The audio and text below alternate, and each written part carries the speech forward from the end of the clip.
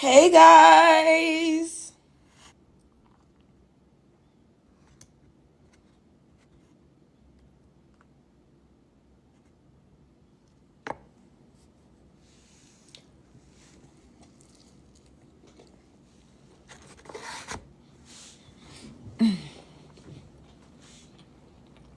Oh wait.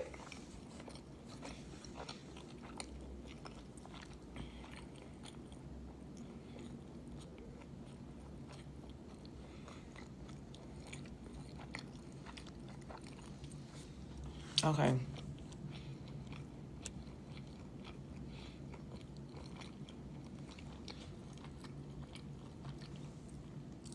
All right.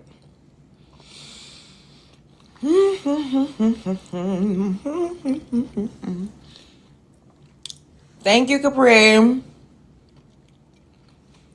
Let's change this.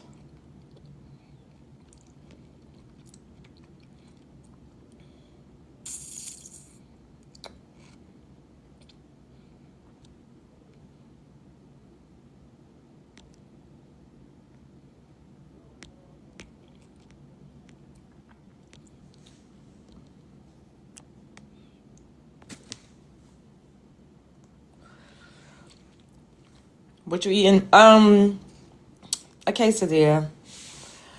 So the reason why we're doing this is because the Ghanaian president. Let me pull up his name for y'all. The Ghanaian president is coming to New York City on March 25th to lay a wreath at the burial grounds of enslaved people, which of course now they call it enslaved Africans. And he's going to go to the AU, which is the African Union and the United Nations, thank you, Capri, to speak on behalf of us for restoration and reparations. They call in 2026 the year of restoration and reparations. And I just think it's very ironic that he wants to come to New York City when less than 4% of those boats that came over here literally came to the United States of America. Like, why do you want to focus on Black American reparations as opposed to, what about the Caribbean? What about South and Central America? What about slavery that's still going on in West Africa at the hands of the goddamn UAE, at the hands of the Arab people? That's still happening right now. I just saw a video where I believe in North Africa somewhere, they literally have an app where they're selling African girls into slavery in 2026. Yet y'all in Ghana, the president is trying to come up here, over here, and speak on behalf of Black Americans, reparation and restoration. Let me read y'all this article. Okay, this is is this two separate articles? Did I crop out? So this is from graphic.com.gh. You guys can go and read this article on your own. I'm trying to cite my sources. Okay. Thank you guys. Oh, we already reached a gift goal. Oh, y'all gotta go. Okay. Hey, Chicago John. Let me update it, and then I'm gonna read you guys this article. And y'all already know the rules. Y'all know how it go. Once we get to 5K, I'm gonna open the panel. And no yelling, no cussing, no over talking. I'm gonna set you a timer for 3 minutes to speak. We have to maintain decorum over here. I get really irritated when people continuously talk over each other. I'm only gonna give you a 3 strike you're out warning. If I have to tell you more than 3 times, please stop coming off your mic, I'm dropping you. It doesn't mean that there's any love lost. I'm gonna drop you probably at whim to swap people out once there's more people that wanna come in and out of the panel. So that's just how it goes. So don't be feeling some type of way. Ain't we all grown here, okay? Y'all know how it works. I'm going to give everybody the opportunity to speak. Y'all know how I am. I work really hard to not be super biased or to, respectfully, sometimes we can agree to disagree.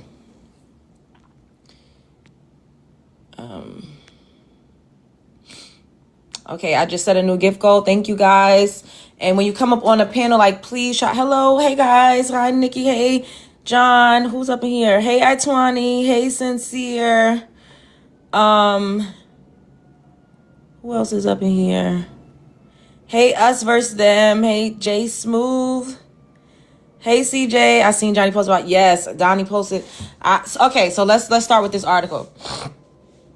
All right.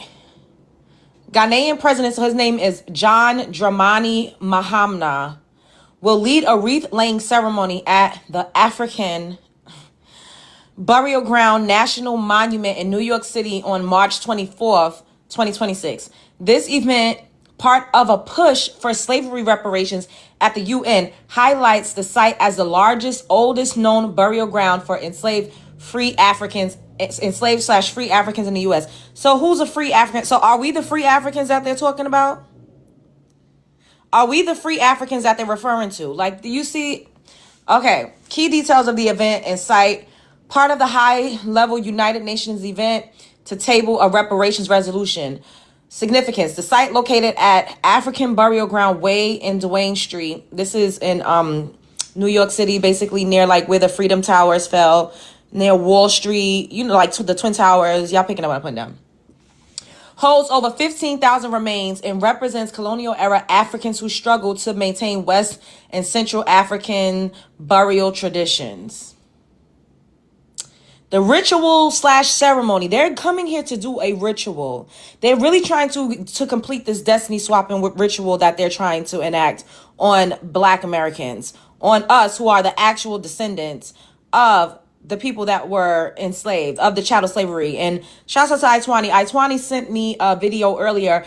Our ancestors were literally still picking cotton in the 60s. They literally were losing their homes for registering to vote. They literally were losing their jobs for registering to vote. So reparations and restoration is not just about chattel slavery. The most heinous acts and the most heinous crimes committed against humanity happen to melanin-rich, deeply melanated, the so-called Black American Negro people that's walking around today, happened in the 1900s. Our land was stolen. We had millions of acres of farmlands. We had bad treaties, bad deals, contracts. They were stealing from us left and right. We were disenfranchised. We were redlined. We were literally hanging. You would ride through whole communities and see our bodies hanging from trees like strange fruit. This was happening in the 1900s. So we don't even, this is not about time traveling back to chattel slavery. Absolutely, that was an atrocity that did happen. It did not happen in the way that we were taught, but absolutely did happen. But for all of the things that we experienced after that, school to prison pipeline, all of the war, the WAI on drugs. Y'all picking up what I'm putting down? They flooded our communities with substances. Literally, all of these things have been happening to us in this country. And what the hell was the West Africans doing? They never came to try to help us.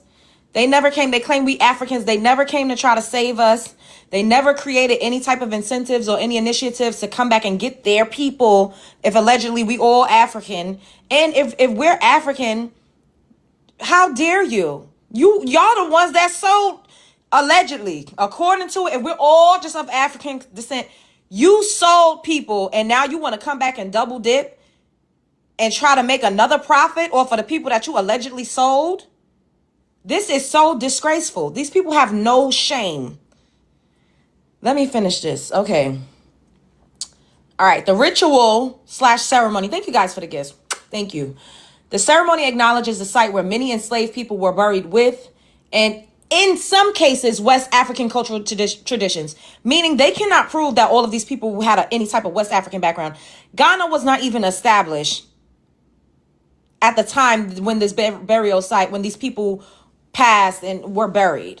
There was no such thing as a Ghana. Connection to Ghana, the connection. This is the only reason why Ghana feel like they can lay stake and lay claim to this burial site. Listen to this. Listen to this. Connection to Ghana. In 2003, re-entered ancestors were placed in 419 hand-carved mahogany coffins made in Ghana. So because they made the motherfucking coffin because they carved some motherfucking wood and made a motherfucking coffin. They feel like they should be able to be the head, the spokesperson, the leader, the pillar for the Black American community when it comes to restoration and reparations in 2026. President Mahama as the African Union champion for reparations. Who told this man that he could be a champion for reparations for us over here in America? What? What is going on? Child, you cannot make this up. Look, I don't understand. I really don't understand. Like, help me understand. Help me understand. What? Does this make sense to y'all? What?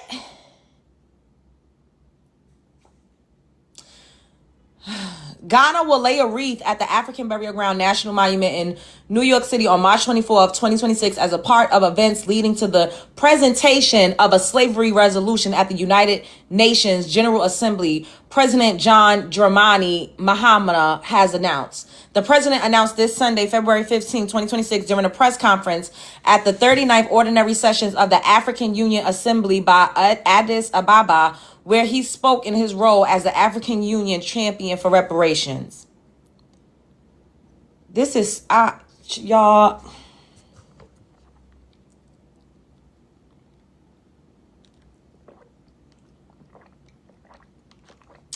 He gonna go and do a ritual on that burial site because they're trying to manifest the money, the reparations that everybody swear we not gonna get. They are trying to take our grace and our favor. For all that we're owed, they are trying to do a ritual. They are, y'all, I don't know if y'all picking up what I'm putting down. This is very deep. This is spiritual warfare. They are trying to do a ritual to usurp our favor and our grace, to funnel the money that is owed to us through our lineage to Ghana and West African countries.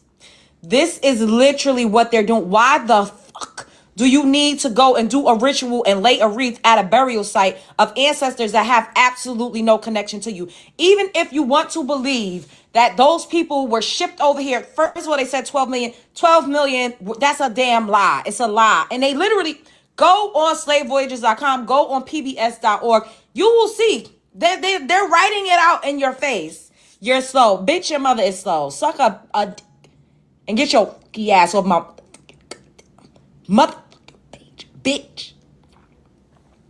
You're slow. Anyways, 12 million Africans did not come over here bunched up like a bunch of sardines. That is a lie and a scheme that Todd set up. But even if some Africans were trafficked over here, that severs the lineage. The tie is cut.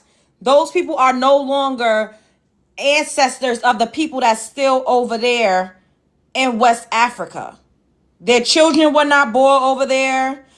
Their families are not over there. They're not buried over there. Point blank, period. Oh, God. The initiative is not directed at any nation. It is directed toward truth, recognition, and reconciliation. No, it's directed toward the U.S. government. It's directed toward the U.S. government because they know that out of every other melanated group of people in this world, we are the ones more than likely to be compensated and to get restorative justice for all of the heinous acts, because it is actually documented. There's videos of the things that there's photographic evidence of all that we experience on American soil. They don't have that. We're on census records. We literally have a lot of proof that a lot of our land was stolen. A lot of our birthright and our heritage and our inheritance was stolen. A lot of us are actually doing the work to be able to prove that. They cannot do that in other countries. African enslavement and racialized chattel enslavement were foundational crimes that shaped the modern world, and their consequences continue to appear in structural inequality, racial discrimination, and economic disparity. Recognition is not about division. First of all, where is these things happening? Where is there who built structural bases, and who built a thriving economy? That was us. That has all to do with Africa. It has all to do with Ghana. Racial discrimination. There's no racial discrimination in Ghana and in West Africa. They all dark. They're all the same race. So he is speaking directly. Even the Caribbean countries, predominantly, they all look alike. They all have the same background. They all have Negroid features. He is talking about us in the United States of America.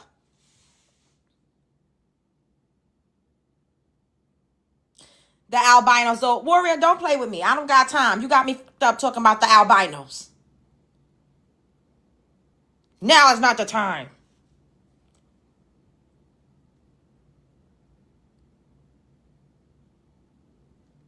Ghana's next engagement is scheduled for the 50th regular meeting of the Conference of Heads of Government of the Caribbean Community later in February. Mr. Mahamna says support from the Caribbean states reflects shared historical ties between Africa and the region.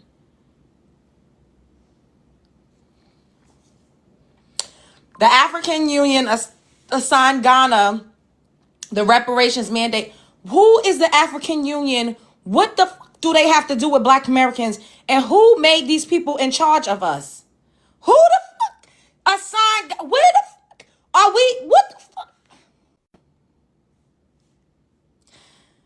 Oh my God. Let me start over. The African Union assigned Ghana the reparations mandate following the adoption of Decision 884 in February 2024, which declared 2025. I said 2026, but we are a year off, which declared 2025 the year of justice for African people, Africans, and people of African descent through reparations. African people and people of African descent. Now it makes sense why they're all going so hard, crying, throwing up, and throwing themselves off a cliff when we say we ain't African. So basically, if we're not identifying as Africans, then we don't deserve a reparation and restoration. Is that what they're trying to do? Like, what is going on here? What's going on? As much as U.S. aid gets siphoned from our tax dollars to these African countries annually in the billions, they got the nerve to still be sitting up here trying to demand more money. And then off the backs of us.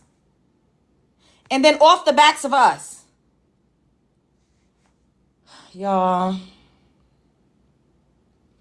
In September 2025, Mr. Mahama announced Ghana's intention to present the resolution at the United Nations session in New York. Why are you coming to present that in New York? Why are you not doing it in Jamaica?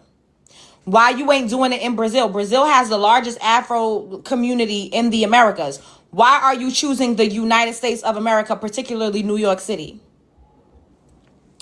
The African Burial Ground National Monument stands at 290 Broadway, and this is where it's at. If anybody wants to go, this is going to happen on March 25th. The African Burial Ground National Monument stands at 290 Broadway in Lower Manhattan, New York City, and as administered by the United States National Park Service. I have allergies, y'all. That's why I'm like sniffling and stuff. So they're going to go once again to New York City on March 25th to do a ritual / ceremony at the burial grounds of enslaved Black people in America. The reason why Ghana feels like they have a large stake in this is because they carved some funky ass coffins out of Ghanaian wood in 2003. Now, so basically, I already gave y'all my spiel. I told y'all how I feel about this. Now, I'm going to open the floor for anyone that wants to come up. And Maya look crazy as hell. What the hell? What in the hell? For anybody that wants to come up and speak their piece about this. Thank you, Capri. You're here. Thank you, boo. Okay. We got to do something. This is not right. Like, do we need to go out there with picket fences? Because I want to go out there, y'all. I do. I don't know. Thank you, Dre. Y'all, I don't like this. Who appointed these people? How? This is why, as much as people cannot stand Donald Trump, I did not vote for that man. If he was not president, we would not be having this conversation. We wouldn't even know that this was a thing. We wouldn't know that this was a thing. He literally, can you show your source? graphic.com.gh. And I also have a video that I posted where I stitched a Ghanaian representative where he was at a press conference or a town hall meeting, and he was talking about it. I could play the video for you as well. So it's graphic, graphic.com.gh. And yes, it's on my page. It's on my page. It is absolutely on my page. So you could go look at my page. And I have the screenshots from the article that I screen grabbed that I was reading from. And I have video footage of a Ghanaian representative talking about this. Okay. Ooh, excuse me. All right, guys. We got 15 likes. Y'all got it going on. That's what I'm talking about. So right now, if you guys want to, oh God, this is annoying. If you guys want to come on the panel, you are more than welcome to press on the panel. No cussing, no over talking. I'm gonna give you 3 minutes on the timer, and be respectful to me. As long as you're respectful to me, I'm gonna be respectful to you. Oh, excuse me.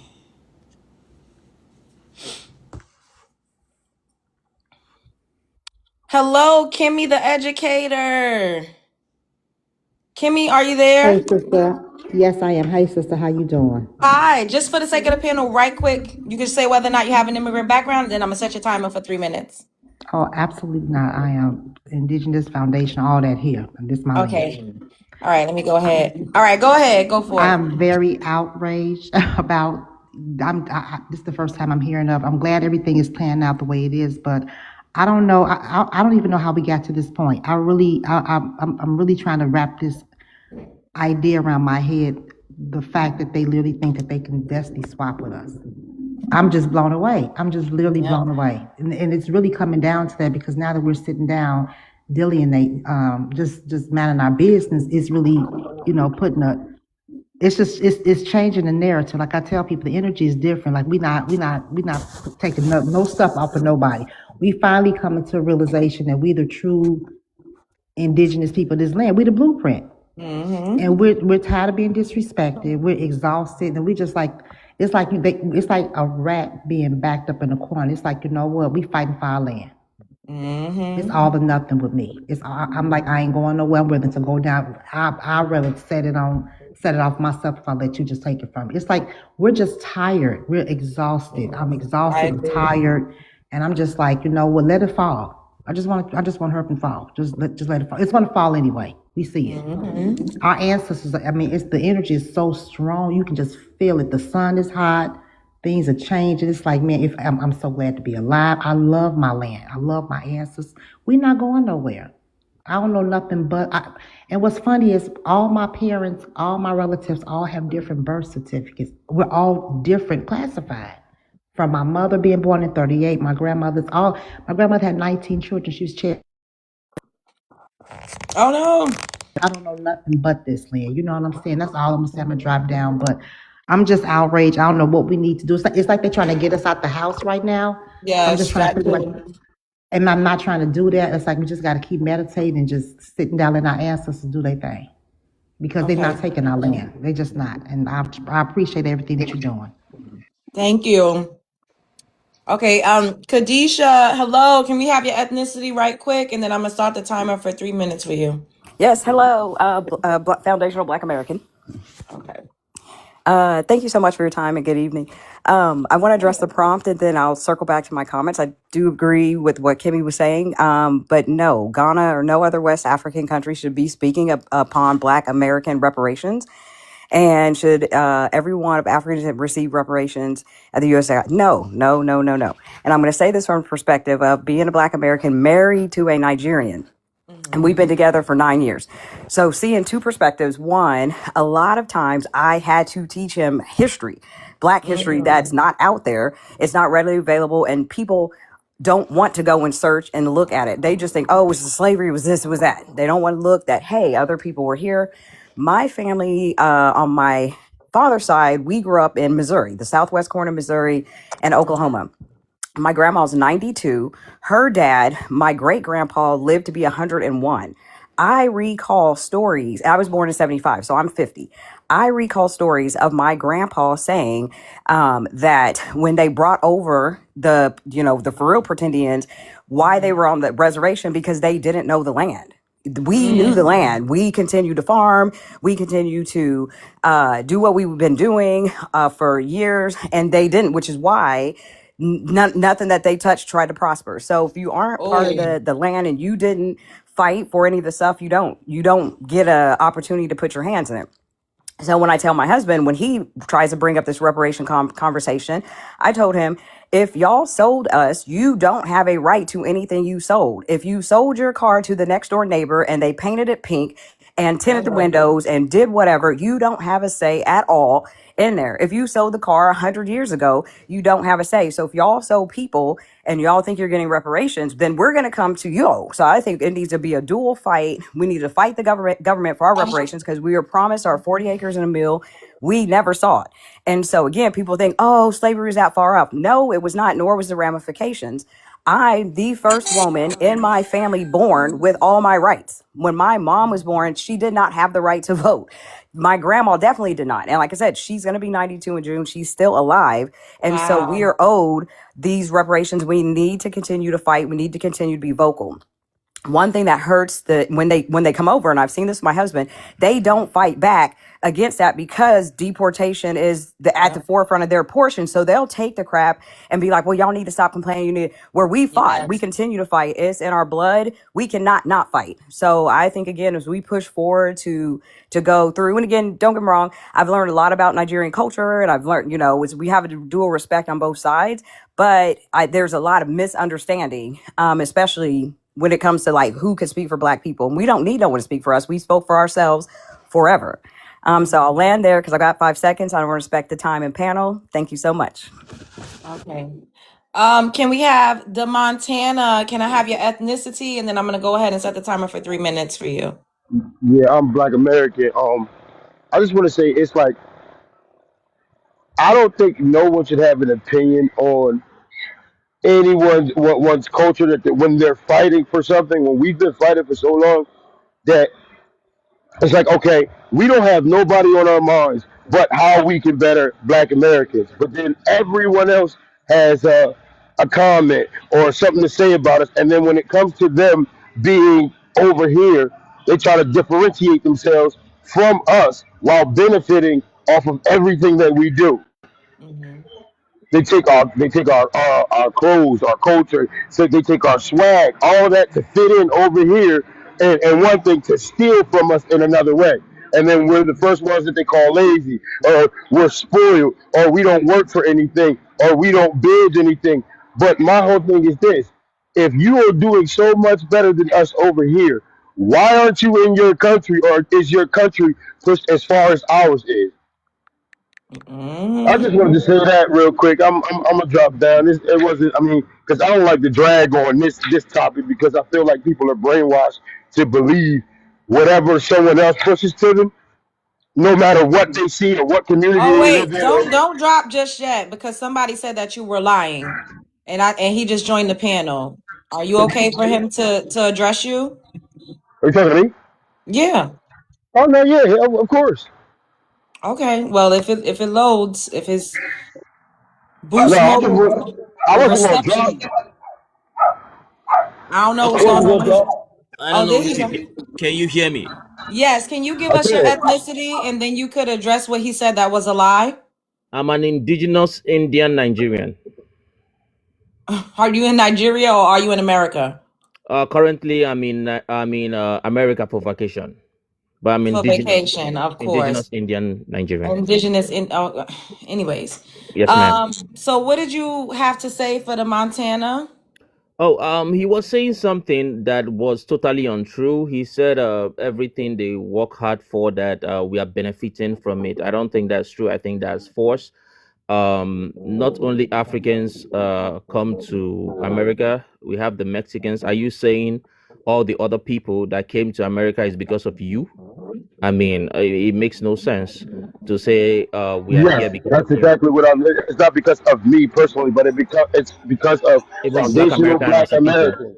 No, I Yes, don't for think so. foundational Black Americans. Yes, it is because without They the civil level. rights, this is hold on, sir. What you are stating, right? And you can do your research too. You're coming to me without doing any research to combat something I said when there's research to prove Are what you I was saying the talking about. 11 millions Mexicans in America is because of Black Americans? So other The part of the only world the where you have only immigrants, reason do any you say other is Black culture, American too? any other brown person is able to come to America is because of foundational Black Americans. So Yes, if there the was civil no rights Black movement is a Americans, thing. immigrants won't come to America. You have immigrants in every single part of the world, in Europe, But you in wouldn't have Russia, immigrants in if UK. African Americans Why were do you not want to here force fighting it? to be free. Why do you want to force it on yourself that it's because of you that these immigrants are there? With or without you, they're going to be in America doing what No, they're that's That doing. not is not true. true.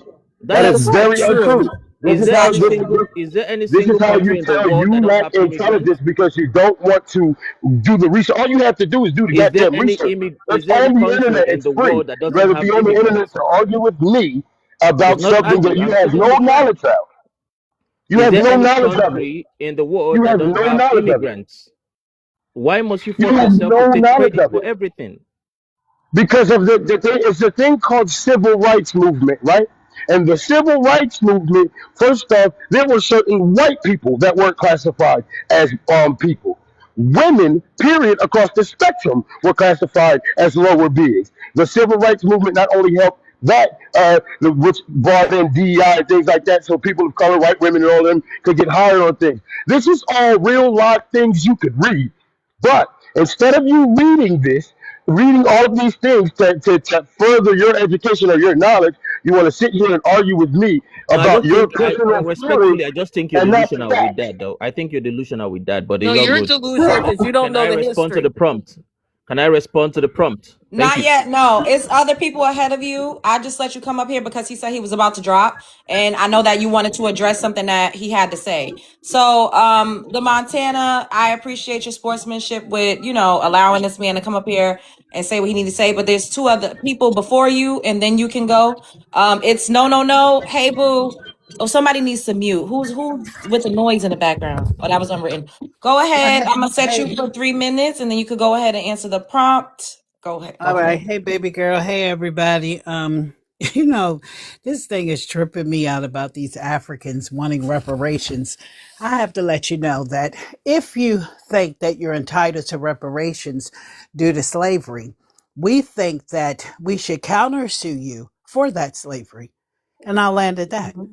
Oh, okay. Thank you. All right, Right. let's end your countdown. Okay, what's up, Unwritten? Hey, baby girl. You Hey, there? Kelly. How's it All right. going? Okay, I'm gonna set your timer. Go ahead. Okay. Yeah, I wanted to respond to is his name Nigerian?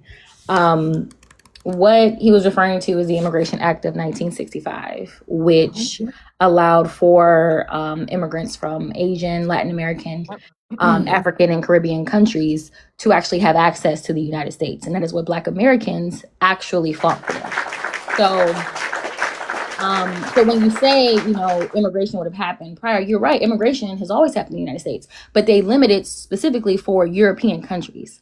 They did not allow Africans to come to this country due to having immigration caps and discriminating against immigrants of different melanated hues. Okay, so yes, Black Americans are the sole reason why you, as well as everyone else who is melanated, is able to come to this country. Not only that, if you are familiar with, which sounds like you're not familiar with our history, the Jim Crow era, Black people were obviously segregated and not able to go to different universities, not work in different professions. So when you come over here and you brag about, oh, I'm able to go to school and I'm able to get a job and I can work wherever I want. Yeah, that's because of Black Americans. So if we had not fought for that and we had not ended that specifically, you would not have those opportunities. So yeah, we are the very sole reason why you have anything in this country. Let's just be very clear. So I can respond to the prompt. So should Ghana and other Western African countries speak on behalf of Black Americans? No, absolutely not. No one should be speaking on behalf of Black Americans. For them to think that they have the ability to do so is laughable. They can't even speak on behalf of their own countries to end the oppression that's still happening over there. So they can't do anything for us. They need to mind their business. I hope everyone who is in New York show up to whatever that meeting is and just completely do not allow for them to get anywhere close to our ancestral graveyards. Like, absolutely not. So should everyone of African descent receive reparations from the U.S. government? No, I think every country that has been impacted by slavery in any capacity should go to the body or the government body that actually was responsible for your specific enslavement. So the Caribbeans, Haiti, you need to go to France, right? Jamaica, you need to go to the UK. Like everyone needs to go to their respective governing body that does actually owe them reparation. That's not America. That's specifically for Black Americans. So I'll end there. Okay, now it's your turn. Okay, let me end your countdown. Nigerian dad, I'm gonna give you 3 minutes on the countdown, and then you could go ahead and answer the prompt. And hello, are you there? I hear. Okay, go ahead. Thank you so much. First and foremost, I would like to say that Nigerians precisely and Africans has been going to school in every part of the world. In fact, the first prime minister of Nigeria, when Nigeria was formed, went to school in the United Kingdom, and many of them in the 1940s and 50s have been there. So I don't know why Black Americans have this urge to attach themselves that if not us, you're not gonna. I mean, they'll be going to school in every part of the world. So I don't know why you want to take credit for them. We're talking about what's happened in the United States of America. I'm just putting it out there. Well, we're talking about the United States of America. Clearly, go ahead. So don't. I don't know why you coming We're up. We're talking with that. about the United States of America. Can I go on? Go ahead. Can I go on? I know when I say the truth, I trigger people, but I will continue. It's not triggering. You're just ill-informed. Go ahead. Can I respond to the point? Go. So, should Ghana and other West Africans countries speak on behalf of Black American reparations? Of course. Those people came from us historically. West Africa countries like. Can I give my opinion? You must not like it, but let me give it, please. I can give an ad lib if I want to. I didn't tell you to shut up, and I didn't mute you. You're taking in my time. Okay, thank you so much. So yes, we have the right because historically these people came from us. Our ancestors and their ancestors were siblings. So these are our long lost distant cousin. They came to our territory and took these people from us. So if there should be a conversation about this, we should definitely be on the table. Oh, not Africans, but West African, precisely Ghana, Nigeria, and other countries where these people were taken from us, because some of these people were forcefully taken from us. Some refused to release their own people. They were unalived. They were, disaster was meted on these people while they were trying to take these slaves from West Africa. So yes, we're supposed to be there. Yes, we're going to speak on behalf of them. We are supposed to be on the table. Should every one of African descendants receive reparation from the U.S. government? No, I don't think not South Africa or East Africa. I think the Western Africans should receive. Western Africans should receive reparation from the government from the carnage they have melted against our people. So yes, not Africans precisely. I think West Africans should receive it as well. Thank you so much. Okay. I'm gonna respond to that and then we'll get to the next person. First and foremost, you guys love to pivot and deflect. When we're talking about what Unwritten Love said and what the Montana said, we were specifically talking about in the United States of America. We could give a fuck all what's happening in the UK, even though you're Nigerian. I think 5,000 of you all are going to be deported within the next couple of months. 2 to 5,000 are going to be deported. You're all abandoned to plenty of countries, That's but not true. we're not concerned. Host, Can you're I, spreading misinformation. no, That's not you true. got very upset. You were highly, extremely perturbed when I cut you off. So you're going to extend me the same courtesy. You all are banned in multiple countries. That's not our problem. We're not even sitting up here talking about how y'all banned in countries or how y'all have a great festival right now going on in Delta State in a town called Ozoro, which is a college town. We're not even talking about the house That's a boys and lie. house girls You're that you spreading have. misinformation. It's That's not a a lie. lie. You love to say it's a lie. We're not even Nigerians are saying it themselves. We're not even talking You're about how you were spreading banned on misinformation. That's a TikTok. lie. That's We're a Stop not lie. coming talking off about how you were mute. banned on TikTok. You all were banned on TikTok because you were doing lewd conduct on TikTok. We're not talking about, we could go on and on. No one's talking about that. We were literally strictly just talking about whether or not you should have access to reparations and why you guys are able to migrate over here in mass. And I'm going to read something to you right quick because I think that you're so smart and educated, but you just don't know enough about US American history as it pertains to nationality and immigration. Yes, the civil rights movement in the 1960s fundamentally helped immigrants by ending race-based quotas in US immigration policy. The movement spurred the Immigration and Nationality Act of 1965, which abolished national origin restrictions and prioritized family reunification, skilled workers, significantly increasing migrations from Asia, Latin America, and Africa. Okay. Now, you said that you feel like we are the people from West Africa and we are your people. First of all, if you all sold us, then you should be utterly ashamed of yourself for selling your people into such a dehumanizing act that happened in history for allegedly 400 years. Majority of the people that did come from over there did not come to the mainland. Less than 4% came. You can go and look on slavevoyages.com. You can look on pbs.org. You can just ask us and we have paperwork to trace our genealogy back. And a lot of us don't find Africans in our, anyways, we are not you. Even if you want to go by the indoctrinated version of history, if you sold people, then you owe people. If you sold people, then you owe people. How dare you fix your face to say the people that I sold, that we gave up to be shipped off into squalor and to go through the worst traumatizing, inhumane experiences known to modern day for centuries. Oh, I should get paid for that. That is outrageous. You are delusional and you done flew over the cuckoo's nest.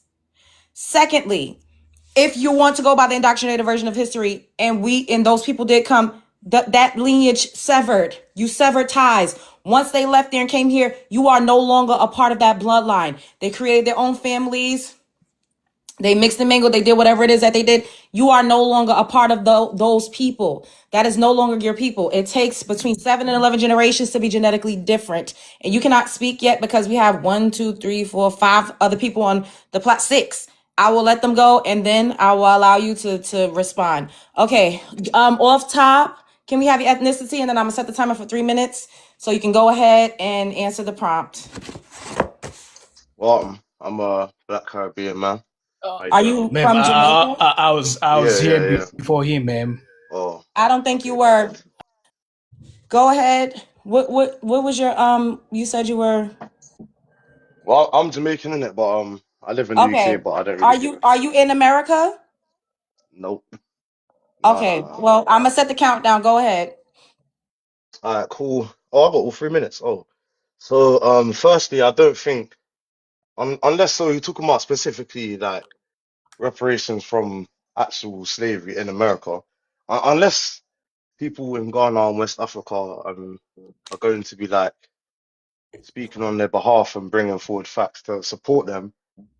I don't really think they should be speaking on their behalf realistically because that side of colonialism that isn't really to do with people living in Africa in of itself, innit? It's literally talking about people in America. And then The next thing I was gonna say is, should everyone of African. So what do you mean by African descent, Carl? Are you talking about people in the Americas or like throughout the whole? I'm just going by what they said in the article that I read about the Ghanaian president coming over here, and he tried to throw African descent on it to kind of take away from the fact that it's just blatant continental Africans that's trying to usurp restorative and reparation funds and money from Black America. That's basically what's happening. If they would look, So basically, Black people in America. so West African countries that have been formed under arbitrary borders, whatever you want to call the word. If they want to go and make a separate claim towards colonialism, like to the French and the Germans and the British and all that, that's okay. But in terms of like reparations for actual slavery, that should only be to people who actually had their forefathers be slaves, innit? That wouldn't make no sense, Okay. obviously. So there should be that should be quite clear to see in it. And I was gonna quickly say, I do understand what the other brother was saying Thank about how you. we come from them, but the only issue with that is when you say it that way specifically, it's almost like people speak about us like we're like a subgenre in our race now. Like Thank you, uh, Timothy.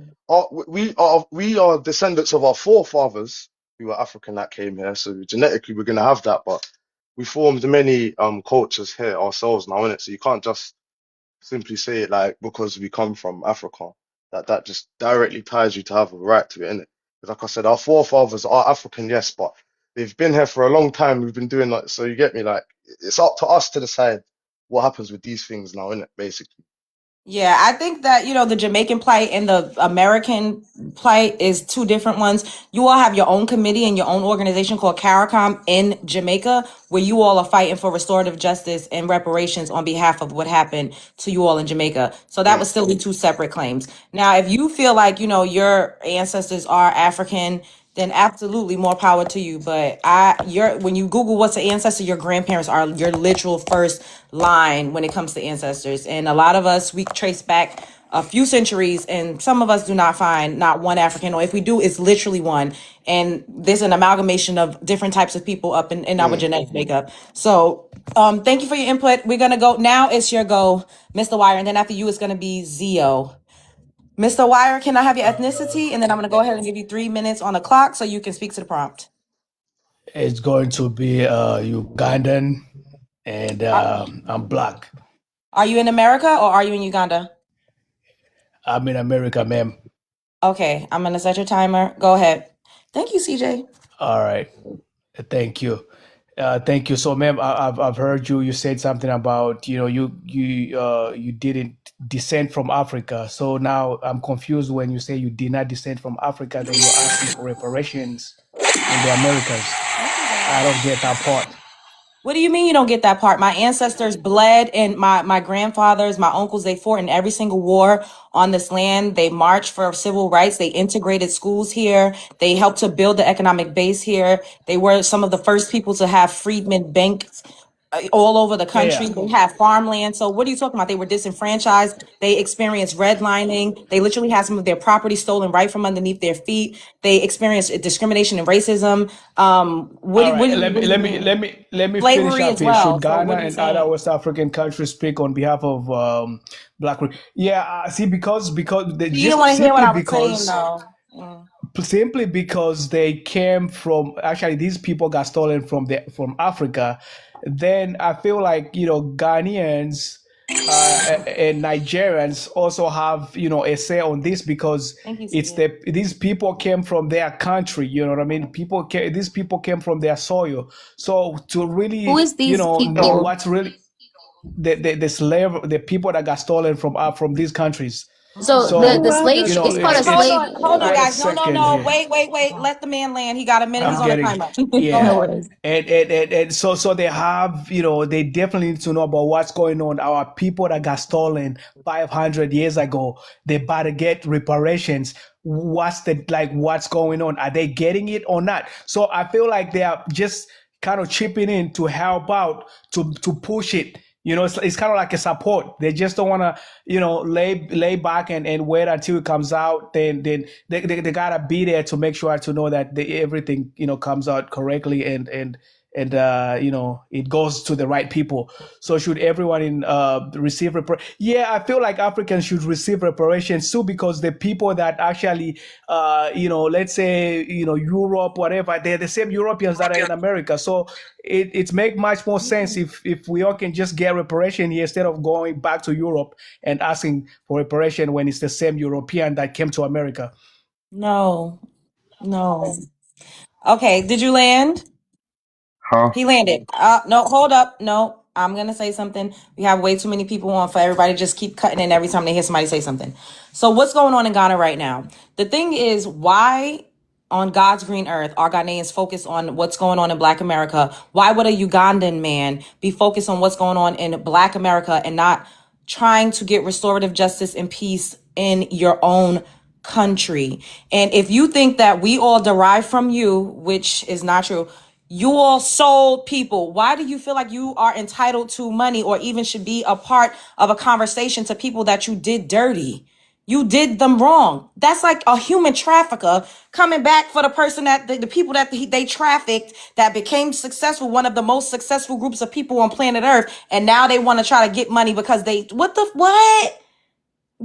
Who said it earlier? I think they Wait, sent don't, out. you had your 3 minutes. Do not cut me off. I believe no said if you sell a car, or was it United? I'm not sure. If you sell a car to your neighbor and then you fix the car up, you give it a new engine, you give it a fresh coat of paint, and then you driving that car in a race and the car is the fastest car on the lot, you cannot come back and say, now I need money from the winnings from the race from the car that I sold. That's not how that works. And what is going on in Uganda, in Ghana? Because this is who's trying to speak on behalf of us. If there's no way on God's green earth, anybody with a crisis going on in their country should be focused on what's going on in another country, unless it I'm is not from about Ghana. money. I'm from Uganda. I'm not talking about you. I said a president from Ghana, if you were listening, and instead of trying to listen to speak, a president from Ghana is at the head of a reparations committee, and he is coming to New York City in the United States of America to lay a wreath and do a ritualistic ceremony at a burial ground of enslaved, deeply melanated Black American people, and he wants to speak to the UA and the UN on behalf of Black Americans' reparations. This is what's I happening think in he sent Ghana. out an apology letter. Shut up. Stop coming off, and you making me be rude to you because you keep interrupting me. As early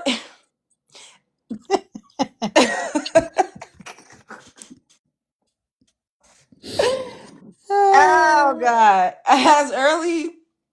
Okay.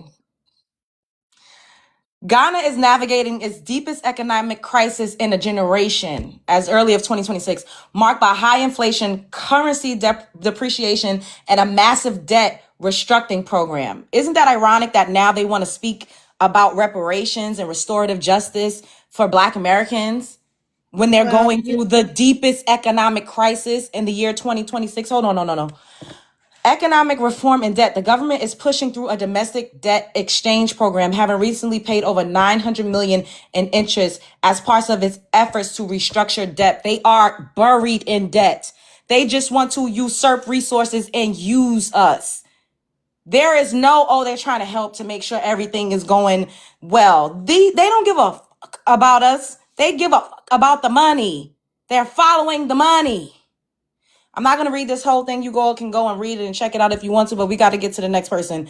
Zio, and then at the end, we could do an open panel. Y'all know how we do, and you all can ask whoever you want to ask questions. So hold on to your thoughts until we get back to you. Zio, hello. I'm going to give you 3 minutes. Go ahead. Go for it. All right, everybody can hear me? Yes. Okay, so number one, I made a video earlier today about Nigerians and the foreigners, and I have a bunch of bullet points. I'm trying to get through it. Number one, I just feel like right now, if you're in Black Americans business with your Nigerian foreigner, Ghana, whatever, you're all cowards. And I'm going to say why you're a coward. Because you come here, you want to get in our business, talk about what's going on with us, then you want to try to protest this, that, and the third. But none of y'all got enough balls to take what you learn from here, take your resource, take your money, go back to your country and fix it. If you don't have enough balls to go back to your country and fix it, stop getting in our business. Sit at the table, go eat with your family, mind your business. And you can't argue me about that, because that literally is what a coward is. I just went to Africa and I came back. I didn't stay over there. I just literally just came back like a couple days ago. That's what you're supposed to do. But no, y'all come here, you get in our business. That's number one. Number two, assume every single time African says that we don't have no culture, or any foreigner says we don't have no culture, you don't have any culture, because I don't hear no Chinese or Indians saying that we don't have no culture, because they're too busy worrying about theirs. So obviously you don't have no culture, so you want to try to hijack ours. So in hindsight, I kind of feel bad for you when it comes to culture. But when it comes to reparations, no, you don't. You're not in this conversation when it comes to our reparations. Okay, matter of fact, I take that back. You guys are owed reparations, yes, from your country, not in our country. You're not going to come here and take our reparations. We will fight you tooth and nail. Go back to your country and take the reparations. Oh, you know what? My bad. I forgot. You're all cowards, because you won't fight the Europeans to go get your reparations. Oh, but you think it's going to be easier fight to fight us for our reparations? No, it's not going to be an easy fight. That's something that's owed to us. That's something our ancestors died for. We will fight you tooth and nail, and then it'll be blood in the streets. It'll be red in the streets. I'm sorry. Yeah. I'm sorry. It'll be red in the streets. So no, you are not in this conversation. No, y'all can't say and go back and forth, because you got them having a grape festival in Nigeria right now. And I don't hear too many American Nigerians talking about it. Oh, but y'all for some reason they stay in our business, but they can't talk about theirs. Why? Because they're cowards. They don't have the balls to go and fix their stuff. Because if that happened here, it don't matter what type of gang or whatever is going on between us. We on the same page. We would have never have let that happen here. Okay, there would have been no great festival, nothing. Because the moment one of our black women that's close to us would have been caught up in that, a lot of things would have happened to some people, and there would have been no tears crying for them. So miss me with all of that, okay? Before you come on this panel or want to talk what you want in America, go back to your country and fight for it. Shed some blood. If something happened, fight for something. You know what I'm saying? That's it. Okay, thank you. All right, B. No, not yet. No, not yet. Hey, B, what's up, boo? Let me give you your timer for 3 minutes. Go ahead. Not much for the panel. I am a Black American. And should Ghana or other West African countries speak on behalf of Black Americans? Absolutely not. It's been over 400 years, and now y'all want to circle back and try to say that you're helping. It's clearly a scam, just like the year of return, that was a scam. Just like the Black Americans who go over to the African countries and get scammed with the land, get overcharged. There's nothing family oriented or anything of that sort with us. I don't know why y'all can't get y'all stuff together. And honestly, the way I feel about everything is that we need to go after Africa for slavery, since y'all want to say that we're all African, even though I did 2 of those spit tests and have not found no one on that continent that I've connected to, and even through the paperwork, there's no African. I'm like sick of this, like really sick of it. And should everyone of African descent receive No. Y'all need to go fight your own battles, your own stuff that's going on.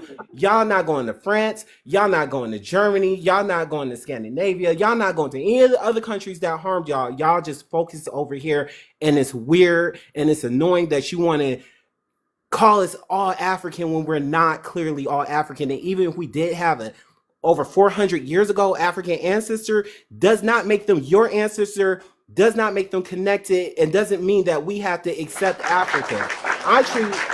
If there is an African, I treat it just like any other admissions. I am a proud Black American. My people have unalived and fought in this land. So y'all don't even understand us. That's the crazy part. You cry about, oh, we come over and you guys are mean or you guys are rude and all that BS.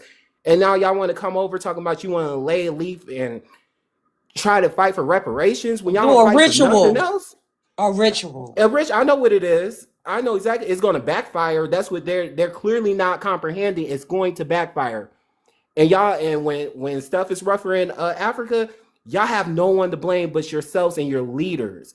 It's not cool to play with people's ancestors because our ancestors don't play with us, and y'all have not learned that. But it's coming soon. I can't wait for them to do that ritual and see how Ghana is in a couple of months because it's coming. Thanks, I let my Boo. plane. Okay, let me end the countdown. Okay, it's gonna be Aaron. Hello, can I have your ethnicity, and then I'm gonna set your timer for 3 minutes. Black American, how y'all doing, everybody? Okay, give me 2 seconds. All right, go ahead, go for it. All right, so should Ghana and other West African countries speak on our behalf? No, never. Oh my God.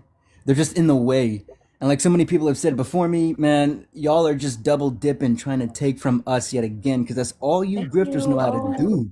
That's all you've been doing since you've come over here and interacted with us. I'm gonna keep it short and simple because, again, everybody else has already said it better than I have. Should every other African descent receive reparations from the U.S.? No. First off, you guys have to settle your own atrocities on your continent first. I've never in my life heard of no 7-week graping festival. You barbarian. You no, actually, no, that is your culture. You disgusting. Disgusting. And you want us to help you? You want us to be part of you? You sold us off. You have no ties to us anymore. We have no ties to you anymore. Oh my God.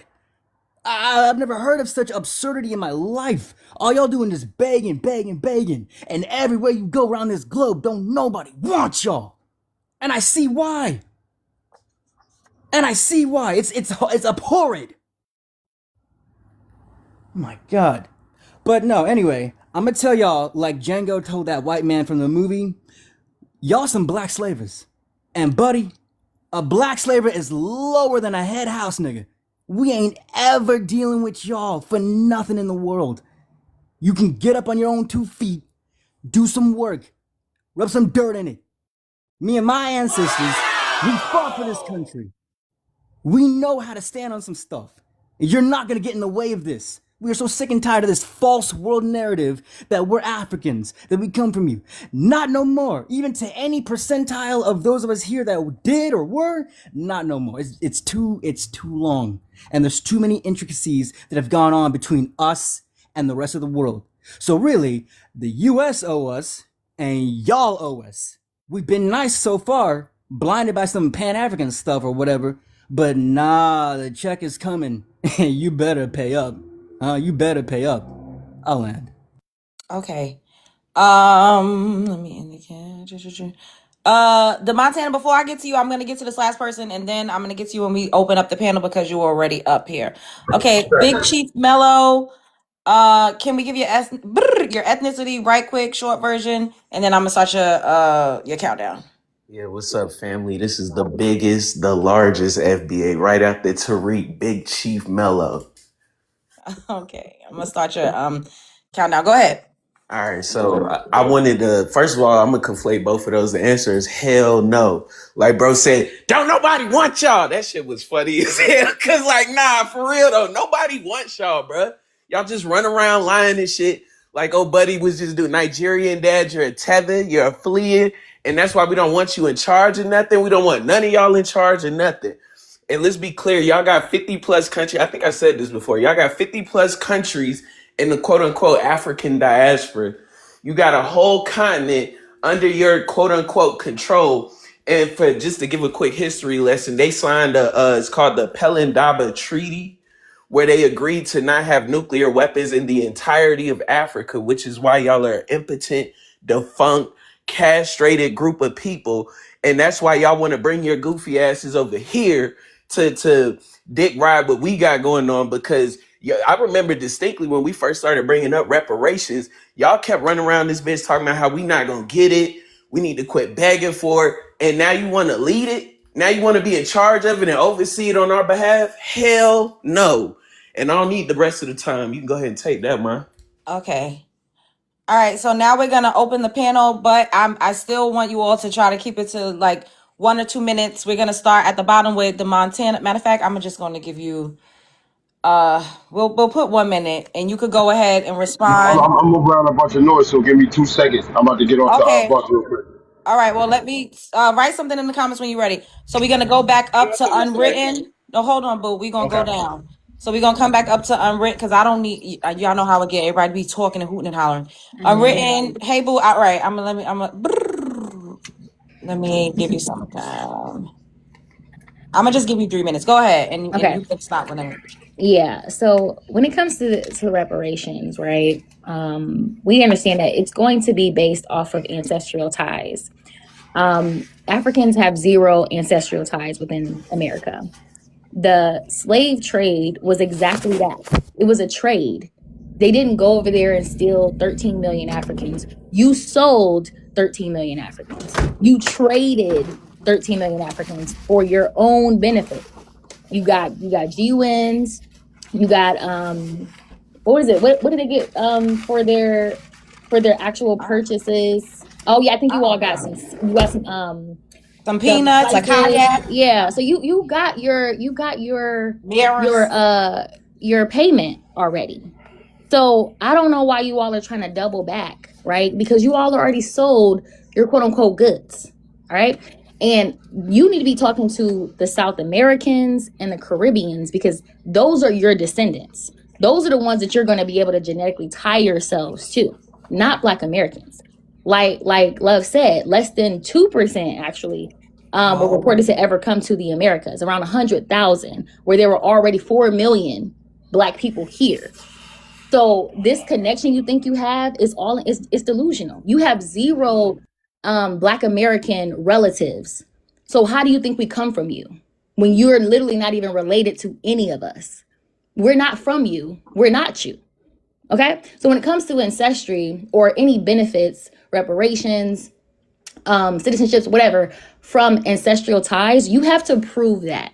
And the way you prove that is through actual documentation, through your genealogy, building out your family tree, census records, freedmen records, birth certificates. Like you literally need a paper trail of undisturbed lineage lines to the actual ancestors that you are saying are that they're owed reparations.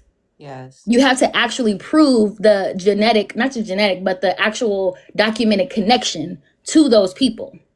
So if you have zero relatives as an African within the United States, we are not your people, and vice versa. I can land there. Okay, go ahead, Nigerian. I'm gonna give you 2 minutes, like she had, but it's gonna look like 3. Wait, let me stop your countdown. Written to respond. All right, go ahead. Thank you so much.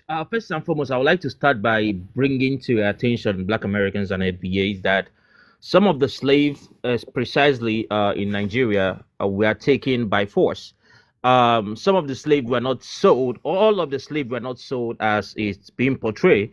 Some were given ultimatum: if you don't bring the slaves, if you don't bring them, your village will be leveled down. And some people, I mean, these people took our natural resources without permission. Did we give our gold? Did we sell our gold to them? Did we sell our natural resources to them? Now, all of a sudden, when it's time to take the slave, they want us to sell to them all of a sudden. But all our natural resources, they took it by force. So when I say we belong to the table, it's because we were not given the option. We had spares. We didn't have the gun they had. They could shoot. We have nothing to confront them. So some of our ancestors were taken from us, not by our wish. So we have every single right to that table because we lost people. We lost land. A lot of stuff was stolen from us and destroyed. So when we say we belong to the table, we belong fully to that table. And secondly, I think Ghana is being nice. I think Ghana has been when it comes to Africa, there has been the nicest to Black Americans, give them citizenship, lands, and all of that. I think what Ghana is trying to do is use a government against white Americans if they refuse to give reparation. Let's say white Americans say they are not going to give you guys no reparation. What are you going to do? Black Lives Matter. What's Ghana gonna do? Hold on, can I finish? What are you going to do? Black Lives protest? What is Singing Ghana freedom gonna do? songs? Can I land my plane? Are we going to have singing freedom songs again? What is Ghana gonna do? But let me tell you what Ghana is going to do. Ghana is a country itself. It's a government on its own. Guess what it's going to do? It's going to it can take America to the United Nations. They can have diplomatic issue. Ghana can rally the whole Africa and African Union against America and put diplomatic pressure on America, white America, to pay that. You cannot do it. All you're going to do is protest in the street and they send the police and you back home where you belong. So please, when people are trying to help you, people that have a government, a country, see how they are trying to help you. Don't come and scream, oh, no, you come and take from us. There are ways and diplomatic ways to hold America and those in charge of America to get you reparation. The highest you can do, once again, is sing freedom songs, street protest, and that's all. And beg for Black life or reparation. All right. You already had over 2 minutes. Your time is up. For saying the truth. No, you already landed your plane. You already had you had a long time to speak uninterrupted. You had a long time to speak uninterrupted. You said what you needed to say. Slavery is going on in modern day Nigeria right now. Trafficking is happening. That's a lie. 1.6 million people have been affected by human trafficking in Nigeria since 2021. Since 2021. Since 2021. That's misinformation, please. And why that is not misinformation, because that's why a lot of you all are fleeing over here. You all, there was a man up here from Uganda. Shut up and let me speak. You're being rude. You deflect. I'm not deflecting. I'm going somewhere with this. You all are so obsessed talking about what you gonna do, sing a song. We had over 200 WARs and revolts in this country. You think we just laid down and take it like y'all? I see videos of y'all getting slapped by Asian men that's 5 feet tall. Y'all literally getting beat up by Europeans that come there to travel to your countries. You all allow actual tourism to happen amongst your children. It is not a lie. I've seen documentaries on it, and I hear you all talk about these things yourself. You love to say everything is a lie. You're pointing fingers and you're trying to take jabs at myself. Well, what are you going to say? You're going to need to grow him, or what you going to do? March in the street? Us marching in the street has absolutely helped to, fucking make change. When we do something, when we have a global movement, everybody in the world rallies behind us and pours their energy into us and resources to help us with our cause. And you're jealousy, because everybody is kicking Ghanaians, and the Ghanaians is kicking the Nigerians out. So I don't know what the hell you talking about. Nigerians, Ghanaians is going to help you. What could they help do if they still getting colonized to this day? Y'all get on these platforms every chance you get and cry about the colonizer stealing your resources and bopping you upside the head and taking the goddamn cobalt from the ground, which you wouldn't know what to do. It ain't nothing more but a rock to you, because you don't know what the hell to do with it anyways. But y'all get up here and cry about them. Oh, we've been disenfranchised. Oh, the West is still, they destabilizing our countries. Yet you sitting up here acting like you could do something to get reparations. Y'all don't give a damn about Black Americans, because if you did, and if we was your people so bad, how come y'all ain't never come and try to find any of y'all's family members? Why did it take for you all to come here and migrate here en masse once we've literally created an infrastructure and a safe space and tamed the goddamn beast that is the pale-faced monster, for you to be able to come over here all willy-nilly and walk your frail, big bobblehead ass up into a university or down the street without a lynch mob running after you? You think that just happened because we was marching and crying? Don't ever come up here and try to disrespect me or my goddamn lineage, because we put BTA. Y'all run away and we put BTA. Anyways, it's not your go yet. Let's get to no, and then we can come back if you still up here. No. Hey, boo, you could go ahead. Let me give you a timer. I just want to play this little game with him for for the little minutes that I have. We're going to counter sue because we've lost heritage. We've lost culture. Remember, you all said we had no culture. We lost that, okay? We have no knowledge of who our people are, okay? So we're going to counter sue for all that we think that we lost. So I don't think that you would win. And as far as you going to the UN, we don't give a goddamn. Do you know how much money we've given to the UN? You don't have a sight, brother. You don't have one view into this reparations. All right. And we know that. And not only that, let's speak of the other atrocities that you did. When Black Americans go over to Africa, you charge them as foreigners. Okay. That's going to be part of our evidence. Okay. So, sir, you don't have a hope. You don't have a hope. You're not going to win in court. You're going to lose, and you're going to lose miserable. And then when you do lose, we're going to countersue you for harassment. We're going to countersue you Oh, for that's too much all garbage. of the drama that you have caused in the lives of Black Americans, coming over here, cosplaying as us, lying, stealing, not to mention the 19 billion that was stolen through those little child daycares that you were developing over in Minnesota. So go ahead, fuck around and find out. All right, Okay, thanks, Boo. this is going to be the biggest. Every journalist.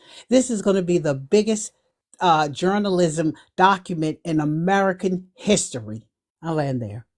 Thanks, Boo. Okay, let me end the countdown. See how she got in and she said what she needs to say. She's that's respect. Hello, Zio. I'm gonna give you. You got 2 minutes. It's gonna look like 3, but go ahead. All right, well, number one, Ghana's not going to do anything because they never have, they never did. So I don't know what they're talking about. But the second, we're just going to put this out there so everybody understand this. We don't need nobody's help. We've always been alone, and and when we do our thing, we don't ask for nobody's help. We get out there and we do what we have to do. Okay, y'all just join in on it and be like, oh, okay. But we've never asked for nobody's help. But we don't need nobody riding our coattails. But not only that, when it comes to Love Jones, what she said. First of all, she's not lying because number one, we in 2026. There's videos of stuff going on. What are we even talking about right now? Hello. Like we see the videos. So to say she's lying to say that she's blind, and she don't look blind to me. But okay, but you know what? One thing I would say that when it comes to Africans and it comes to FBAs, we do have something in common. We all adapt. See, Black people, we adapt to when somebody try to manipulate us and somebody trying to do atrocity to us. We adapt to try to change it. That's why every single time we advance, they always come up with new tactics to separate us. But when it comes to Africans or certain Africans who will try to ride uphill, they adapt to begging because the moment they realized that Black Americans were foundational Black Americans, we were American citizens, we were not immigrants. Oh, they definitely changed their tune real quick.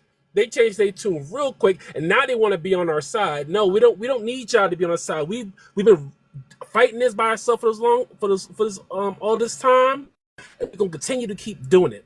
But what you ain't gonna do is you're not gonna come here and try to ride our coattail. But you know what? The lady is right. We should be suing certain African nations for what you did. So we should be suing America and be suing Africa. So I want to thank every foreigner for reminding us who actually betrayed us first. So I just want to put that out there. Thank you for giving us that information. Thank you. Okay, absolutely. All right. That's about it. That's it. Oh, okay. We have Hope a I new made person. sense though. Hope I made You sense. absolutely. So we have a new person online on the panel. I'm gonna allow him to talk, and then we're gonna come back up to B.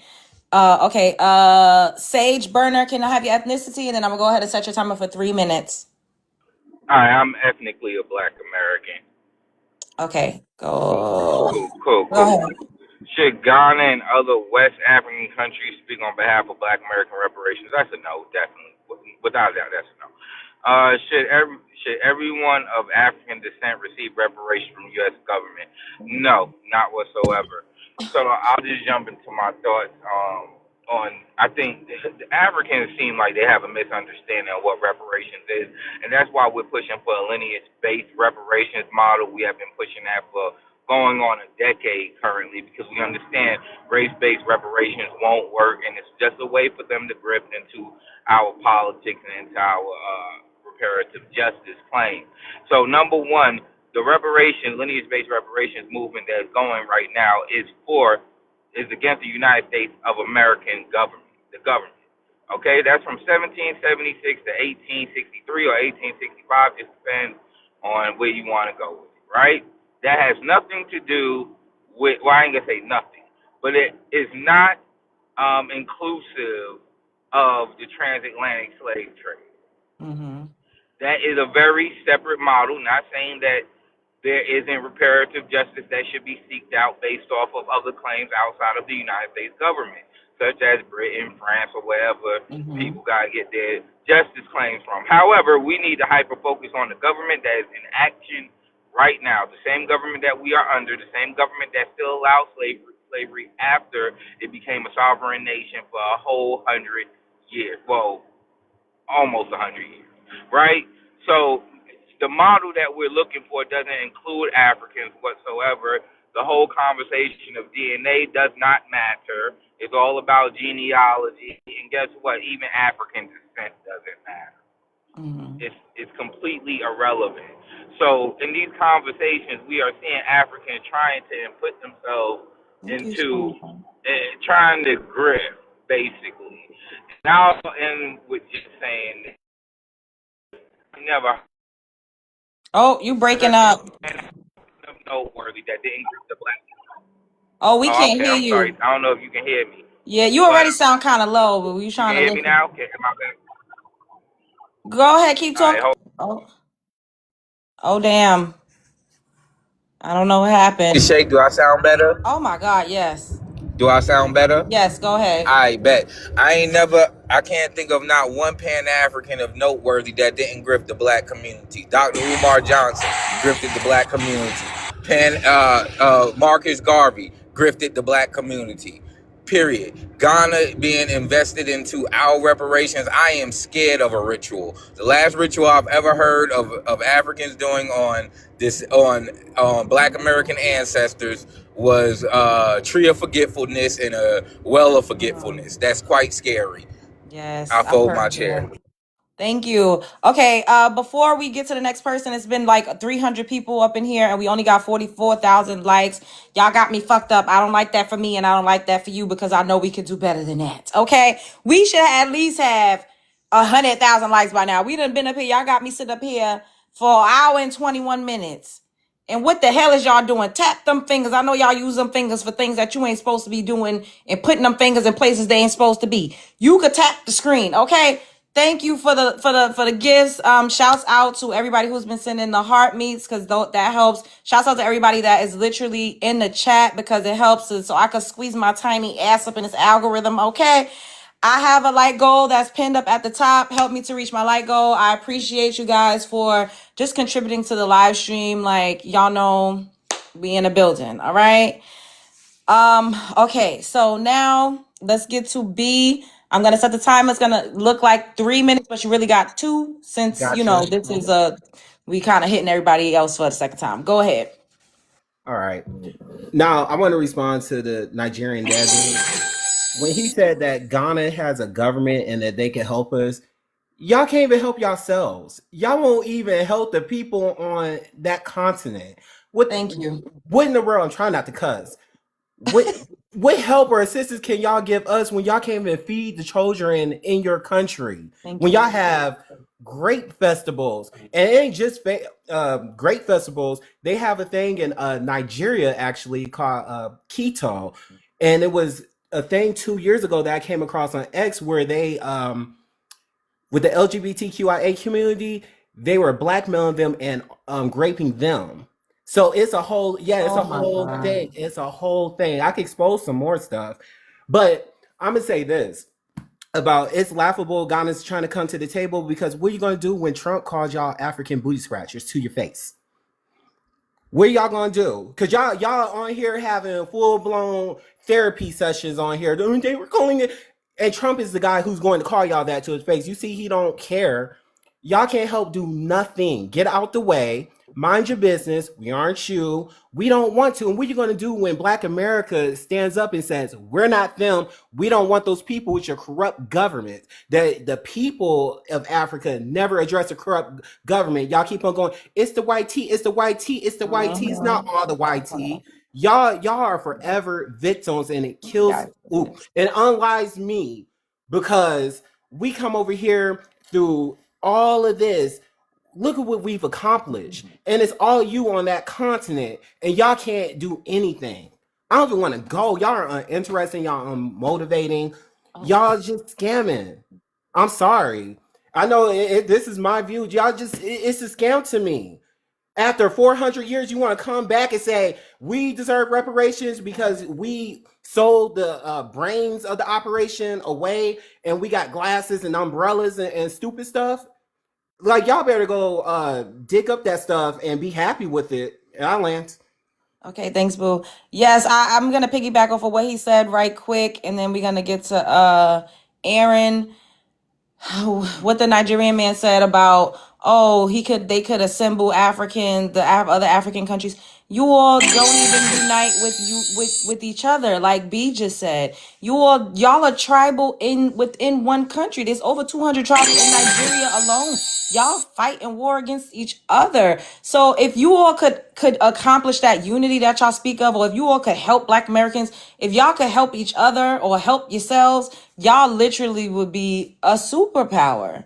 So I really think that, it's a lot of displaced energy, and it's because we've already laid the groundwork. And this is what other people refuse to admit. Like, he's like, oh, we can't go. Oh, we're not going to school over here just because we're not able to come here just because you. Yes, you are. We literally made these people civilized enough. We have to keep saying it. Humble came up here and put it so poetically, but we literally made the beast that roams amongst us civilized enough for us to even walk around. We practically outlawed the N-word. Black Twitter, you keep trying to make fun of us using our voices. Your voice is a powerful tool. When enough of us assemble together, we literally make shit shake. We were getting people fired from their jobs for speaking to us in a denigrating way, for using racial slurs. It literally has worked. And we also put BTA. Did you ever see the Montgomery Brawl? Did you ever hear of Adonis Live? He just knocked a European out in Europe. Like, we don't play that. So for people to keep trying to play on our top, it's like, I don't know what type of mind trick or what type of spell and roots y'all continuously trying to do over us by telling us that what we know and live is not the case. No, we know and live. The average white person, y'all may see us having issues with law enforcement, but if we ever had to get in the street with the average pale face, baby, it's on like motherfucking King Kong. You've seen videos of us slapping these pow down in the street. I don't know what brawling. I don't know who told y'all that all we do was sing Kumbaya. We do that in addition to slapping a motherfucker. Pow! We don't play that. And you all know that. We have video evidence of us. Hayaka! Pow! Anyways, let's move on. Okay, Aaron, what's up? Let me give you 2 minutes. It looks like 3. Go ahead. Aaron, you did? Okay, Yeah, I'm here. I'm not sure I might need all this time, but what I'll just say as a closing thing, I'll never understand why Africans think that they have any say on what Black Americans do here in our country with our people when they can't even help themselves. Y'all need to be worried about Kenya since they're being colonized right now by them tiny hats, because once they're done in the Middle East, they're coming over to y'all, right? So you have bigger things to worry about than what we're doing just because you want to double dip for our money. All right. And that's the one thing I just cannot fathom is how any of them sit on their little pompous little throne of lies or something like they're worth a damn. Sorry, I had something in my eye. Because you guys are fleeing your own horrors that are self-appointed mostly. So by nature, you guys are just opportunists, scammers, you're grifters. We already know that's the energy and intent you're coming over here with, is you're just trying to grab more and more and more. And that's part of that stupid false narrative that we're Africans like y'all. Y'all are just running out of options, running out of places to go. You need bigger numbers for your teams, and none of it's just working. So, I wipe my hands of it. I'm done. I gotta help me and mines over here. This is why I don't even like coming back on TikTok no more. Every goddamn panel I see is an African just going out of their fucking minds. All right, you know what? I'll land because honestly, I'm running out of points and I'm mostly just yapping because Aaron, this is too much, Okay. Nigeria dog daddy, you sit up here in the comments talking about no one is stealing nothing. Y'all get up here and cry about it. I have evidence. I could pull up, you could look at, I re-upload these live streams to YouTube. Africans come on here and say it. Why do y'all keep trying to gaslight like we're lying? Put a 1 in the chat. It's not your go yet. I'm gonna get back to you. Put a 1 in the chat if you've ever heard an African say that their resources have been stole, or just a Black immigrant period, that their resources have been stole and that their countries have been destabilized by the United States of America. Put a 1. because this man is delusional. He done flew over the cuckoo's nest. He's sitting up here saying no one stole anything. That's a lie. Get off of TikTok. You hearing that on TikTok. Y'all are the ones that say these things. What the hell do I got to lie? What? You done flew up. Y'all, I know I'm crazy, but I ain't crazy. What in the hell? Y'all say these things out your own mouth. What is going on? Jesus. Oh my God. You all lie like a Persian rug. It's scary. It's fucking scary. What is going on? God damn. All right. Let's get to go ahead, Unwritten Love. Hey boo. Let me put the countdown. Try to keep it to 2 minutes because we want to flow. Go ahead. Yeah. No, I think you pass on me. I'm just so blue over this. We know exactly what y'all trying to do based off of your own actions. Like, it's not as if you all are just sitting in your countries minding your business and we're just being benevolent and we just are so concerned about Black Americans and their progress with reparations that we want to come over here and act as an ally to ensure that you're getting what you're rightfully owed. No, you all are fleeing your country at alarming rates. You all are getting banned specifically from over 20 countries. Like, you all are escaping and you all are seeking refuge, to be honest. And you see Black Americans as a way out. This is another source of income for you. That's it. South Africa is going crazy, about to be on the verge of a civil war with all of you Africans that are fleeing into their country. We're seeing these patterns. Wait, they call them Abegistan. Y'all even got a new name. They call Nigerians Abegistan. Go ahead. Oh, of course. Yeah, we have another name for y'all. We call you Tethers. So yeah, no, like we see your actions. Like, everyone see what you're trying to do. It's just, you're not going to succeed here. You're not going to succeed anywhere because your actual business is actually improving your country. But you all want to do everything else other than how can we lock it down and really invest in Ghana or invest in Nigeria as actual citizens of that country and mind our damn business. Why don't y'all ever think of that? Like, in order to actually solve your issues, why don't you stop running, stop scamming, actually try and improve your countries by staying in your country? Have y'all tried that? Or that's not an option for y'all? So we see exactly what you're trying to do. It's not going to work here. It's not going to work anywhere. At the end of the day, you need to go home. You need to truly, truly focus on your people. The same way everybody else is trying to focus on our own people. That's true. We're not trying to go and be in other people's business. The only reason why we are telling you about yourself is because you keep coming into our spaces, coming into our country, into our communities, and we now have to address you because you're here. We're not over there. So don't get it twisted. This is not coming at you. This is a response. But if you don't like the response, then stop coming.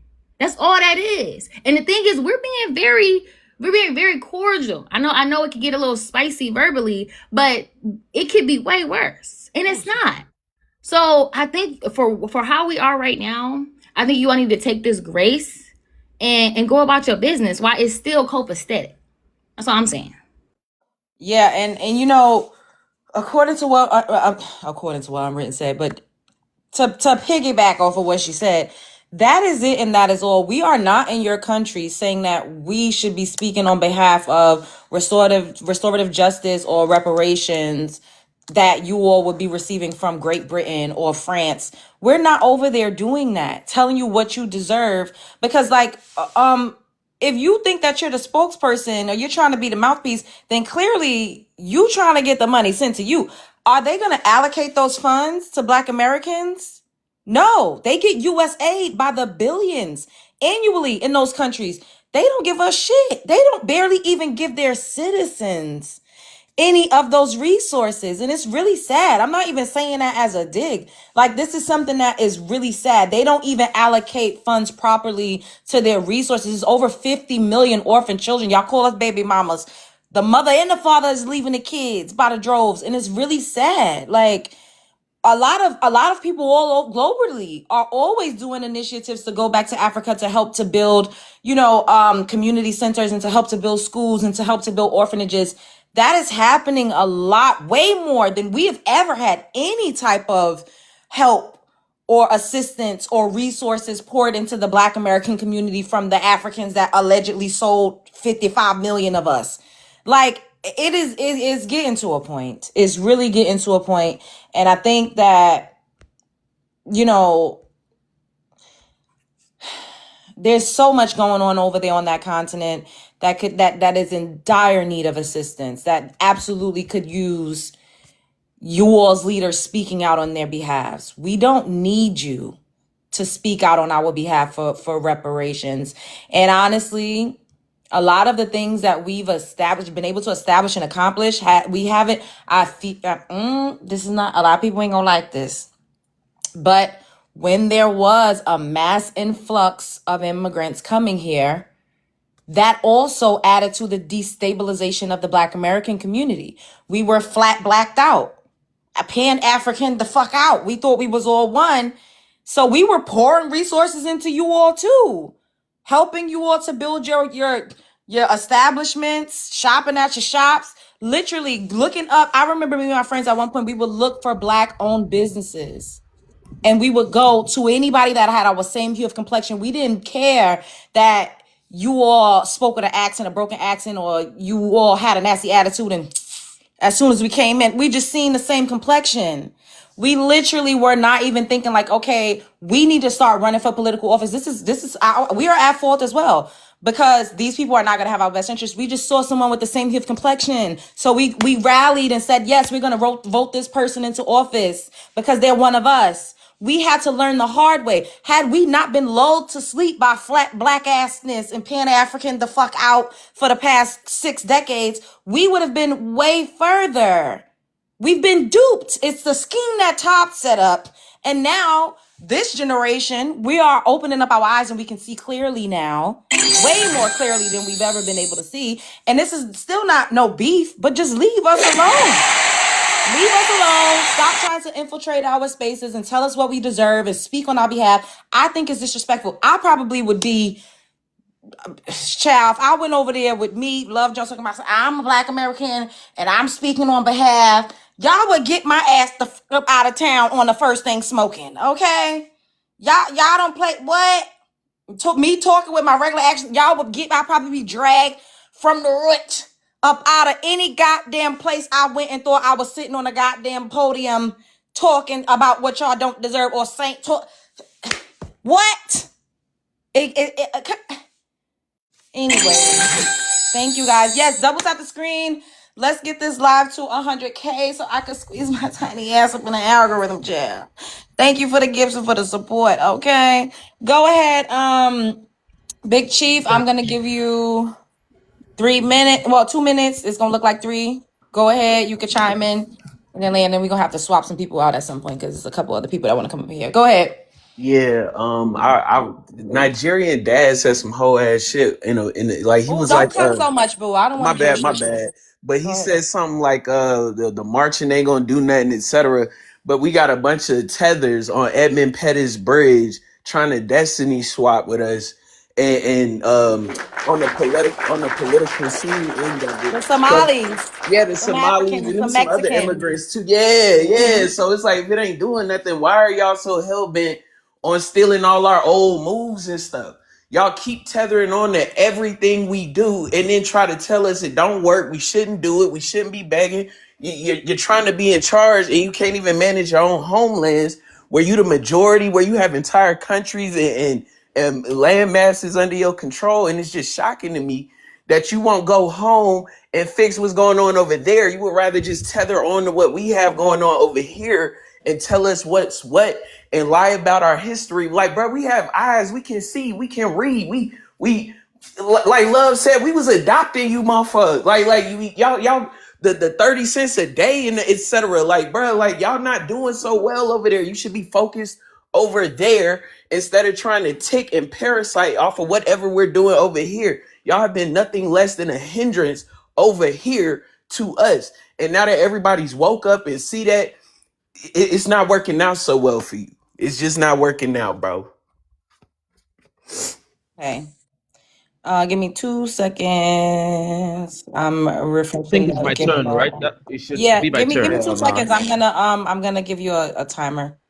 Go hold 2 seconds. Okay. All right. You see how everybody stopped at 2 minutes for the most part? Because I want to keep it flowing. All right. Let me end your countdown. Now, if I give you an ad lib, if I say, oh, don't tell me, don't interrupt me. I do it to everybody that's talking. This is my panel. As long as I'm not muting you and I'm allowing you to talk, I don't want to hear, oh my God, let me talk. Because I'm still allowing you to talk. You cannot tell me to shut up or be completely mute, silence, and quiet. That's not how that works over here. This is not a freedom of or a freedom of speech. No, I get to do what I want. Now go ahead. One thing I don't understand that Black Americans are screaming about Africans and they want to replace us and all of that. I mean, may I remind you that the whole of 54 countries in Africa have just 4 million immigrants. That is way less than what Mexicans have. Mexicans have about 11 million immigrants in America, and the whole of African continent is have about 4 million. Compare that to Black Americans that have about 45 million. So 4 million compared to 45 million is if significantly nothing. So you are complaining about this. I'm very shocked that the minority of these 4 million people are trying to take something from 45 million. I mean, come on now. It's shocking to say the least. And to go further to say that we don't have some people mentioned some certain stuff going on in Nigeria.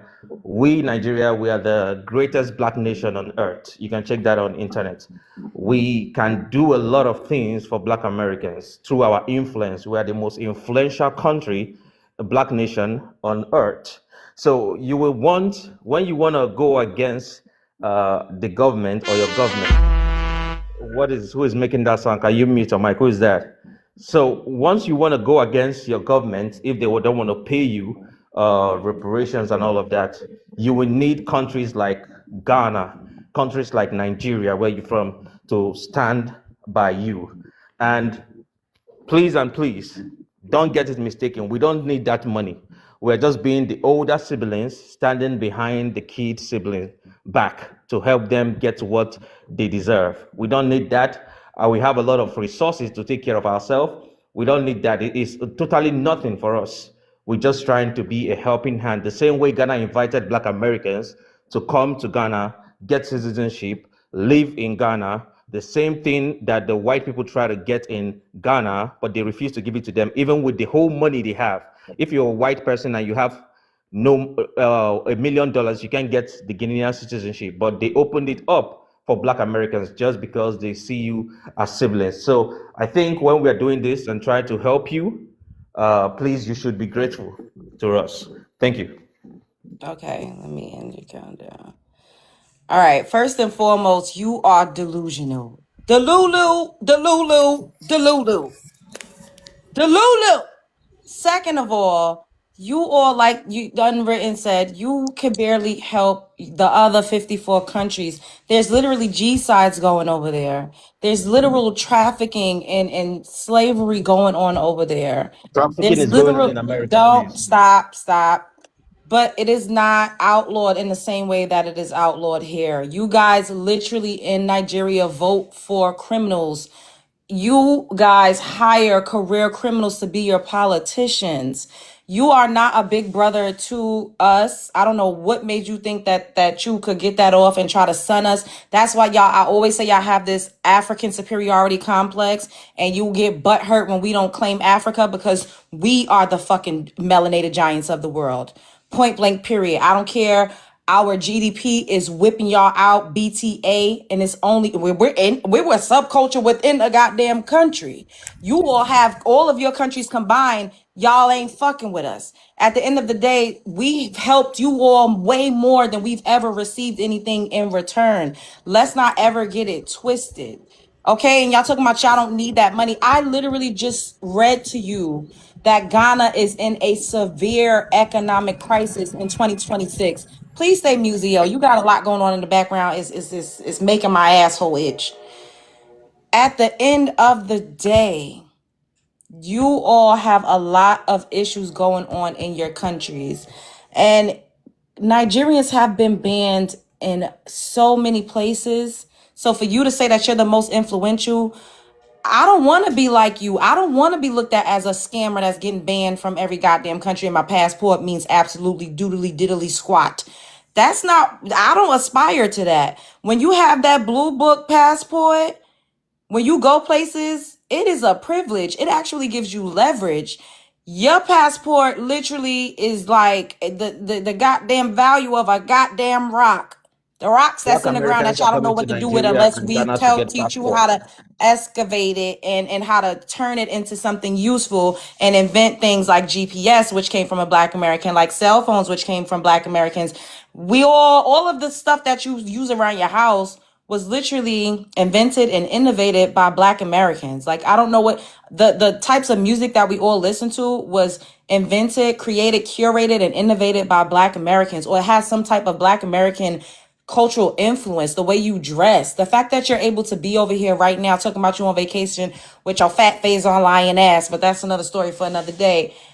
It's just the blatant it's the delusion for me.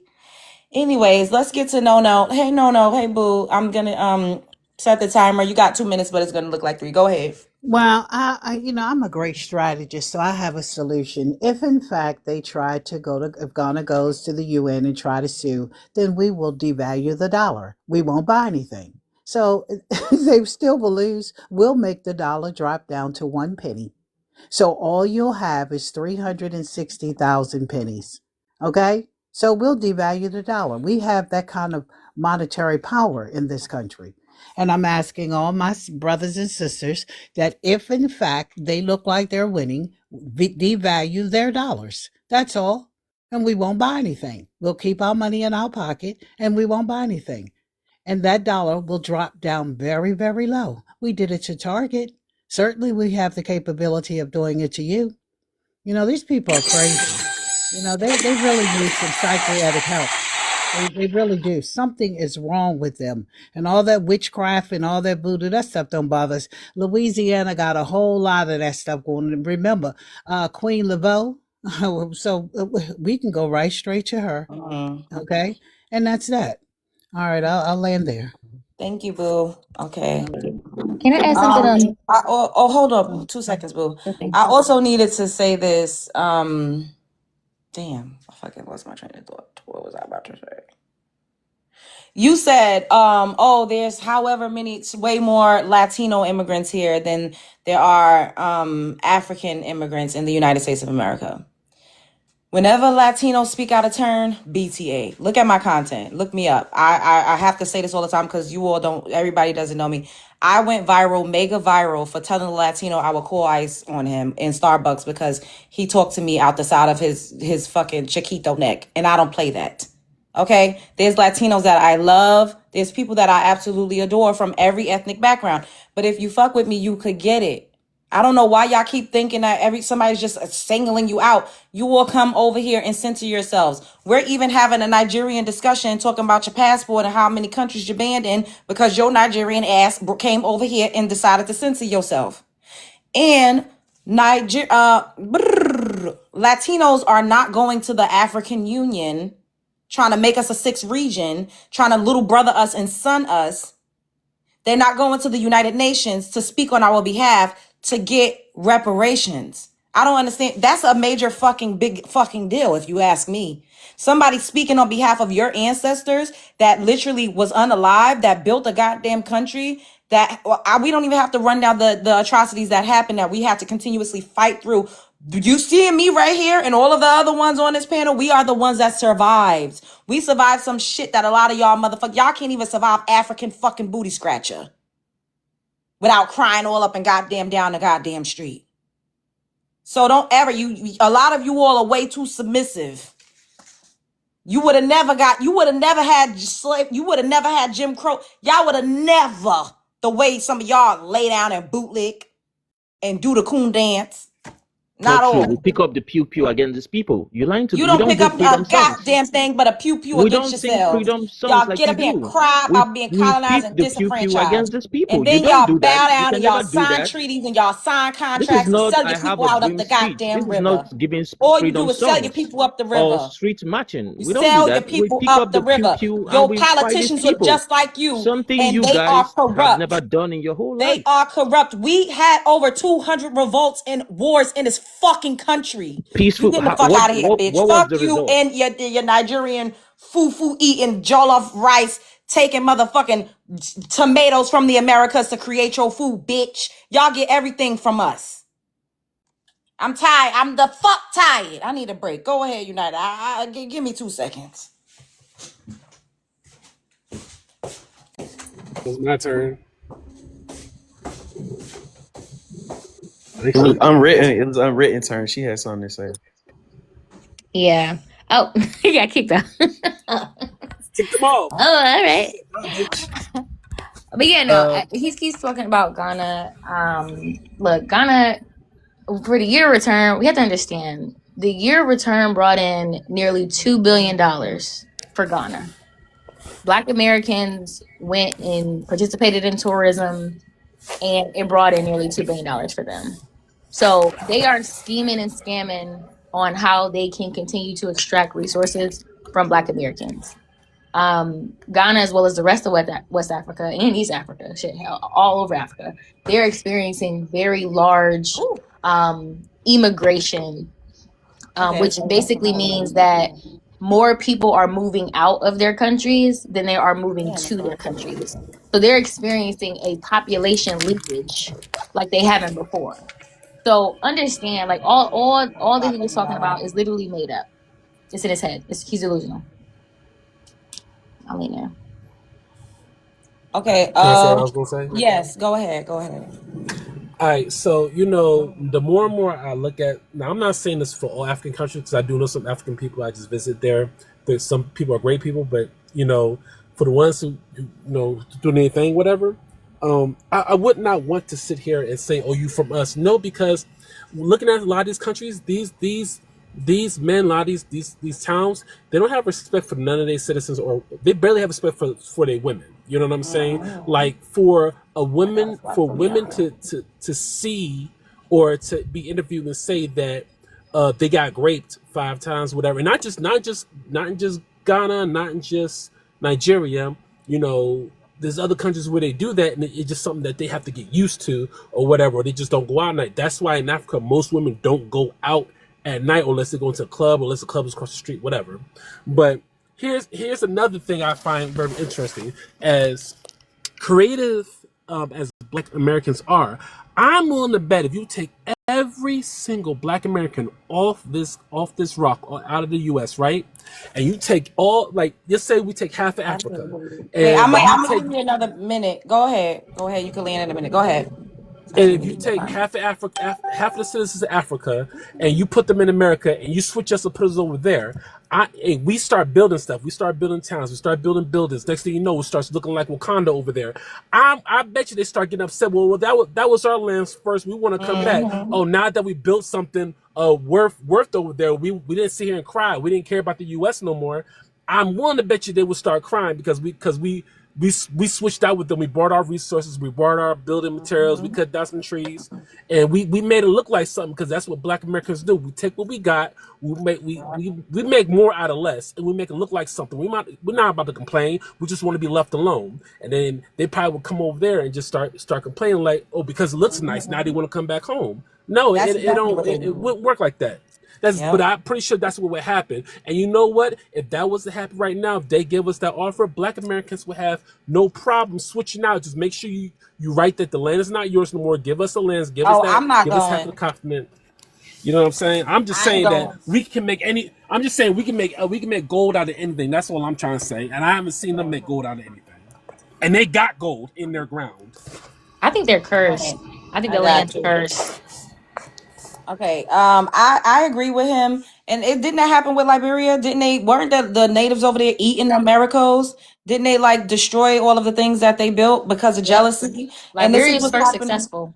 Hello, and what's happening present day is that a lot of us are going over to these countries. They're giving us a lease on land without telling us that that's what's happening. They're looting up the land. After a couple of years, they want to take it back. They're stealing and burning it down to the ground. They're price gouging us. Like, it's not the safest. So when people say, oh, just go over there and build up, like, no, for what? So they can run us off and take over what we built. And the what Zio said is facts. Like, this is why I keep telling y'all, they have an African superiority complex. You see how he said, oh, we're the big brothers and you the little kids? Bitch, the little kid where? I wish I would round all of us up and go to Nigeria. I seen people that was over there for Daddy December saying that it was stankers all outdoors, funkified, funky, funk. Barely could fucking breathe and wish they had a face mask. I'm not saying all of them stink. Look, I'm not trying to say that. I'm just saying what I heard what I seen the people saying on TikTok. They said that the men was riding on a little scooty bike, snatching women's wigs off to resell a goddamn wigs. It's a black market for lace fronts out there, y'all. They down bad. And they gonna talk about some we the little brothers. Y'all on scooty bikes snatching wigs is stinking than a motherfucker out there. The goddamn the lights go off at any given time. You got to be outside with a goddamn bucket. I done seen people with a plastic bag of water sticking a goddamn stick up in there, creating a makeshift shower. I'm not trying to talk down. I'm just saying this is what the hell is going on. So if we the little brother and this is what the hell y'all got going on over there, we should be trying to flee there. We should be trying to go over there by the droves. I'll go over there and get my motherfucking wig snatched. Out in the fucking street, stank as all outdoors, can't fucking breathe, no ventilation. What is going on? People going over there getting sick, all types of bugs crawling all up in your goddamn intestines. Cause they ain't got no FDA. They don't do no food rating. You don't know what the hell you eating. Flies flying all around the goddamn meat that they left out in the street on a slab of stone. It's a lot going on. Look, I'm not saying that some of them don't have money and they don't live in a nice house, but I even seen a guy in a nice house outside with a bucket and a goddamn a sponge having to take a bath because the water just randomly stopped working. So what the hell? And then the South Africans calling y'all a Begistan. Come on, I don't want to have to talk like this and just tell the truth and shame the goddamn devil when it comes to what the hell we've been hearing. Y'all done got banned permanently from over 19 countries. TikTok even banned you from going live. It gets to a motherfucking point. And I'm trying not to cuss, and I feel kind of bad because I was cussing them out. I don't want to cuss y'all out, but sometimes it gets to a point. All right, we got to let the new people speak. They've been waiting backstage, and then I'm going to come back to everybody else so we can open it up again. Let's get Golded Scorpion. Hello, can I have your ethnicity? Then I'm going to set the timer for 3 minutes. Hello, Love Jones. I'm Black American Indigenous. Okay, hold up 2 seconds. Let me give you it. Okay, go ahead. Yeah, I'm with you, and this why I be around. And Love Jones, I really enjoy your content. I normally be in the chat because it be hard trying not to cuss, y'all. Like, I'm a sailor. This one of the reasons why I don't be going live, because they gonna take me down, y'all. But I know. Listen, it be so hard. I feel you, like, right when you be wanting to say a word, I be about to say it too. Like, let me say it for you, because I sure be like, did he really just say this? Boy, these Nigerians, these Africans, y'all really be trying to do y'all big one and embarrassing yourselves. Nigerian dad, you really need to round up. You need to start a dad initiative and round up all them little fly babies with the big bellies round that mug. That's what you need to be worried about while you in our business. Y'all really acting like this is not Ancestry.com cash edition. You can't just log into Blackness and hit withdrawal. Like, what y'all think this is, yo? Where this is not Pan-African charity. This is a legal debt that's owed. Y'all did not go through the struggle, so why are y'all trying to claim a struggle that you never been through? It's giving scams. Everybody keep using the term beg. It's not even giving begging. It's giving scam. And y'all already got y'all money from us. Savvy Strollers had it. All that money we donated, the 30 cents, the dollars, all that money y'all got, y'all been getting money from us. It just stopped because we fed up. Y'all showed who y'all really are. The truth revealed itself. And now y'all see how we really rock it. Y'all delineated before anybody. Okay, y'all wanted to do all this hooping and hollering about how, ooh, y'all not gonna get reparations. Y'all not this slavery. That why y'all always bringing up slavery? That was so old, and so was Ellis Island. Pack it up. It's done and over with. Go back home. Like at the end of the day, and it's just mind blowing to me that they act like this is like a like they owe something. Like we about That to give a donation yes, or something. This that is not part. a donation. Okay, this is that we this is what our people been through, and y'all trying to latch on to that is mind blowing. Like I said, it's giving hella scam, yo. And I'm gonna land my plane because I be getting so warmed up. I be about to cuss on this mug too. Girl, I'm a work in progress. I just don't like getting my lives restricted. And you already know they be trying to flag.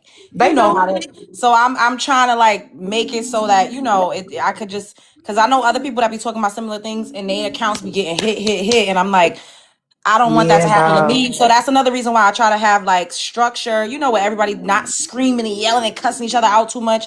Cause that's what like really be getting people's, you No, I picking it feel up over you. No, there. I 100% feel you, and I really love how you run it too.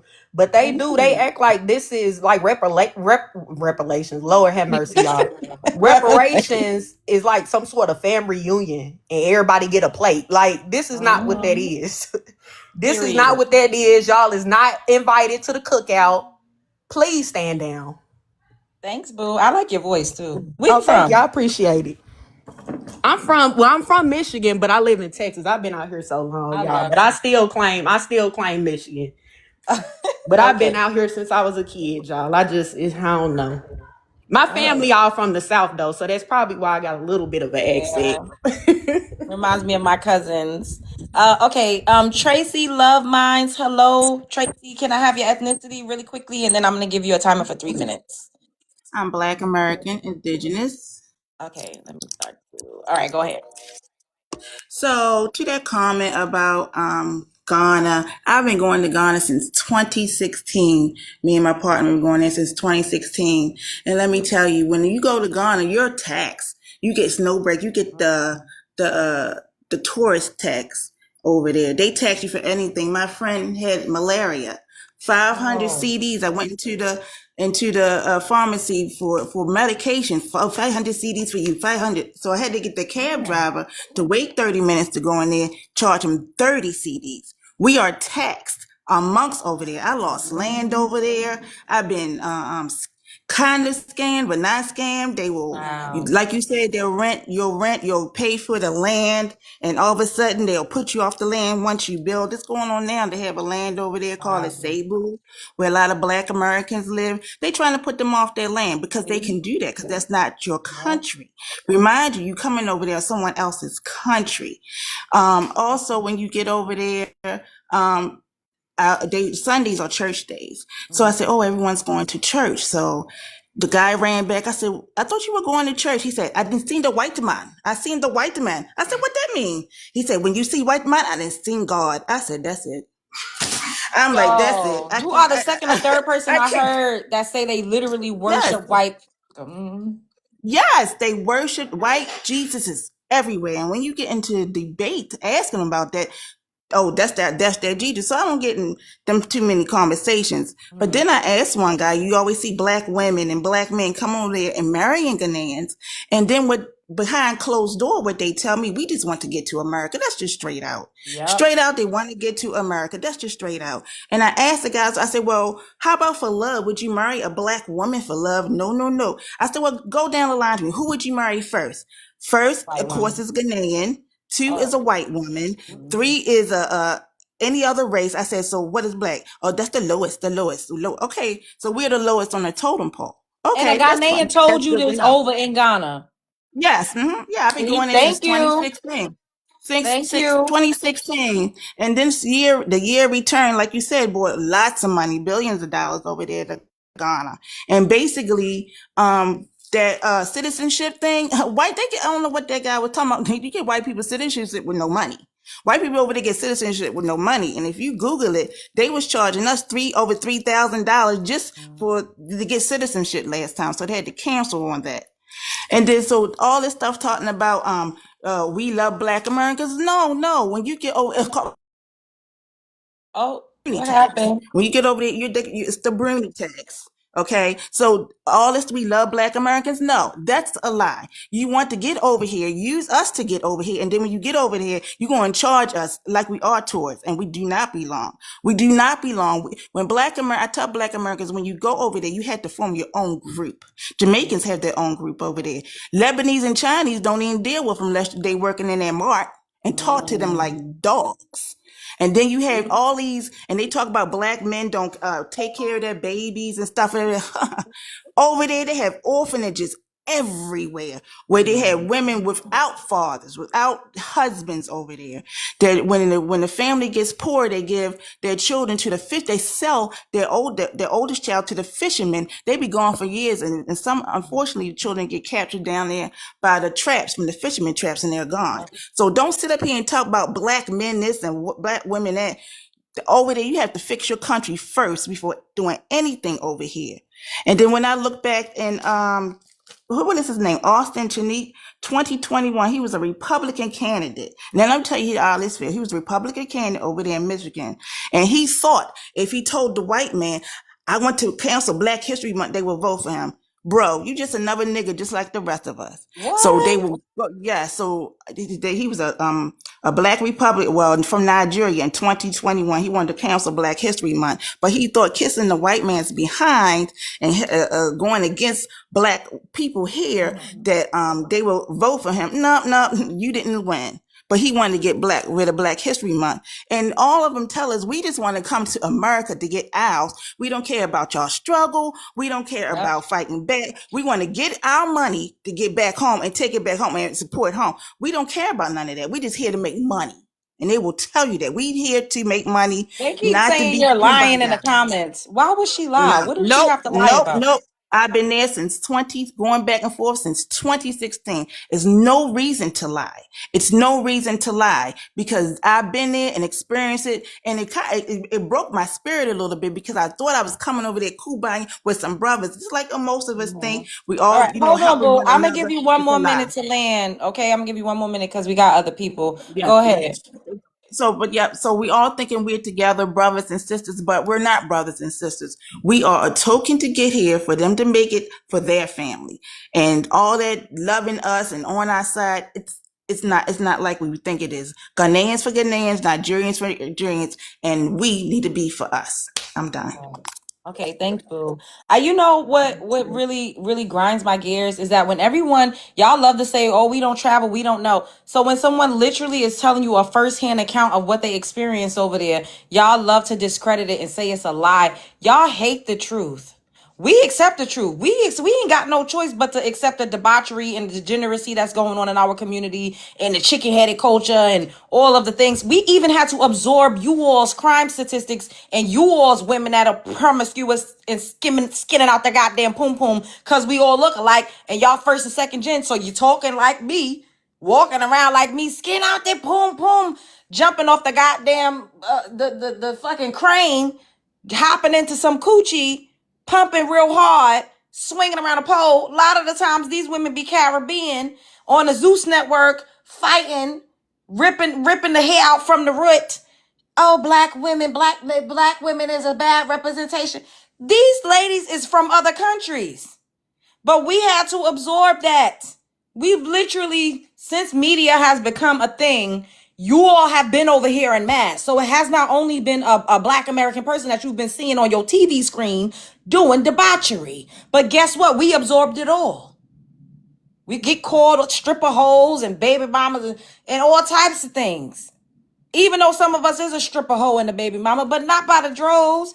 We ain't all out here skinning out the poom. Exactly. Cardi B is not Black American. They blame WAP on Black Americans, women. Nicki Minaj ain't a Black American woman, but with ass. That's all of us. God damn it. But we're lying when we say, no, this is what's going on in you all's countries. For the ones of us that have gone up, Riri gotta areola us out. She ain't American, but guess what? They all come here. They absorb the culture. They practice Black American customs. They put on the garb. They make the music. And they get a bag. And nobody's mad at that. Like, I think these women have really dope music. I love Rihanna's music. I love some of Nicki's music as well. Excuse me. But at the end of the day, if they do something foul, oh, it's just black women in America. Y'all all skin in the poom poom giving selling coochie on the corner. When sometimes that bitch might be Jamaican. I'm just saying. Keep telling the lies. You are a delusional flew over the cuckoo's nest, Nigerian head ass that is in denial, and you all are very ashamed of yourselves. You're ashamed. It just is what it is. Now, we have some things that's shameful. This is what I'm saying, but we have not had a choice but to be on Front Street and under a heavy microscope. Ever since television became a thing, we had no choice. We could not run and hide. People were literally even pumping out lies about us in order to be able to make excuses for treating us like dogs. White people started that propaganda lie machine shit when it came to us. The Birth of a Nation was a movie to scare people from integrating, depicting a black man raping a white woman. Like, let's really wake it up. They literally used to print fake articles because they would go into black communities and burn it down because they were evil, wicked, demonic, racist ass people. They will burn it to the ground. So they would make fake articles saying that a black man came into the town and stole something, or a black person came into the town and touched on a white woman. Rosewood, a white woman was getting her ass BTA by her husband. She came out in the street because she was so tired and said a black man did it to her. They burned the whole goddamn community down. Of course, black people was fighting back. Y'all swear we just lay down and run away like y'all. No, we fought back. But at the end of the day, and lots of times, some of us were outnumbered. That's why if you notice the term lynch mob, those pale, the bestiality type of pale faces, they ran in packs. One-on-one combat, you not winning. So they would literally corner you and run in a pack like a pack of rabid animals and get you that way. We had small little communities where we didn't have, they would get it. That's how they got you. They would sneak attack you. That's why most of the times when our communities were attacked, it was at night when everybody was asleep. They show you in movies. Sometimes they over exaggerate things and they never want to show us fighting back because we absolutely were. But they show you, they always snuck you.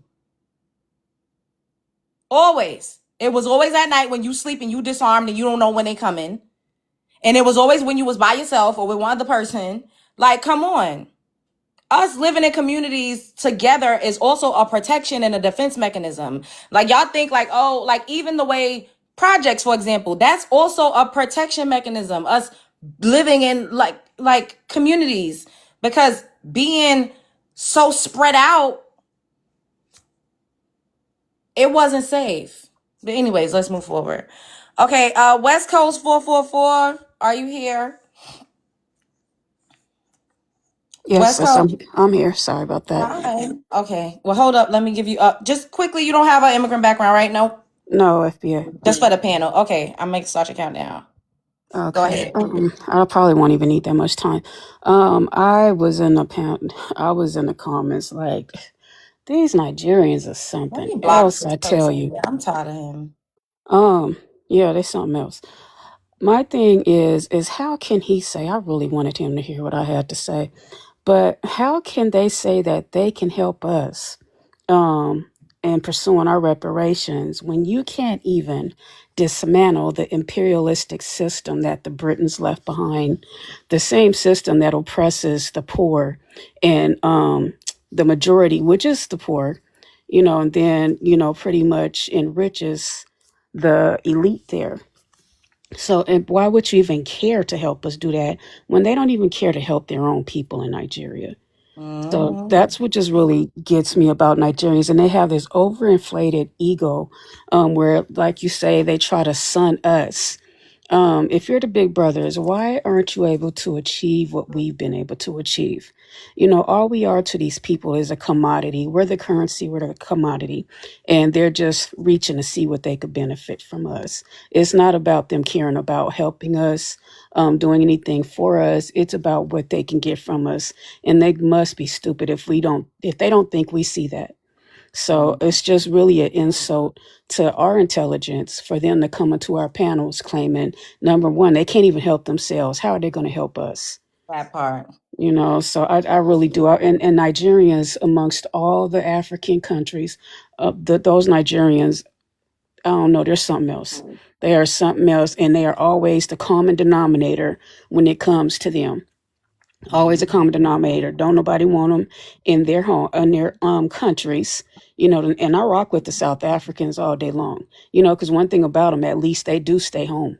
You know, they do stay home. But Yeah, them you. That's true. them Nigerians, no, they don't listen. When I took a Uber one time, this Nigerian man said the reason why they leave is because they have such a corrupt system. So they don't even want to be there. You know, they don't want to be there, and they even have a name for them. So I guess they call us a kata, but they have a name for them. It's GAPA. It means to escape or to flee, and that's something they call them in Nigeria. So Oh, I okay. land there. So Thanks for Japa, letting us know. GAPA. So we could call them Jappas. Okay. Japas, yep, they have a name for them. Thanks, Fleers. Lou. It literally means fleers or escape in Okay. Nigeria. But I land. You could drop me, sis. Thank you for having me. Of course. Y'all, this conversation, oh my God. And when I said the projects, I was talking about the closeness of us, not just like, y'all know what I meant. These people, child, I had to block him because he was getting on my nerves. He was really getting on my nerves. All right, who is that? Chrono, hello. What's good, love? What's up? All right, I know exactly who you is. You know But it's for your boy everybody, Starboy. yeah, just tell him whether or not you don't got he ain't got no immigrant background. No, I'm a You. foundational Black All American. right, I saw your timer. Go ahead. All right, thanks, babe. So should Ghana and other African countries speak on behalf of Black Americans? Reparations? Absolutely not. See, this is the situation. We've been put in a toxic parasocial relationship with Africans, and the American education system is a big reason why that is. It's one-sided, it's built on illusions, and it's holding us back from fixing what's actually in front of us as Black Americans, the issues that are right in front of us in our own country. We're not focused on that because we're trying to figure out how to get along with Africans. For people who might be confused, parasocial means you feel close to someone who doesn't even know you. They don't even know you exist. And that's kind of like the relationship that we have with Africans right now. We've been fed this romantic mother Africa story, or the opposite, that it's a primitive, war-torn, starving story, but it's not a real two-way relationship. Africans who come here as immigrants don't share our history. They don't go through chattel. Yep. They didn't go through chattel slavery. They didn't go through Jim Crow, redlining, or mass incarceration the same way we did. So when we try to force the "we are all the same" energy, it feels fake. We end up with resentment on both sides. It's toxic because it's not mutual. It's parasocial. We are projecting identity onto people who are living a completely different reality. The American school system forced this onto us since kindergarten. They taught us our history as slaves, then civil rights, and that we've basically been in a struggle our entire lifetime. So a lot of us grew up either ashamed of Africa or romanticizing it without real knowledge of the continent. That created a paradox. We feel connected on paper, but the connection is built on misinformation, guilt, and not facts. That's why the relationship feels toxic and one-sided. So basically, Black Americans, we have a unique problem that, were created right here in America. Our issues were created right here on this soil and can only be solved here in America. The generational wealth gap from slavery, redlining, predatory lending, the family breakdown, fatherlessness, the broken home, education, crime stats that are tied to specific 400-year timelines in this country, mass incarceration, and school to prison pipeline.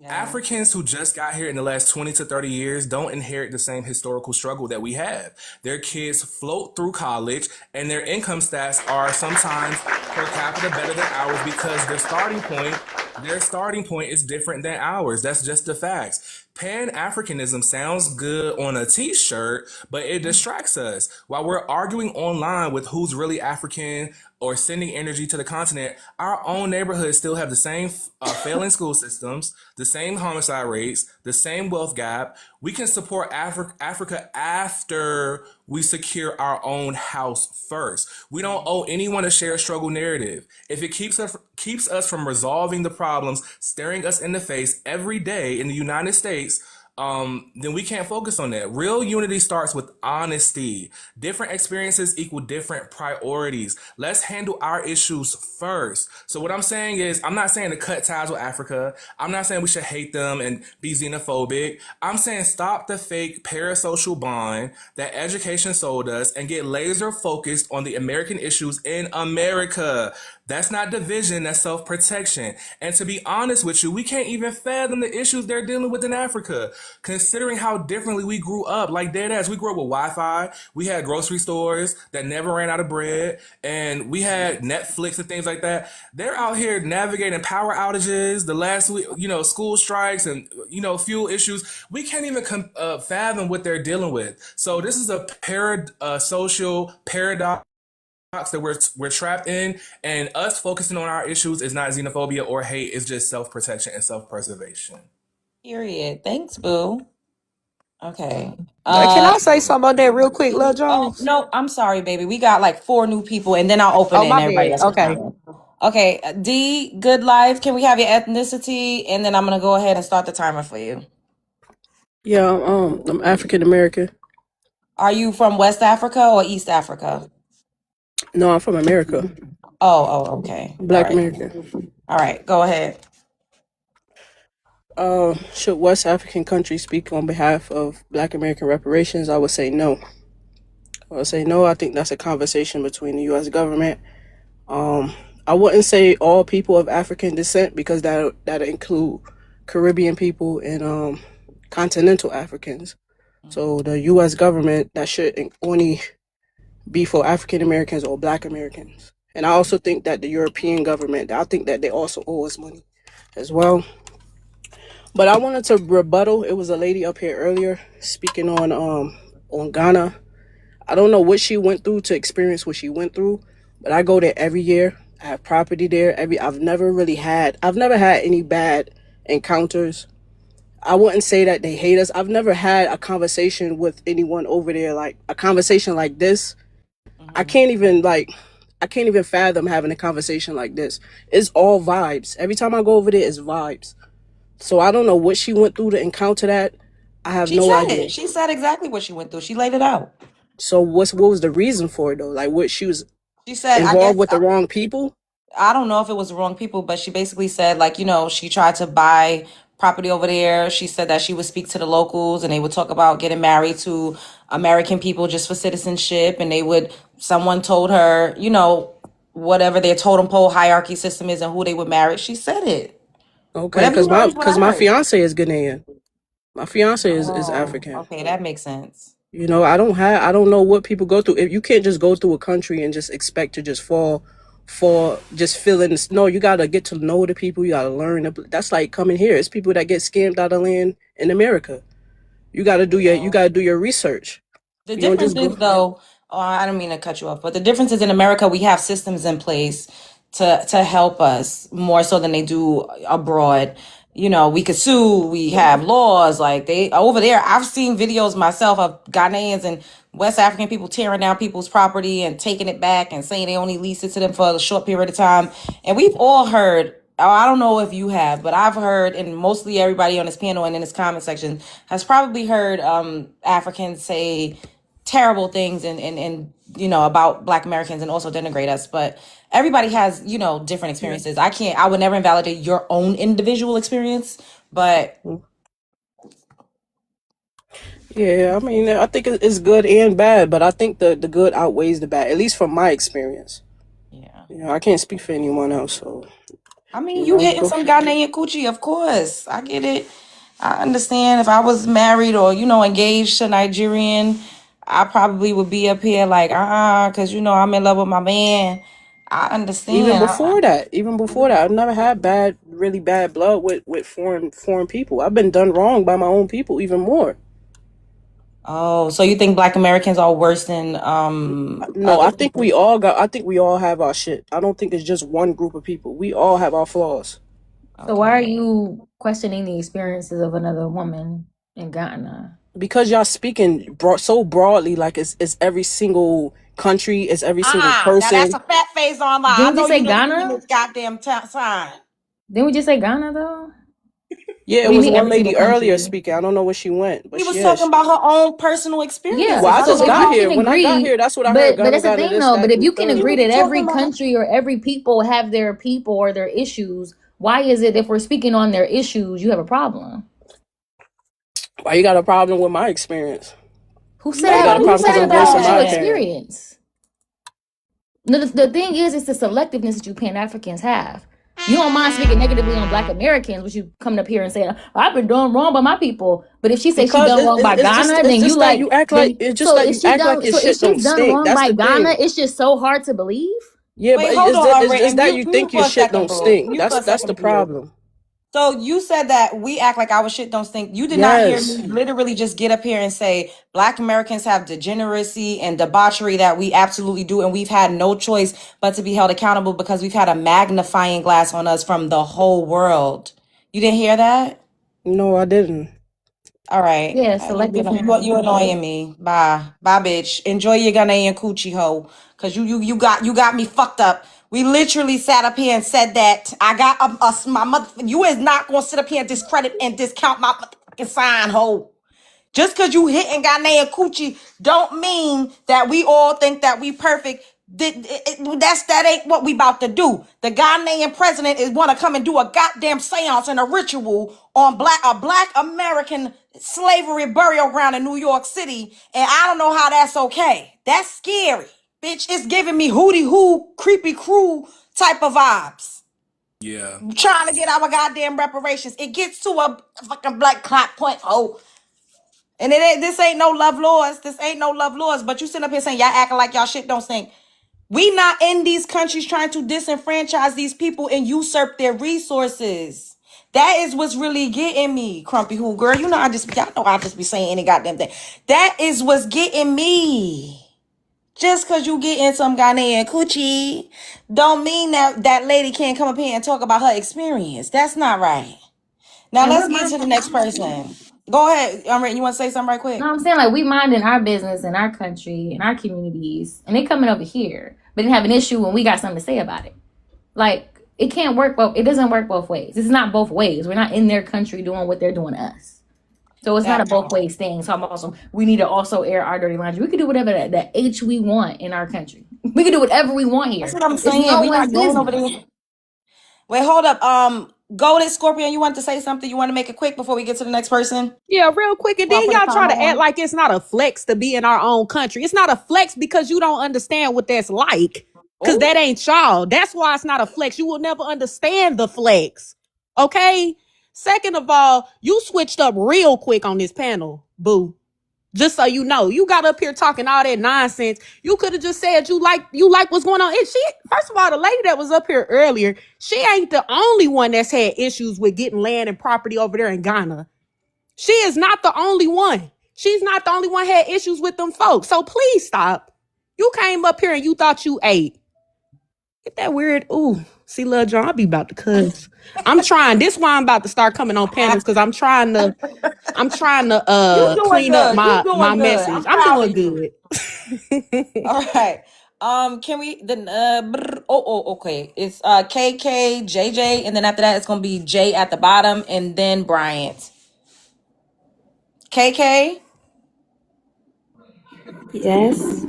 Hi, can we have your ethnicity right quick? And then I'm gonna set the timer for 3 minutes. Oh, I'm Haitian. Okay, hold on. Are you in America or are you in Haiti? I'm in America. Okay, go ahead. You got 3 minutes. Oh no, I just wanted to know what's going on. Like, what's going on? What's going? Well, Huh? answer the prompt. Did she say what's going on? I'm confused. No, I just wanted to know why y'all speaking so bad about Africans. Like, what's going on? What's good about it? Let us know. Oh, Girl, see, I I didn't. ain't African, That's girl. unwritten. I ain't African. The fuck you talking about? So how What's you good coming about up here? it? What's your beef with Africa then, babe? I don't have a beef with Africans. I'm just saying why y'all speaking No, so she got a badly beef with about Oh, them. us. so you don't know nothing about You Africa. So don't hear you nothing that can't. they saying about You don't us? have the range for the conversation, KK. What? You don't have the range, babe. No, I just wanted to know. Like, that's If it. you don't know, then you don't have the range. Okay, bitch. Weird ass. See, Y'all, here you y'all go. weird. I ain't gonna lie. Y'all weird. Like y'all just You speaking weird. black shit Who about. comes on Millennial. people's panels don't understand the topic and like Y'all what's weird. going Okay, on? bitch. You coming up here cussing us out because you mad. Because y'all, you know what it is, and I don't give a fuck. They are jealousy. Yeah, that's what it Jealousy. is. They just Y'all need a job. We need a job. Girl, you brought your slew-footed ass up on my goddamn panel. Ain't nobody sent from you, ho. Who is you, stranger danger? I make money doing content, and we're also spreading awareness. We're talking to Black Americans, and we're speaking amongst each other on behalf of a Ghanaian president trying to come over here and do a ritual over our ancestral burial grounds. So mind your business. Let me block that ass with your slew-foot ass. Anyways, okay. Jay, can we have your ethnicity, and you can go ahead and answer the prompts. Yeah. Good evening. I'm Yoruba, and I live Okay. in Newark, New Jersey as of right now. Okay, let me put the timer. Go ahead.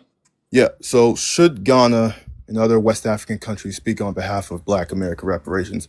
Hell no. You see, in Nigeria, there was a governor. Well, there was a governor candidate that wanted to become governor of Lagos State, and he lost by a landslide. And part of the reasons was his policies and the things that he was trying to do. He was dismantling institutions. But the main reason why he lost was because he was not of the same ethnicity as the predominant population. He lost. And us as Africans, we have this sense of boundary when it comes to ethnic politics. There's just certain things you cannot say, certain things you can't do to represent other groups within Africa. But the problem is that we think that if we go to other countries, we go to Canada, we go to the UK, we go to America, we think that we have this entitlement to speak on issues, especially reparations, to speak on these issues, even though it has nothing to do with us. We're not descendants of the people who were seriously affected by child slavery in this country. So that's just my answer to the first question. Now the second question is: should everyone of African descent receive reparations from the USA government? No, it's ridiculous for anybody who is of African descent to say, "Hey, I need to get reparations from the U.S. government." That's for what? For what? They'll say, well, because of racism. Everybody experiences racism. And besides, the reparations is not based on racism. It's based on something that happened 400 years ago. It's based on something that is deeply rooted within the American system. And it's not just racism. So when people use that as an excuse, it's just laughable. But all right, I have 50 seconds left. I'll just say this. Reparations claim that is a specific claim that comes from a specific people against a specific country. If Jamaicans want reparations, they go to the UK. If the Haitians want reparations, they go to France. If Tanzania wants reparations, they go to Germany. We have to understand these boundaries. And when I say us, I'm talking about as Africans and Caribbeans. We have to understand this as a boundary, and we have to just apply what we've learned, especially from Black Americans, to our own countries and our own people. So I want to end that with that. Okay, thank you. Yeah, and then of course the other Africans that in the chat is saying he's not really African because he's actually speaking the truth and making sense. Like, see, that's the thing with that Haitian hoe that came up here, chat, talking about something. Oh, why y'all talking so bad about Africans? Why y'all acting like we just started talking about? This is what really, really annoys me and grinds my gears. The Love Jones Show literally is a reactionary channel on YouTube. And on here, I do reactionary content. I give reactionary commentary. I do not come out of the clear blue sky talking about things out of the clear blue sky. That is a fat face on, bold face lie. We would not be talking about Ghana if the Ghanaian president was not trying to speak for us and represent us at the AU and the UN. We would not have been talking about Nigeria, if that Nigerian man did not come over here and tell us that we was the little kids and they was the big brother and that Nigeria was better than us and the best nation on the planet and denigrating us. Y'all do not like for us to respond. Y'all want us to continuously take the high road when people talk about us like a dog in the street. And we're not doing that anymore.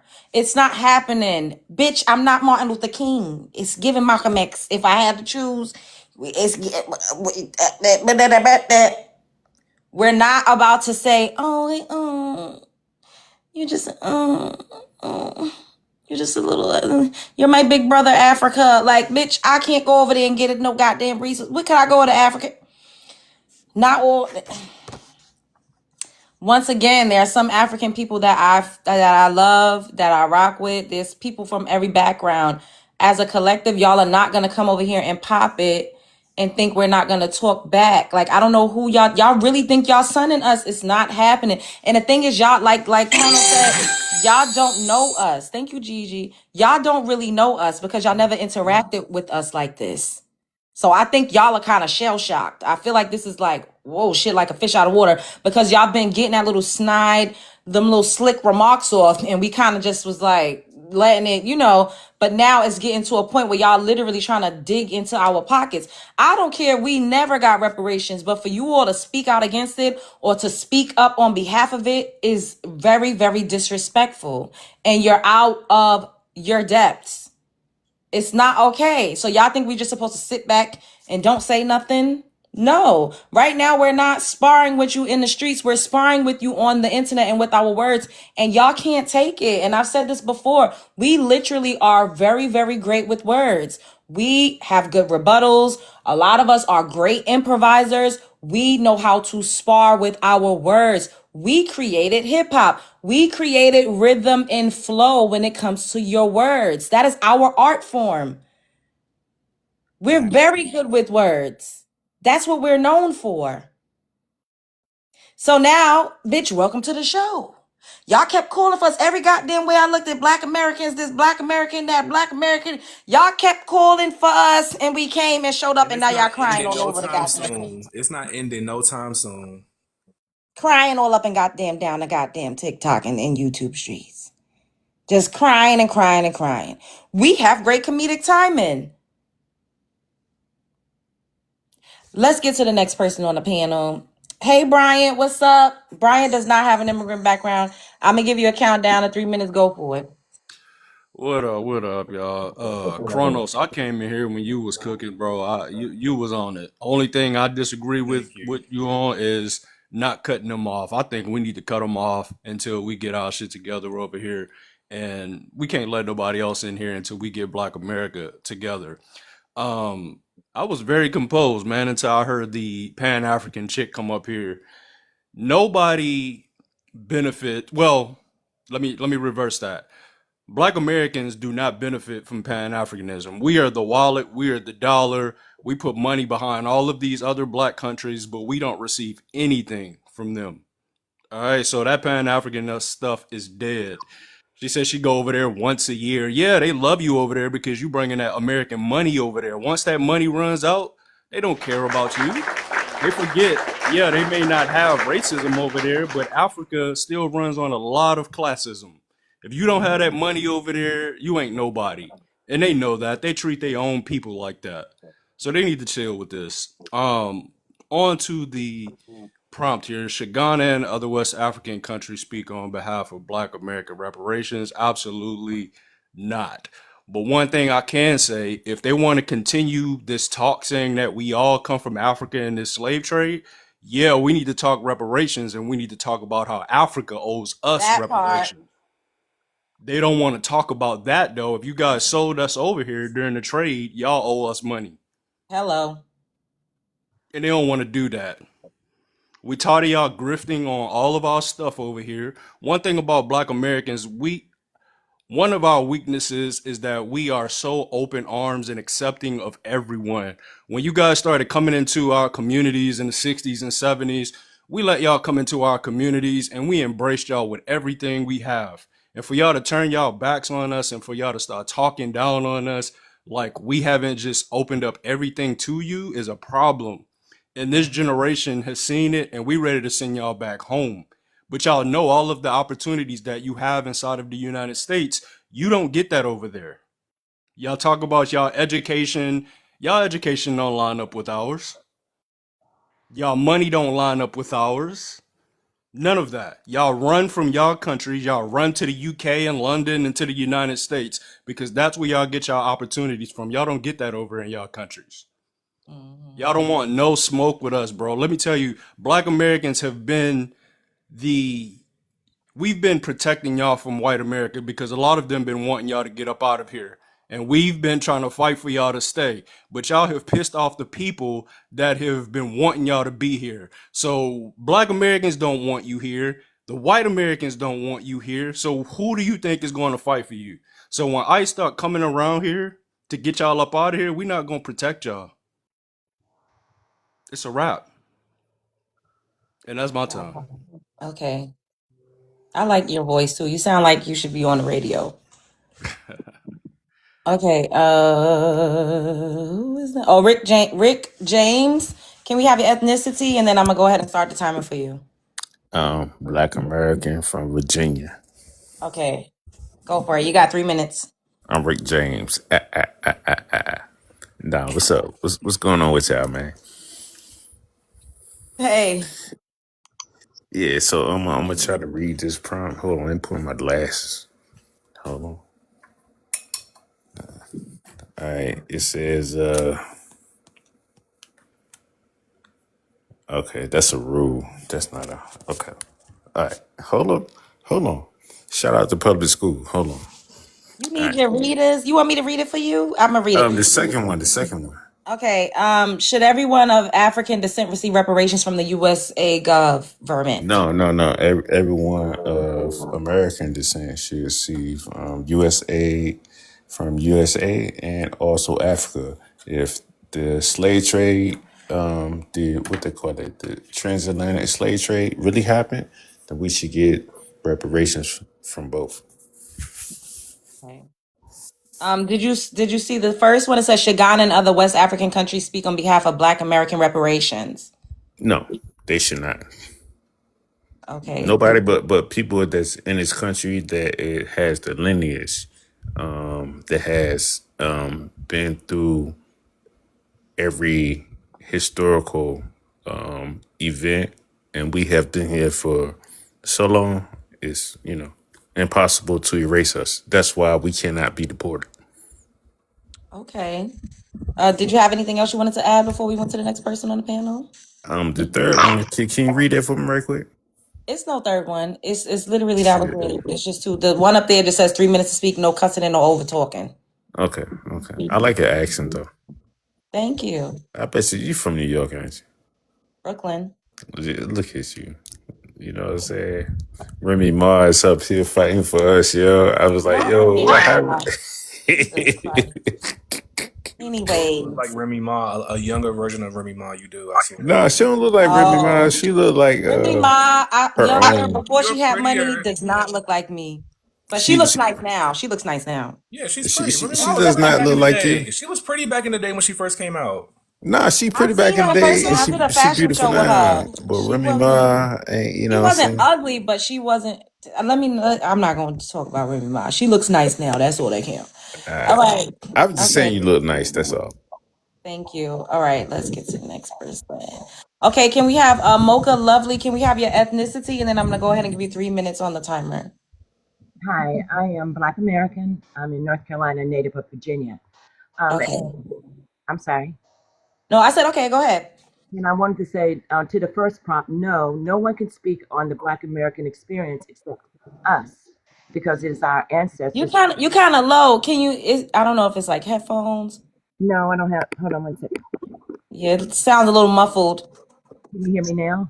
I'm on a different device, so Oh, we can hear you. It's just kind of low, but go ahead. Go ahead. What hopefully I can speak up.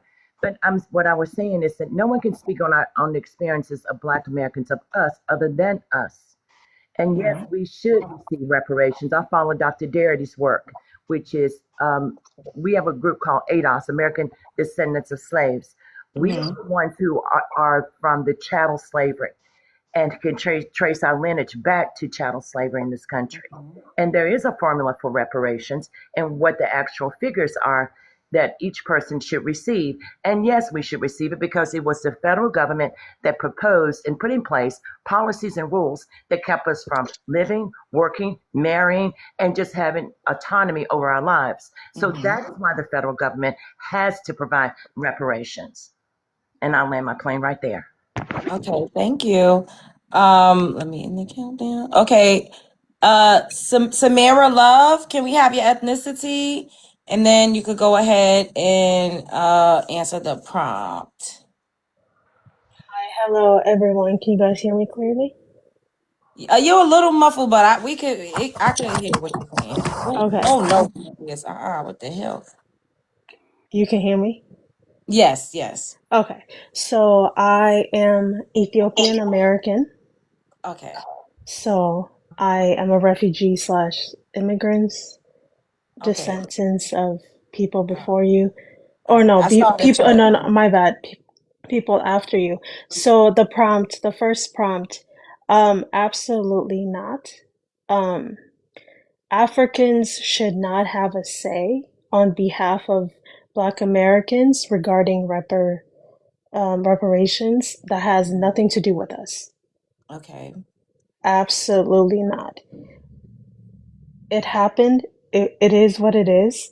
We were never there, and it is up to who the people were there and who have established the purpose of why is there to get that done. And then should everyone of African descent receive reparation from the USA? No.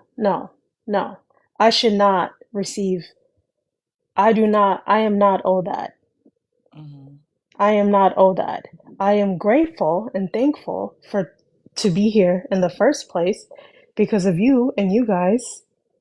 Let's start there. So there's that. And I think there's not enough of us as Africans and Caribbeans and everybody else who deliberately chooses to practice, to hate. For logically, I don't get the reason why. Like in my head, I'm just like, why? I don't get it, but it is what it is. So, question 1, absolutely not. Question 2, absolutely not. I land there. Thank you for your input. Okay, all right, Morpheus, hey, I know you don't have an immigrant background. I'm gonna set your timer for 3 minutes. You ready? You there? Yeah, I'm here. How you doing? What you doing? Taking a shower? What's that in the background? Oh, no, I'm actually walking at night. Oh, you can hear it? Oh, crap. You know what? You can skip me. I'll go to a more quiet place then, if you can hear it. All right. All right. Not like you at the waterfall. No. This is a water fountain. You could go ahead and talk. Go ahead. It ain't that bad. Okay. I'm walking past it. Okay. Anyway, so of course, my state, they should not be talking for us. No, nor should Caribbeans. They got their own CARICOM. They can go and do that. You know what I'm saying? Back to the lady earlier. That's why I came up here. The lady was talking about Ghana. She's absolutely correct. I heard so many conversations from specifically Black women coming from Ghana and stuff like that. And the reason I want to bring that up, I don't know if y'all noticed the hustle. Anytime a famous Black person goes to Ghana, just for 2 seconds, he's Ghanaian. He has, they'll change your if you're famous Black American, they'll change your Wikipedia the next day. You know what I'm saying? Like they caught them trying to do that to Michael B. Jordan. They tried to do. See, it's all a hustle. It's actually the hustle between Ghana and Nigeria too, because they want us to come over there because they see us as a lick. And don't let them talk about, we're the same people. That's BS. Because if you actually look into their culture, like I think it was another man here earlier, they won't vote for another person based off if he was from a different tribe. Now, they're more alike than we are, but because they come from a certain tribe, they won't mess with them. Like I know for Nigeria, I'll give you a perfect example. When Speed came to Nigeria and it didn't go right, all the Igbos were like, that's because it's the Yorubas. The Yorubas messed it up. They messed it up. Now, every time Every time I seen a Nigerian here in America or UK talk about go to Lagos is popping, all this nonsense, right? It's always come from the Igbos. All of a sudden, there's no Igbos in Lagos no more. Huh? Make that make sense. You know what I'm saying? So they're full of it. You can't be cool with people that are not cool with themselves. You follow what Thank I'm you. saying? That's where we mess up. Oh, let me mute. So Okay. one last thing. Yeah. Yeah. One last thing. So yeah, so Black Americans and Black Americans forever. So anyway, you have a good night, Hub Jones. Okay.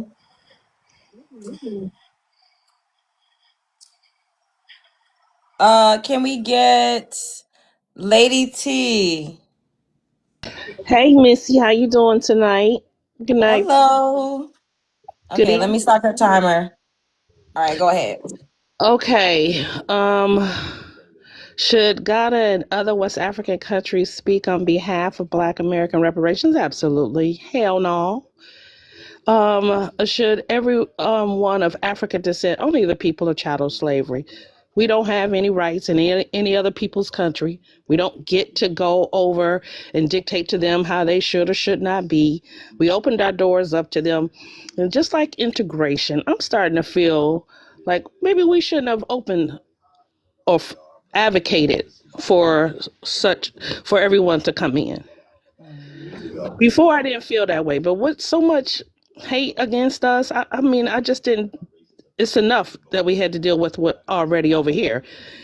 And sometimes I feel like we were being foolish for incorporating others with this type of behavior that's going on across the board. I don't think anybody in the BIPOC community, not just in Africa, but any of them, deserve to have reparations from our ancestors' labor, work, and blood on the ground. We are in the soil of this country, and they are not. They've been given a gift, and their disrespect and the anger, hate, and all the things that they say and do in these days and times, telling us about who and what we are, acting as if we don't know how to deal in this country. You're not helping us. You're aligning yourselves with them. If you look at how they vote, how they act, how they participate, who they align themselves with, they're not a part of, they don't deserve to have what our ancestors fought for, not only us, but for them to be able to come here. Because the people they aligned themselves with surely didn't want them here, and the reason why they're deporting them right now. Oh, You're getting what you voted for. you And I well land there. said. Okay, thank you, Lady T. All You're right. welcome. Okay, who is next? Okay, Black Issues. Are you there? Yeah, right here in the atmosphere. How y'all doing?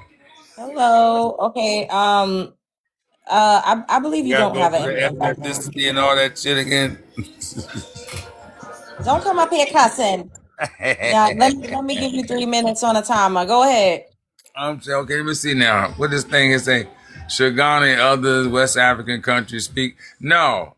And see, and all that, we the ninth region and all that. Man, look here. First of all, these people get, well, okay, I'm a lot older than you guys.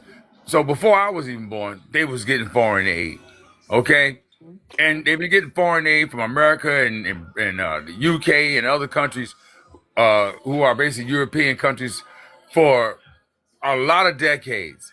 And there's been no improvement, from the time I came from my mom and into the 61 years after that I'm here to talk to you guys now. And so if they've been getting all this foreign aid and you have not even built real true infrastructure in your countries, then why the hell do you think that we're going to trust those sock puppet leaders to even be a representation of anything to do with us when we ain't got shit to do with y'all? That's number one. So hell to the no, no, no, no. They can't speak nothing for us because we ain't them and they ain't us. And for one, like I said, their sock puppet leaders sit back, siphon money, and just ride around Rolls Royces and go to their little rich friends' houses and try to floss. And they do nothing for the country but just, take from the people. So, no. Okay, so, all right, next one. Should everyone of African descent say hell to the no again? The hell is going on around here? Now, look here. No. The hell's going on? What the hell? Look here. Y'all got your own countries to go to. You got what? Okay, so let's see here. You got Portugal you can holler at. You got Spain. You got Germany. You got the Belgium. You got the Dutch. Just pick your choice. Whatever country has its. Remember we used to do that. I don't know if y'all remember in school. They used to make us match the answer to the equation of what was given. You had to draw a line to it. So just everybody get your piss out, draw your line to your prospective country, and y'all go deal with that. You know what I'm saying? But one damn thing, what you ain't gonna do, you're not gonna come over here and defend our enemy. You see what I'm saying? And you're not gonna come over here and speak on the behalf of our enemy while we're taking care of family business. There's gonna be a problem. There's gonna be some furniture moving around here. And our land. Okay. Natasha Brown, hello. Can we have your ethnicity? And then I'm going to give you 3 minutes to speak. Good day, honey. I am Black American. I'm knocking on 70's door. I'm sorry, honey. What other question did you ask me? Oh, that was it. It was just your ethnicity. We said you're Black American. And now I'm going to give you 3 minutes. Okay. The first one, they can have a conversation about reparations, but they don't need to speak on our behalf. But I'm open, especially if it gets the job done. The second thing, the white people, they are still capitalizing on our blood, sweat, and tears. There was no capitalism. That's why they had to come and get us. That's the reason. So if you look at it, everything that Black people have invented, they have taken, stolen, and remixed it. So do we deserve reparation? Yes, ma'am. Absolutely we do. We deserve it. We are the reason this so-called America is so-called great. It's off of our blood, sweat, and tears. So absolutely we deserve reparations. If they can give money to Ukraine, they can give money to all these other people, billions and billions of dollars. Japanese, it's got reparations. The Jews, their issues was in Germany, but they still got reparations. When they said that it wasn't her, she wasn't here, or whatever the case may be, no. But your face is white. The Dutch came here, they got land. Irish came here, they got land. Oh yeah, for a minute, the Irish and the Polish and Italians, they lived in the ghetto. They created the ghetto. Got that. But they got to homestead. They got their so-called 40 acres and a mule. We never had the opportunity. Now, in the restructuring, it was put into the agreement. We had a treaty or whatever that these things would happen, but it never happened for us. Every other white-looking ethnic group got theirs. So what about us? There was no capitalism until they got us. There was no corn and textile and cotton and clothes factories. We've invented stoplights, toilets, engines. We wouldn't be driving today if it weren't for us. So yes, we deserve and earned our reparations. You got a Black blood in you, you deserve it. We earned it. Rockefeller still got money from slavery. Bank of America still here, still thriving off of our efforts. E.F. Hutton, the Kennedy family, bootleggers, they're still off our backs thriving. It's our turn. So yes, we deserve it. Eileen, and thank you, honey, for this conversation. Of course. Okay, Coach Atan, can we have your ethnicity? Then I'm gonna go ahead and give you 3 minutes. American Indian. Okay. American Indian. How All you right. doing, Go Les ahead. Jones? Peace to the panel. Peace to I'm the chat. good. Everybody Thank up in you. there. All right. All right. I'm gonna be real quick. Okay. Sorry, I'm out of breath. I was just mowing the line, but I was listening. The lady that came up from ADOS, right, and what she was talking about. That's the problem to me. Now, I'm gonna answer your question.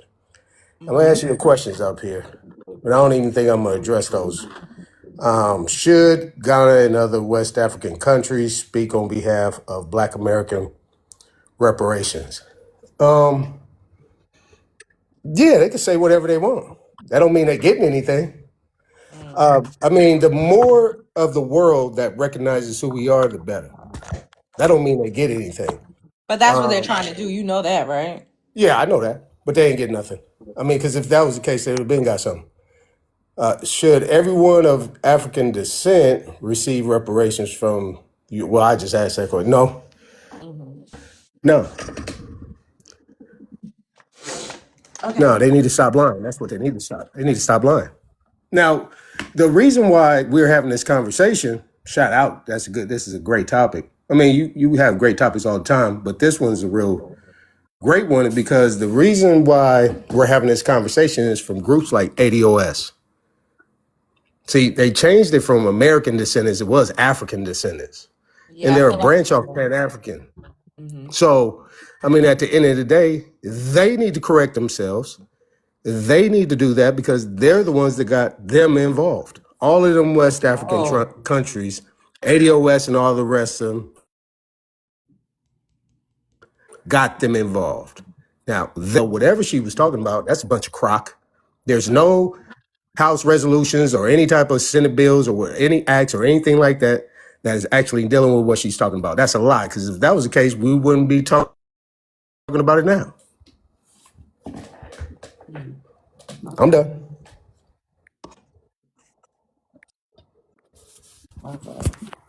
Any questions?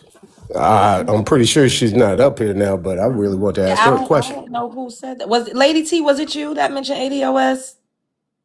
I can't remember. It's No, it wasn't me. I uh say hell no and hell no to hell no. yeah, I don't think that the person is up here anymore.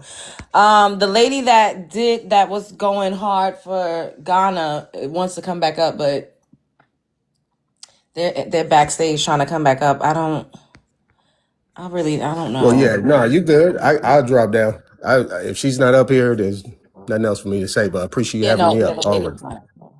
Yo, can I say something real quick? Go ahead.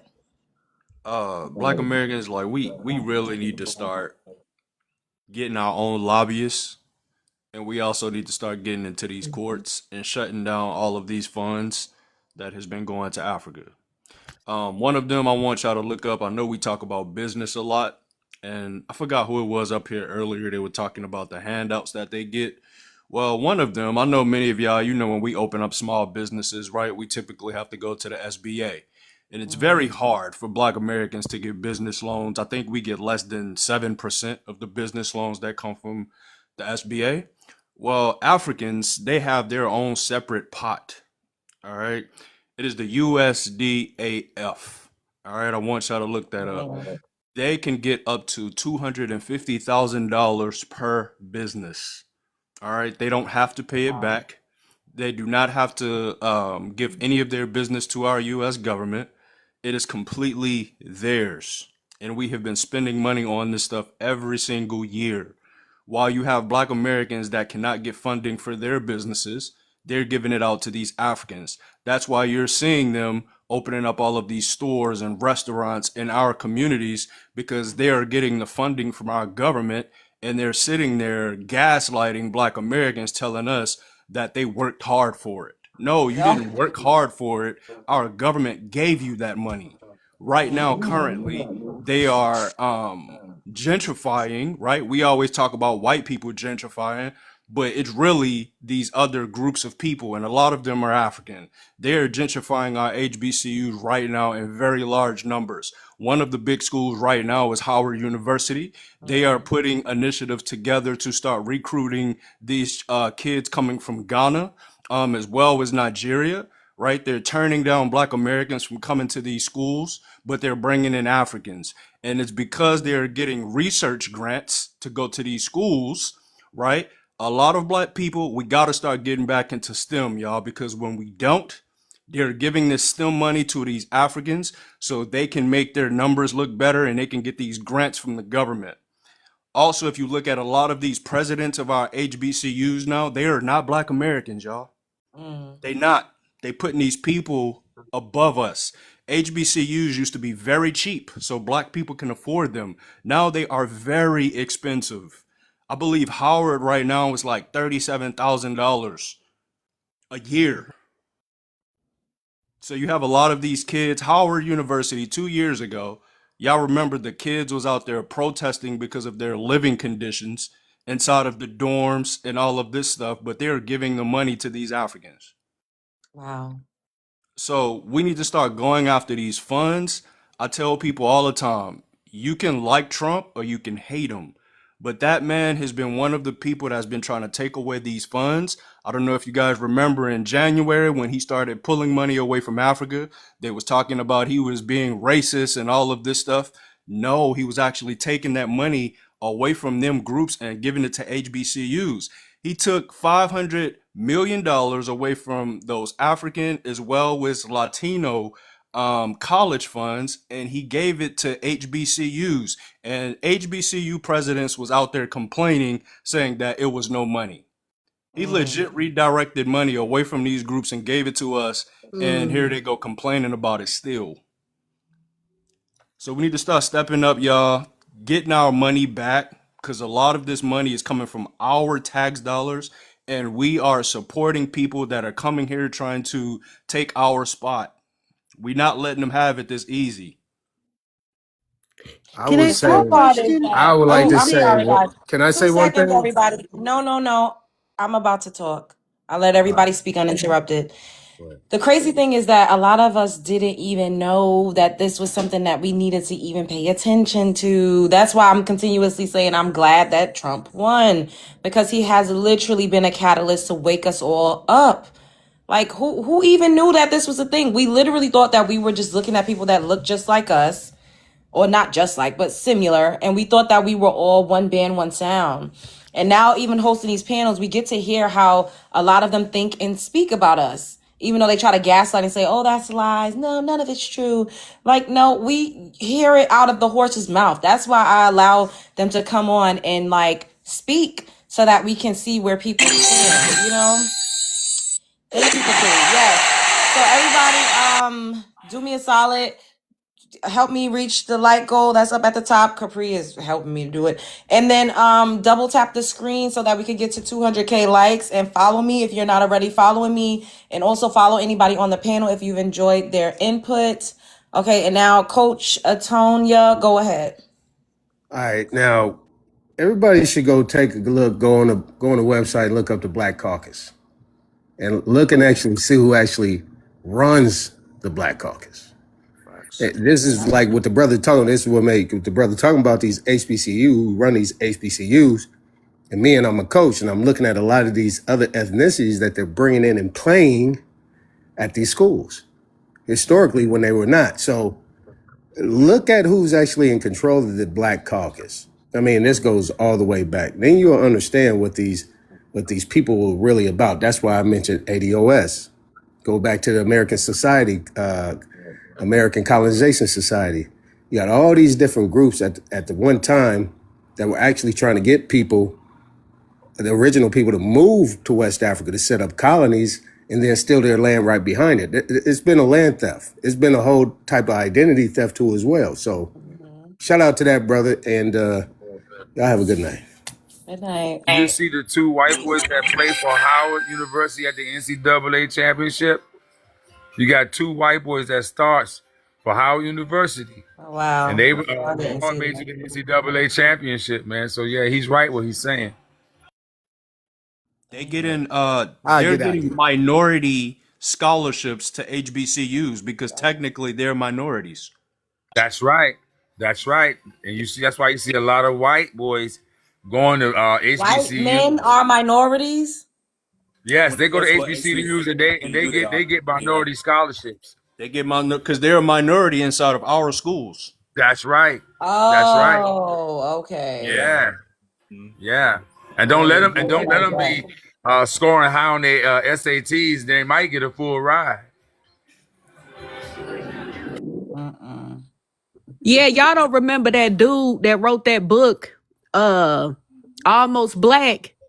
Do y'all remember that guy? He was an Indian, and he basically, it kind of backfired on him though. He basically wrote a book about how to use the black community as, you know, an immigrant to get into our schools, because he wanted to be I forgot what the dude name was, but even the name that he passed as, I think he called his name Toby or something. He switched his name to Toby as a black person, and black Americans was recognizing him and was calling him out, and he didn't like that. So he tried to say that affirmative action was racist.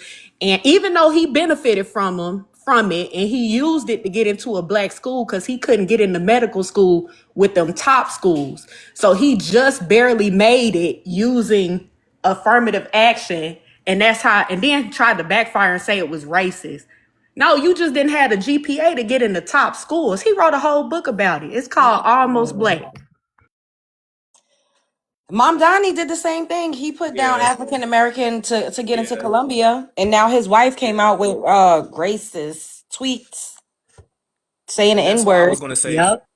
I was gonna say before we drop the term Black American / African American, because we know we're not from Africa, we have to really take it to the government and try to reclassify it legally, because all of our scholarships are linked to that term. All of our scholarships and benefits educationally through America are linked to the Black American / African American term. So that's why I'm hesitant to just say, just drop it completely. Don't identify as it, but we need to put it in the safe and lock it away, because they're using that term to benefit off of us. Absolutely. I definitely would agree with that in regards to being labeled as African American, because it does give them access to everything that we have access to, and how this country does operate. It makes it beneficial for the entire, not just Africans, but the BIPOC community. Depending on what cities you live in, determines who's going to have your gas stations, your beauty supply stores. There's certain laws in place where you can't even be next to another beauty supply store for their benefit. And the United States government is responsible for that. But also there are corporations, banking institutions, universities, and everybody who benefited from chattel slavery needs to be held accountable, not just the United States government. Everyone who is still living off the 13 colonies, who are still living off that money, all of the banks, insurance companies, everybody who benefited needs to pay. Universities and colleges. As far as HBCUs, it's not really true that Donald Trump funded anything. Donald Trump is more of a photo taker. He doesn't actually fund things, and if you find that out, you can see that Biden definitely gave more money to HBCUs than Trump did.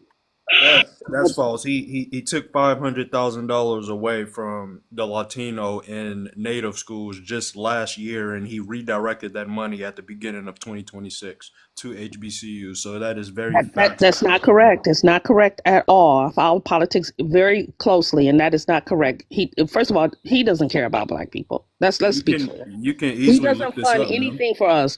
We get, as we normally, as a collective. You know what? And you know what, guys? This is a prime example. This is a prime example why when we have conversations about our ethnicity, about black people, it should not revolve around politics. All it does is divide us within our own ethnic group. We can perfectly have conversations about black prosperity, group economics, and moving forward without Africa, without bringing politics into it, because so many of us are Republican, some of us are Democrats, some of us are Trump supporters, and some of us can't stand Trump. And it drives a monkey wrench, I feel like, into the progress that we need to make in this entire situation. I feel where you're coming from, Ryan, and I also feel where you're coming from, the lady who was just speaking, but I feel like it just throws an unnecessary monkey wrench into the mix. Yeah, Well, Chronos, I understand that, but I think that we was all on the same page. We was all on the same page until the Wait, politics hold came into the on. One conversation. mic. Everybody can't speak at the same time. My bad. Go ahead, Lady T, and then Brian, you could go ahead. I was simply saying we need all of the powers. Just because it's uncomfortable does not mean that we cannot have the conversation. With respect, we can still do that. We do not have to insult or disrespect one another to do so. If we do not have political power, we can't make any change. This country is based on laws. We can't move forward if we don't have a seat at the table. And if we don't make a decision will be made for us. We need all of the powers at all of the table. And we need to have the best people who want the best interest for us, no matter what your position is. You get to be, that's a wonderful thing about this country. You get to be whatever you want. But to not be in those rooms, a decision will be made for us. So we have to deal with it. We've been through worse. Just because we have different point of views doesn't mean that we can't have the conversation, but we need to be honest about what we're saying. And if we're not doing that, that is where the conflict comes in. And I'll end there. Okay. Bryant, go ahead. Yeah, so I agree with the part that we do need politics. And Kronos, I absolutely agree with you. The reason I brought up Trump is because we were talking about funds that is being funded to Africa. I brought up Trump because he has been one of the presidents that has been taking that money away from them and redirecting it back into our community. And he did that. That is not false. He did that at the end of 2025, and those HBCUs received that money in January 2026, which was $400 something million. He gave about $5 million to the natives. So he did do that. That is not false. Even though we can say he's a picture taker, that doesn't mean he did not do it. You know what I'm saying? So it's not false what I'm saying, whether you like it or not. It is something that happened. Now, I absolutely agree with you, Miss Lady T. I believe that we need to use politics. As Black Americans, too many of us I see, they say, oh, you know, I'm not political or this don't matter. Yes, it does. These other groups of people, I really love what the Asian community do. We don't see them marching in the streets. They go get their politicians, they get their lawyers and their lobbyists, and they go directly to them politicians and get things done.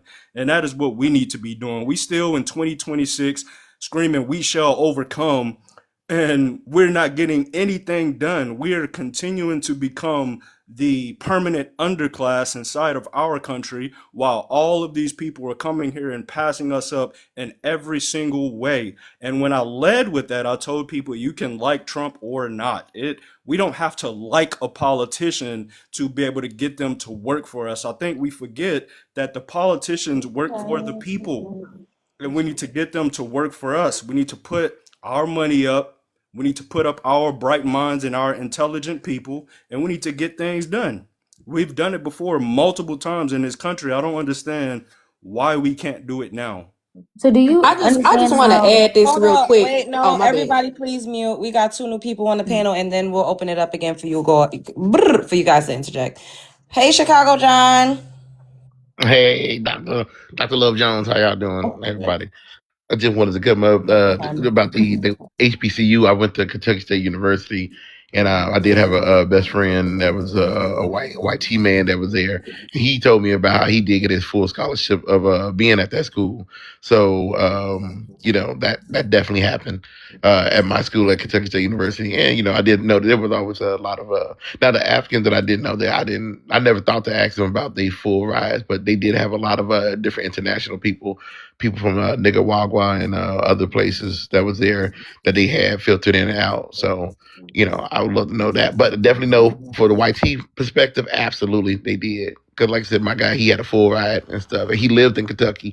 He lived in Frankfurt. So I remember. And I can probably even give him a call. So he'll say, hey fella. Oh, yeah, I remember that. We had a good time. You know, he's a good guy. Yeah, he's a fella in supper in Kentucky. And then there was the other part too. Oh, damn it. Why I had made that stupid ass joke? I forgot my second part. Oh, well, I'll be up here, Captain. All right. Okay. Everybody up in here, double tap. We could get this to 200K. I believe in all of you. I believe in you guys so much. Thank you for the gifts. And follow me if you're not following me, and anyone else on the panel if you've enjoyed their input into tonight's conversation. Okay, Dream Knight, can I have your ethnicity? And then I'm gonna go ahead and give you 3 minutes. Use the left lane to ethnicity is Igbo, Nigerian, and that's it. Okay. Oh, I remember. Oh, all right. Go Yeah, ahead. yeah, you remember Thank me. you. Okay, so here's the thing, right? There's a lot of Black Americans who were born in military bases outside the United States. A lot of us who were born in United States and we spent our time in foreign countries. We come back, we have an accent, and you feel that it's time to insult those people because they don't speak like you, or act like you, or talk like you. Like yesterday, it was very interesting for me that I was listening to you guys talk, and you guys even know as an American citizen, but because you heard that I had African ancestry, that was it. I was done. I was fried. I was toast. And I've heard a lot of things today, and there's a lot of You was lies here being. yesterday? You wasn't Yeah, I was here here yesterday. yesterday. Yeah, I was here yesterday, and there It was a was lot him of and Okay, lies. that go other ahead. guy Let me they finish. were going So, at each other. yeah, So let me finish. So, there's a lot of lies that's been told, and I don't care about the lies anymore. I just feel that at this stage, you guys should just go straight to the Senate and get your bill. Stop using people to say like people are interfering with your bill or trying to stop you from just go get your bill, for crying out loud. Because in the end of the story, you'll keep on blaming people. Like right now, as we're speaking right now, what is the statistics? Nigerian women have made your demographics, the Black demographics, to be the most educated and the richest in the United States of America. Nigerian women in the medical That's field. not true. But yes, that's true. Go do your research, sir. And then Your degrees in the are fake. process, the Yeah, those process of degrees it, are like fake, yesterday, actually. wait, let me land. And so here's the thing that's even funny. It's funny that I even yesterday I heard and piano music, even everything. It's almost like they were trying to like everything you could they stole it from us. I've heard enough of that. What I think you guys need to do is go get your bill. Stop blaming other people because you act like we stop you from getting your bill. I can tell you right now, as a cloud engineer and all kinds of other Africans who are medical doctors and people who are my friends, the last thing we think about or talk about when we're drinking beer or playing chess or having fun with ourselves is your reparations bill. Nobody thinks about you. Nobody talks about these things. But you guys keep on dragging us into it like, hey, you guys have a problem with us getting money. No, we don't have a problem with you getting your money. Go get your money. Spend your money. Do whatever you want to do with your money. Nobody, like you guys act like we wake up in the night and think about you, or we wake up in the morning and think about you. And that's a lie. It's a lie from the face of hell. You guys keep on talking about that your money. No. We don't survive on your money. We've never ever survived. I'm a cloud engineer. I don't remember getting any Black American money to survive. We don't get your money. Where do you guys keep on telling these lies to feel good about yourselves? Go get your bill. Go straight to the Senate. Get your bill. Nobody's stopping you at this stage. The problem is that you keep on saying that people are, no, debates have nothing to do with you going to get your bill. Go straight to the United States Senate. Go to the House of Reps. Get a bill passed. You actually have Black representatives in the Senate and the House of Representatives. Get your bill. Stop blaming people for your slowness. It's crazy at this stage. You keep on talking like we stop you from getting your bill. We're not stopping you from getting your bill.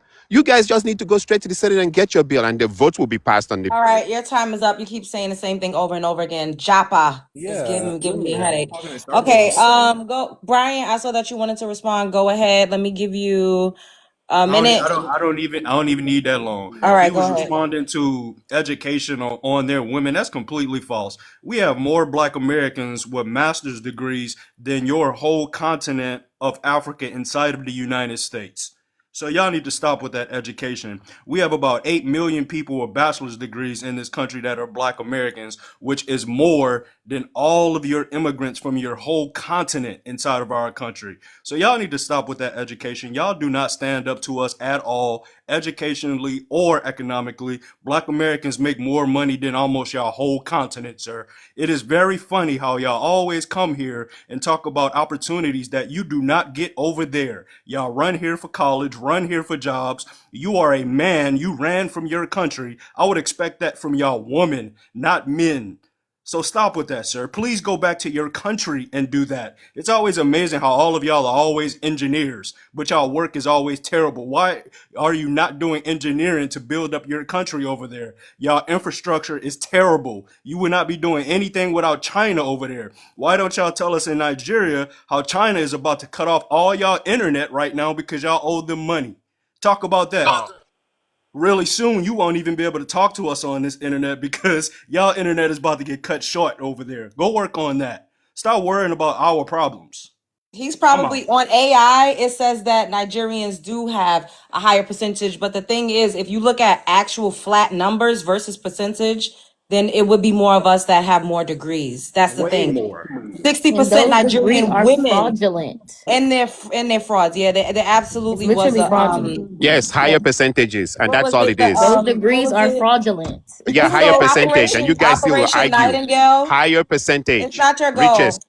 It was Operation Nightingale, where it was a crackdown on a bunch of fake degrees from Nigerians. That absolutely did happen here in the country. No one is discrediting or discounting the fact that Nigerian women or people are educated. No one cares. But you are absolutely disingenuous saying no one thinks about you. You just came on my panel for the second night in a row, and I don't even remember because that's how much I think about you.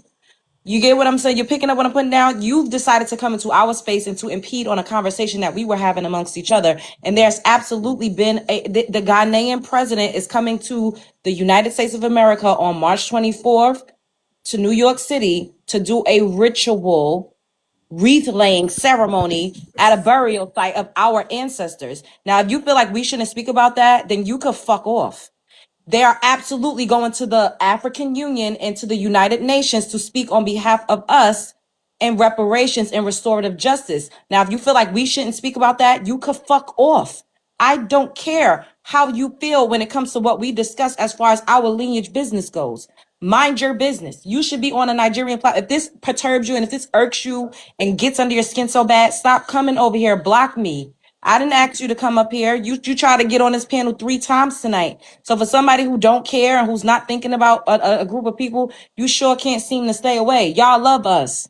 Yeah, Y'all love it's us true. down. It's And it's ridiculous that you would get up here and pretend as if y'all don't. I'm not going over into Nigeria. I would never be trying to join a Nigerian panel multiple times. I'm just not doing it because I'm not gracing them funky ass people that be talking crazy about us with my presence because they don't deserve it. Ultimately, when we make these panels, we're talking about things that we are responding to. We're not making this up. There's literally, you could go and watch. They just did a fucking, I could play it for you right now of a Ghanaian man saying how he's going to go and stand in front of the people to speak on behalf of us. Leave us alone. If people left us alone, stop meddling in our affairs, stop trying to tell us what we should do and what we shouldn't do, stop getting into goddamn politics and talking about what we don't deserve, there would be no issue. I don't understand why you guys never ever address that. When we say just leave us alone, stop getting in our business. Y'all can't seem to leave us alone. You keep saying nobody thinks about you, and we're trying to say we created Ampiano. Nobody gives a fuck. We are so innovative that we will have a new genre of music within the next few years. We don't care. The only reason why we even start to search up and Google things is because you guys won't leave us alone. You keep harassing us. So now we're going to look to see what the origins of you all genres of music are. And hey, lo and behold, we see R&B and jazz up in there. We see hip hop house music up in Go there. after the Those immigrants or unalive you those guys. are Go after those the immigrants or unalive you guys. Leave us alone. leave us alone. You are delusional. You Leave trying us to alone. you Russians gonna trying to unalive you destiny. guys. Other But you the Who's one up saying here that on you her gonna panel, bruh. You up here how you on gonna her panel. he gonna come on my panel and say leave us alone. See, this is the cognitive dissonance and the mental illness that these people suffer from. Now he ran away. You are mentally ill, sir. How do you come on my panel multiple nights in a row and say, leave us alone, leave me alone? What in the fuck is going on? yeah. If Johnny had 5 apples, bitch, don't bring your funky ass over to my goddamn page and say, leave us alone like I done came and found you and fished your ass up out of the sewer water. I don't know you from a hole in the wall. Stranger danger. Y'all come over here and center yourselves and then get mad. We was not even talking right now. We were literally, they were talking about HBCU funding and politics and how much money Trump and versus Biden poured into HBCUs. That is where the direction of the conversation was going. Then he came over here and made it about his funky turd head ass and then got the nerve to say, leave us alone. Sir, Yeah. y'all are trying to talk in front of goddamn Congress on behalf of reparations. What the fuck? Yo, I gotta pee. Y'all act like we are And fucking Love Jones, delusional. just to clarify, Black Americans are still to this day the richest Black people in the entire world, and the reason we are the richest Black people in the entire world is because the status of our wealth comes from us being a part of the biggest economy in the world, the United States economy, and historical opportunities for the majority of us who were born here. Our opportunities were we had opportunities way before they did. 100 years before they got opportunities. So yeah, African immigrants come over here and they excel in education and things like that, but they're still a small population, and they are not the reason why Black Americans are the wealthiest group of people in the entire world. And let me just segue into something else, guys, really quick, and I'll let y'all have it. But I just want to say this because I feel like what he did is it coincides with the corruption of the African person. Not all of them, but like, look at Ghana, for example. Ghana scores like 43 out of 100 on the global corruption index. That's better than Nigeria, but that's still deep in the corruption zone. We're talking about decades of corruption that Ghana has. Money disappearing in procurements, politicians settling cases for pennies, land deals getting shady, funds not reaching where they're supposed to. Nigeria is even worse when it comes to corruption. They are notorious for corruption. The Ivory Coast has corruption. They got issues. It's systematic in Africa. I'm not trying to be mean. I'm not trying to be xenophobic, but it's just the facts. Now, imagine reparations money, right? For us, land programs or any return funds for Black Americans flowing through those systems, flowing through those corrupted government systems. The year of return was cool for tourism, but when Black folks were buying property, starting businesses in Africa and trying to get settled in, you start to hear stories about paperwork disappearing, land getting reclaimed, bribes needed to have bribes just to keep what was theirs. Corruption already eats regular aid in Africa. The aid that they get right now, corruption is destroying the aid that's coming through their country right now, and development money in Africa. Reparations cash, you think it's not going to, you know what I'm saying? So think about how quickly it could vanish or end up in the politicians' back pockets instead of building something real for so-called descendants of chattel slavery. We already got trust issues from our history. I've been taking notes, y'all. We already got trust issues from our history. We can't have an honest conversation with them about tribal participation in the slave trade. We have no real family ties to the land. We have different struggles and traditions. Do we really want to add corruption, corrupt governments mishandling what's owed to us to the list of things that we already have to deal with? No, that's a recipe for more pain, more division, and potentially more betrayal. Now, I'm not saying don't connect with Africa culturally, but reparations, that needs an ironclad, transparent handling, not left to systems ranked mediocre in due diligence and transparency. This is the same parasocial trap that I was talking about earlier. We watch the dances, the Jollof wars, we feel the welcome home energy, but behind the scenes, there are real governance issues we cannot afford to ignore. We can't keep romanticizing the content while skipping over how corruption has blocked progress for years, for them and potentially for us if reparations is tangled up in the continent. So I'll end with saying this: Black Americans deserve better. We deserve better. We have contributed to the entire Black diaspora, to the entire Black globe, and we deserve so much better than hoping a flawed system does right by us. All right, we got 2 new people on the panel. I gotta let them go, and then I'll let anybody chime in that wanted to chime in. Monster, can I have your ethnicity, and then I'm gonna go ahead and give you 3 minutes on a timer. Caribbean. I have Which country? American. Yeah, I'm Caribbean. Basically Trinidad, Tobago. Okay. I have also some American background too. And Do you live Canadian. here? I am not in. No, I'm not in America currently right now. I'm in Canada. You live in Canada? Yeah. Okay, go ahead. I'm gonna give you 3 minutes. Wait. Okay to anyone who's American to be able to receive that reparations. And the thing is this, I need to clarify. It's important that I kind of emphasize this too. It's really important is that reparations originally, how we were originally to get the reparations was the 40 acres and meal. That deal has been reneged years ago.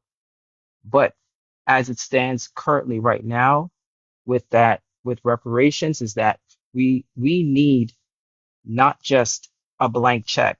And understand this, a blank check for us is not really Hey, real what quick, we're I'm really looking sorry, for. Ms. Jones. There's a lot of lagging going on, and when that happens, that's either somebody reporting or something. So if everybody can get the tapped Probably up that. while we doing that, If you tapping and do the heart me, y'all, and hit the shares, and then just put some more comments in the chat. I do apologize, sir. But go ahead. Sorry. Yeah, I just blocked that guy, Dream Knight. Y'all said he said the Russians was gonna unalive us, Okay. and look, he's still here in the chat. Obsessed. Okay. You're blocked, and he was following me. Okay. Go ahead. Just to finish what I was saying. So the thing is that what we are really needing is not a blank check, because a blank check for us is not what specifically we really need. We need land.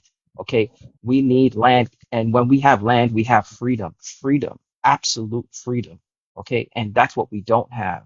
And another thing is that they would not willingly just hand us over a blank check because they see us as too much of a threat.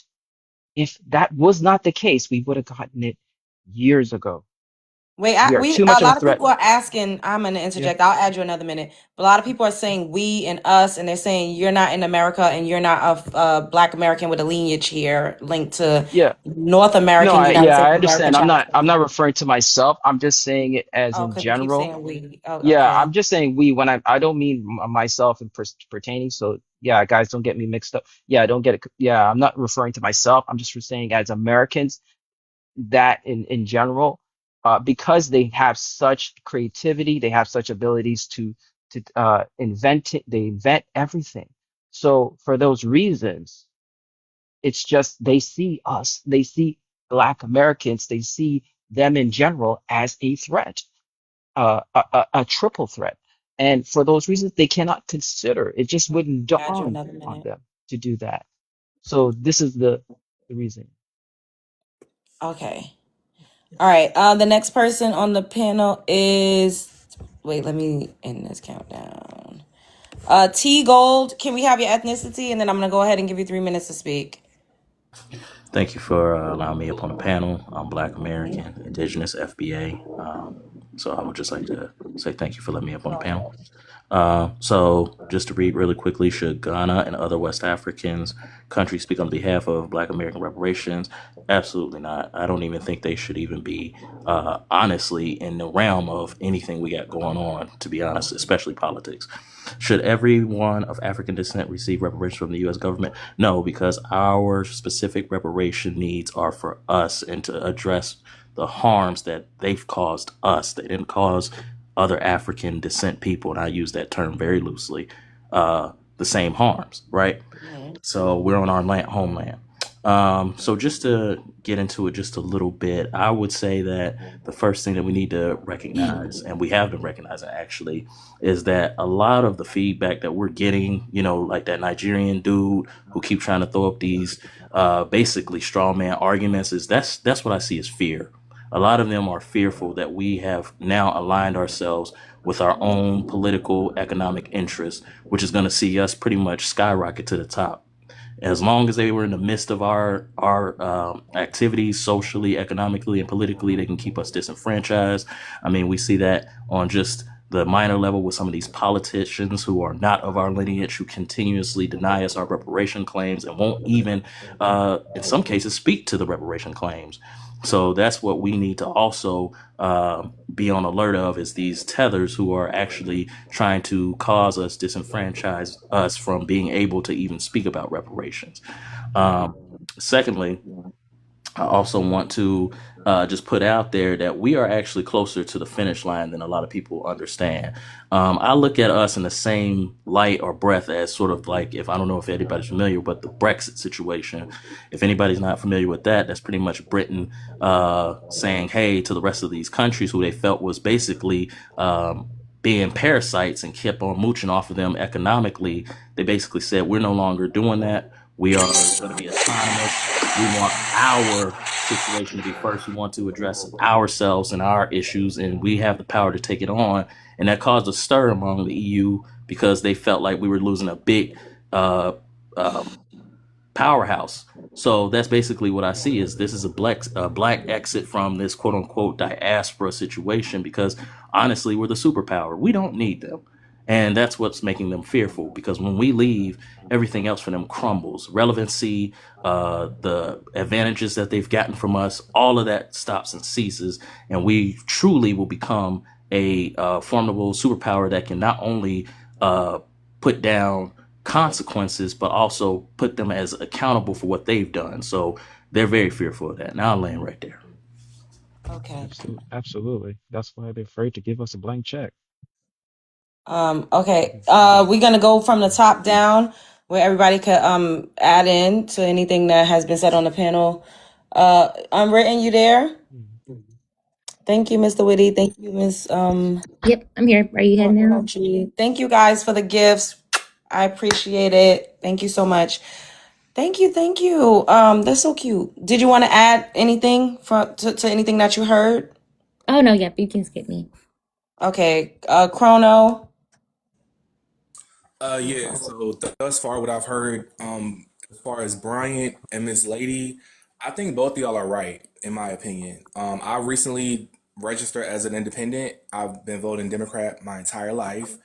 I was the lead intern on Obama's second campaign, right out of high school. So I've now registered as an independent because I realized that, yeah, I just think that both of y'all are right. Both of y'all have valid points. And if people like both the conservative black people and the democratic black people can come together and put the ideas together and figure out how can we make something new, because neither one of you guys want harm for your community. You both want your community to thrive. You both want us to do well. You just have different visions for it. And I feel like y'all just need to come to the table and we need to share those ideas and come up with something new, like our own political movement. But yeah, that's what I want to add that just for now. Yeah. Okay. Black issues. You could go ahead and add something if you have any comments that you want to One give. thing they can add is that check. You know what I mean? That's all we can talk about. All this going to the table and just cut the check, man. Just give us, our reparations. Cut that tax break for us. Give us our land. We'll work it out like that. We'll start. That's a start. We'll start from there. I mean, right now it's like everybody want to keep talking about what we need to come to the table and we need to, collectively get to understand. No, everybody know what this movement is about. This movement is about tangible. This movement is about us, getting what we need to even this playing field for real. And see, that's the problem right there. They know once that playing field gets even, we will surpass them. And this is why they want to keep us economically deprivated, as far as having some type of upward mobility financially. So, cut that check. We ain't got time to be, talking about this and talking about that. Everybody know what it is. What is the Democrats going to sit down and talk about and offer us that they ain't offer us in damn near 60 something years since I've been born, since we started being Democrat. Black folks started being Democrat when I first was born. And where's it gotten us in 60 some odd years? Absolutely nothing. We haven't moved one iota since slavery economically.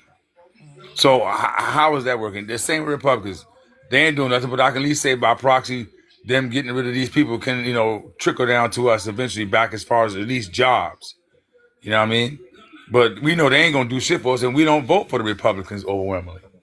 So, as far as the Democrats, they cook, man. They're cooked, and they know it.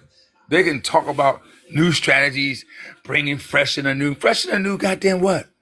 Bring some fresh and a new government. That new print government, like Fred Sanford say. You know what I mean? It's nothing else to talk about, really. You know what I mean? All this, want to sit down and negotiate and talk about ideas and strategies. You know the strategy for Foundation of Black Americans. And the average American now is starting to be on that same page. They're starting to realize, look, enough is enough. The Democrats, they handed their own selves their own ass when they sat there and tried to flood us with all these people to take us over. Once again, I say, hey, our focus is more me on Latinos and who the Democrats are with. Look, they're being quiet, letting us fight against these damn Africans and these Wait, did you just say your focus is on you and Latinos? No, my focus is on the Latinos. The Okay. Latinos. I say me, my focus really is on the Latinos. Because they're the ones who economically harm us worse than anybody. These Africans are just contrarious. They're just here to just come up here and start confusion, to keep us arguing with them. I swear, if I ain't got good sense, I think they're all a Democratic ops. Because these people are on too many panels wanting to argue their facts that are just so benign and stupid. and they know that doesn't make sense, but they do it because they get people so upset, like the sister earlier, you know what I mean? Like you know, myself as well, you know what I mean? And what they do is they do that to keep us distracted from, you know, keeping our eyes off the sparrow. And that sparrow had to be these Latinos. These people are still moving in houses. These people are still opening up businesses. Every time you turn around, my wife showed me today a brand new brick and mortar, once again, a taco shop. She said, how many taco shops can you have in the city? I'm in D.C. And I'm like, yeah, you're right. Every time you turn around, there's some Latino, Mexican, or Nicaraguan, or El Salvadorian, some shit. How many empanadas and taco shops can you have? You know what I mean? But you don't see nothing around the city no more hardly for black people. And that what you do see, you'll see the businesses not lasting long because of the economical pressure that they're going through and the high cost of things. So you see what I'm saying? As far as Foundation of Black Americans, we have took the brunt of the cost of things too long. The cost of our social living, the cost of our economics, the cost of the blood we shed. We have took the cost of things for too long. Miss us with all the bullshit right here and now, y'all. And whoever this who's in the Black, government, you gotta land. You've been I'm going gonna for a land right long now. time. I need to let everybody else speak. You're hogging the mic, sir. I ain't even give you a timer, sir. I'm gonna land right now. All we want is what is due to us and what's owed to us, and the rest, man, ain't even nothing to talk about. Okay, go ahead, Bryant. Man, I agree with a lot of what Black was saying. Me too. I wanted to get up on Chronos. I appreciate you, man. My thing with Lady T on there, I never disagreed with anything she said. People, you know, they feel some type of way when I bring up Republicans or if I bring up Trump, and that's what things always get sideways. But when we were talking about our community, we were agreeing with the same stuff. You know what I'm saying? So it's no disrespect to her, man. It ain't nothing like that. It's absolutely okay if we disagree on some things, but if we agree on the betterment of our community, we all right. You know what I'm saying? I have no problem with that. My thing what Black was just saying, and this is my issue, and Chronos as well. I worked behind the Democrat Party. I was a part of one of the legislative cabinets in one of the states. I'm not going to tell you where that's at, but I saw a lot of inner work within that party. And you see how we are all sitting up here saying how these different immigrant groups, right, affect our community, but which party is pushing immigration? It's only one side that's really doing that, and Democrats are doing that. One party is anti-immigration, and that's the party we standing with right now. Well, I'm standing with, because they've been trying to get these people up out of here, and that's what I'm from. Just like Black said, we have been voting for these people 60 to 70 years, and nothing has changed. We have been declining in almost every socioeconomic statistic there is.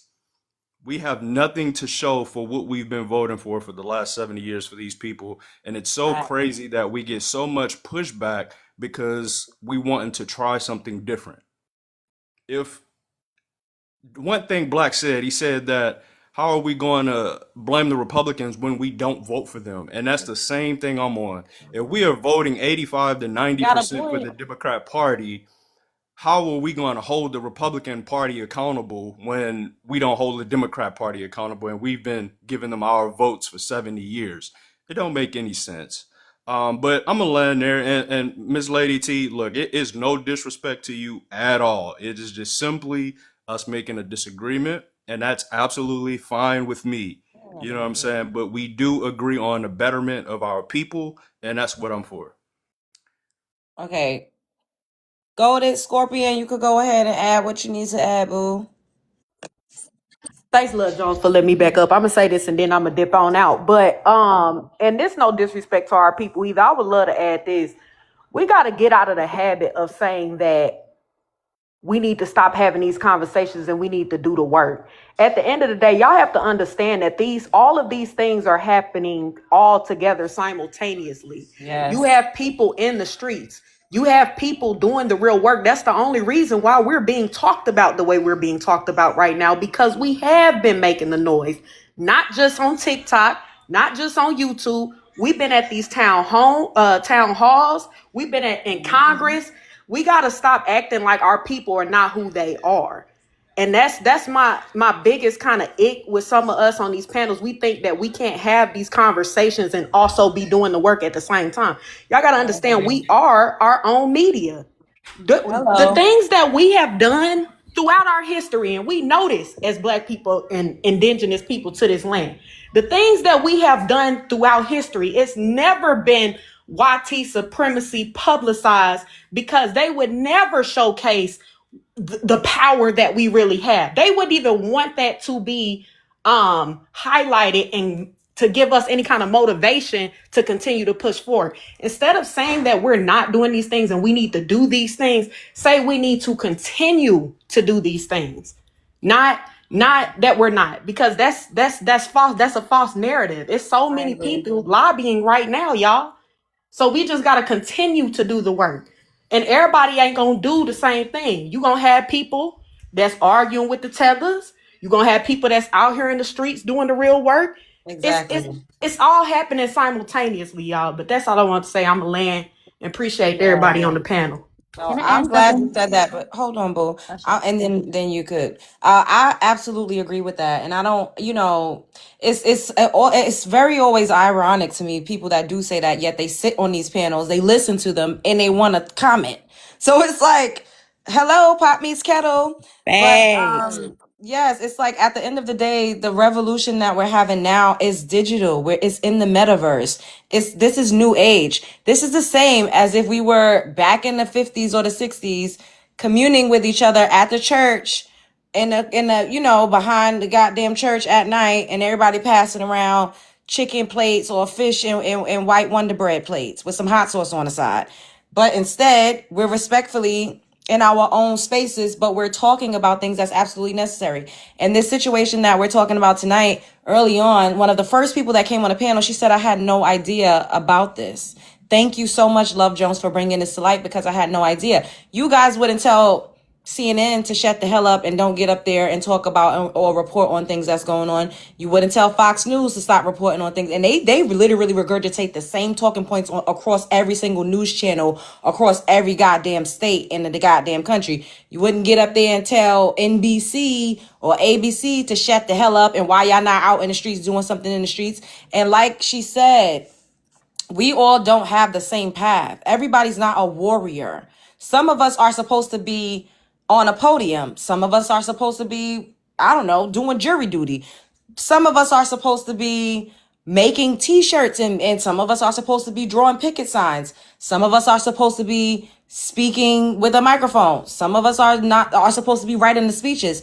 Everybody has different delegated tasks. And I think that me personally, I'm following a path of least resistance, and I'm doing what I'm called to do, which is I'm a good orator. I'm blessed. I'm talented. I'm able to speak to people and hold an audience. I've been up here for over 3 hours, and over 300 people has been a median for what I've had watching me for this extended period of time. And of course, you all are adding to that. So we all have our place in this. I'm not supposed to pick up an AK and go and air the goddamn spot out. I mean, if I had to, bitch, I'm gonna put my motherfucking combat boots on and we gonna do what we gotta do. But some people supposed to be a soldier, and some people supposed to be, watching and looking at the coordinates and telling you where to move and how to play. But moving forward, go ahead, United. Thank you, Nola Tiger. United, you there? I mean, United, unwritten. I'm sorry. I'm like, who did it? I wanted to add to that. So we have to understand, we obviously know the country that we live in, right? We understand propaganda has had a great impact on our people. And so in order to combat that propaganda, Pan-Africanism, anti-Black American sentiment, all of that, you have to verbally attack it. And so these panels help to dismantle a lot of lies that other people spew, and also just rhetoric that we've heard. And we may not necessarily have looked into it when it comes to statistics and our history and even who we are as a people. So please do not, diminish the contributions that all of these creators are making for our community. In every revolution that we've had, you've had the media, our own people, speaking out against our oppression. And we see that all throughout our media. And we have to understand how the order of things work. You have to change things socially, right? It's through debates, through conversations, getting people's input, changing people's minds. Then fosters political change, where you now have politicians who are going to echo the sentiments of the people. And then the politicians are then going to advocate for legislative change. So we have to understand the order of operations. Right now, we are in a very much so social climate where we are getting people to understand our perspective and getting social understanding. That's why you have a lot of these conversations still happening right now, but it's all working together, right? And so we have to be, patient, but we also have to understand that what we're doing is actually important, even if you can't see it right now and you're wanting it to rush to the last phase. It's like if you want to get involved, right, you should. If this space is not conducive to you, or you feel like you want to be doing something else that's more on the political arm or the economic arm, like it's all happening at the same time, as somebody said. So if you feel like you're not seeing what you want to see, then actually be that. Go out and connect with other Black Americans who are also in the same space as you. You see what I'm saying? But don't try and diminish the work of our media because you're more concerned about the financial. Get involved with the people who are concerned about the financial and working towards the financial or the economic or the political. But understand it all plays a part, and just get in the space that you feel the most that you can contribute. And I kind of like there. Okay. Lady T. Just want to kind of piggyback on what most has been said already. I think the person's name is Chronic, the second person, yeah. It's chrono, short for chronological, but you go ahead. Okay. All right. I wanted to just, for sure, I agree with what you were saying in regards to working together. I just want to reiterate that we don't need to reinvent the wheel, and progress has been made in spite of how lots of people may feel. Work has been done already, and I agree with the fact that, and Brian, I have no problem with you. I'm open to other points of views, but I just like to I stay strong on what I understand the system to be, and just because we want something, if we're not working towards, it's not going to happen. We have to take into consideration how it operates. We are 13% of the population. If we started our own party, we still wouldn't win what we needed to have happen. But we do have things in place that we can leverage. And if we don't like what we see that's coming out of the systems that exist, we have, in a lot of the systems, we have the ability to get rid of what we don't like. People are not there indefinitely. It is a lack of engagement that causes this. And Chronic, since you have been on the political scene as well as Bryant, that you know how we participate on a local level. We are not at the meetings. We are not at what's happening in our cities. We are not voting more than 15 to 27%, regardless of what party you belong to. We can't, nothing that we have ever achieved in this country has been achieved without being a part of all of the tables, as I said before. And that includes the political table. You can't not be involved. Not being involved doesn't change anything. If we don't exercise what is in our best interest, we have no permanent party interest. We only have our own personal interests as a collective. Everybody wants money in their bank account, decent jobs, education, all of those things. And there are avenues on which to get that, and they're political. Everything you do, from the time you are born to the time you are dead, there is a certificate or something that you have to get from the United States government in order for that to be so. If you want a business, you got to get a license. If you want to be a doctor, you got to get your certification. You got to go through school and all of those things. The point being is that we need all of the powers, and I'll land there. Okay, Chicago John. Well, I think we have a chronic problem. The chronic problem is we definitely need to start voting, like I said, locally. I always would talk about it. A lot of people don't even know that we can just write people's names into the ballots and start, voting for people. Like, look at that. We can make people famous. Like I said, I swear to God, if all of us who follow Dr. Love Jones over here and wrote her name down in the ballot, she'll be like, oh my God, I can't believe that I'm running for such and such. We can put the right people in there. and stuff like that. Like I said. So I think once we understand how to do that kind of stuff, I'm all about destroying the system and everything like that. Even for jury duty, I say if you black, just go to jury duty and then just make sure everybody win. They're black, just do it, and then they'll stop that shit right away. Stuff right away.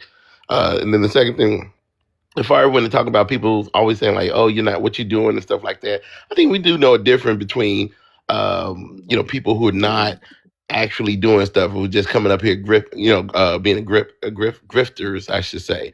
We can definitely see Dr. Jones, you see her and her content and everything like that. They do, she do a really good job of getting things. Like I said, I was aware. I didn't get aware to the Essen Festival. I think I've always seen you out there, but then the Essen Festival when you start popping up on my FYP the most and stuff like that, and it was consistent. And then you can tell when people do make content. If you're a content creator like myself and other people, they tend to kind of tell on themselves. You start seeing.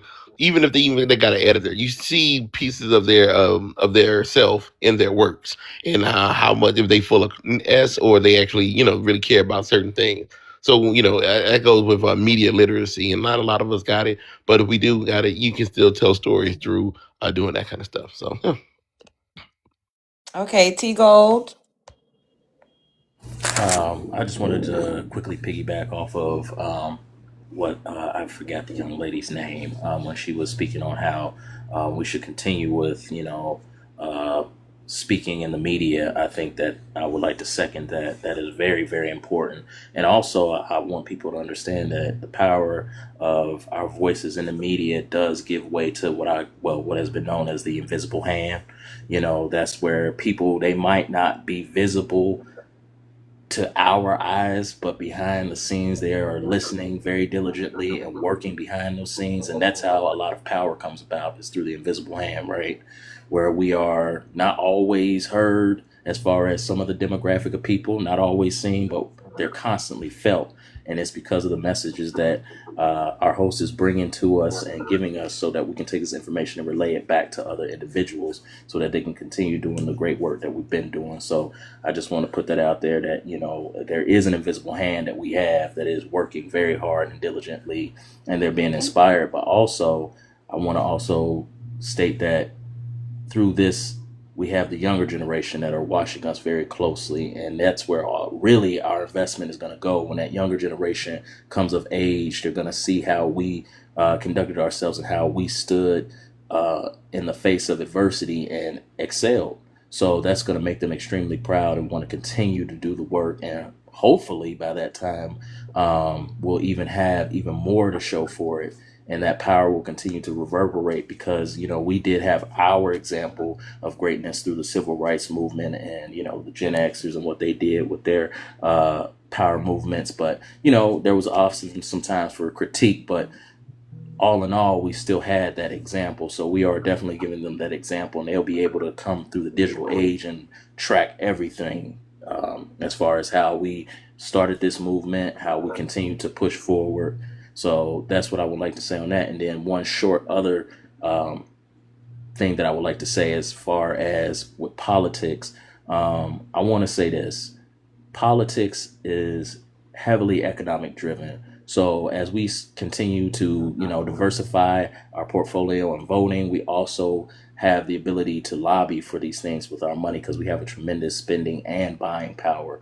So I would say, hey, we're going to do just like everybody else. Whoever is giving us the best for our economic interests, that's what we need to go with. And they have to prove themselves with tangibles. If not, hey, our vote is not up for sale. So we're going to put our money behind what is beneficial to us. And then lastly, and then I'm done with the reparations argument as far as blank checks, that definitely needs to happen.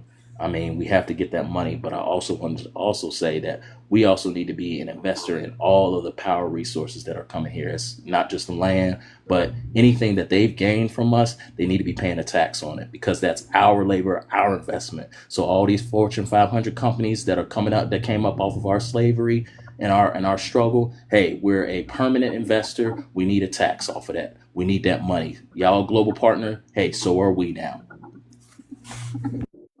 Okay, I'm gonna let one more person, a new person, come up here, and then I'm about to get out of here soon. My ass hurt and I'm hot.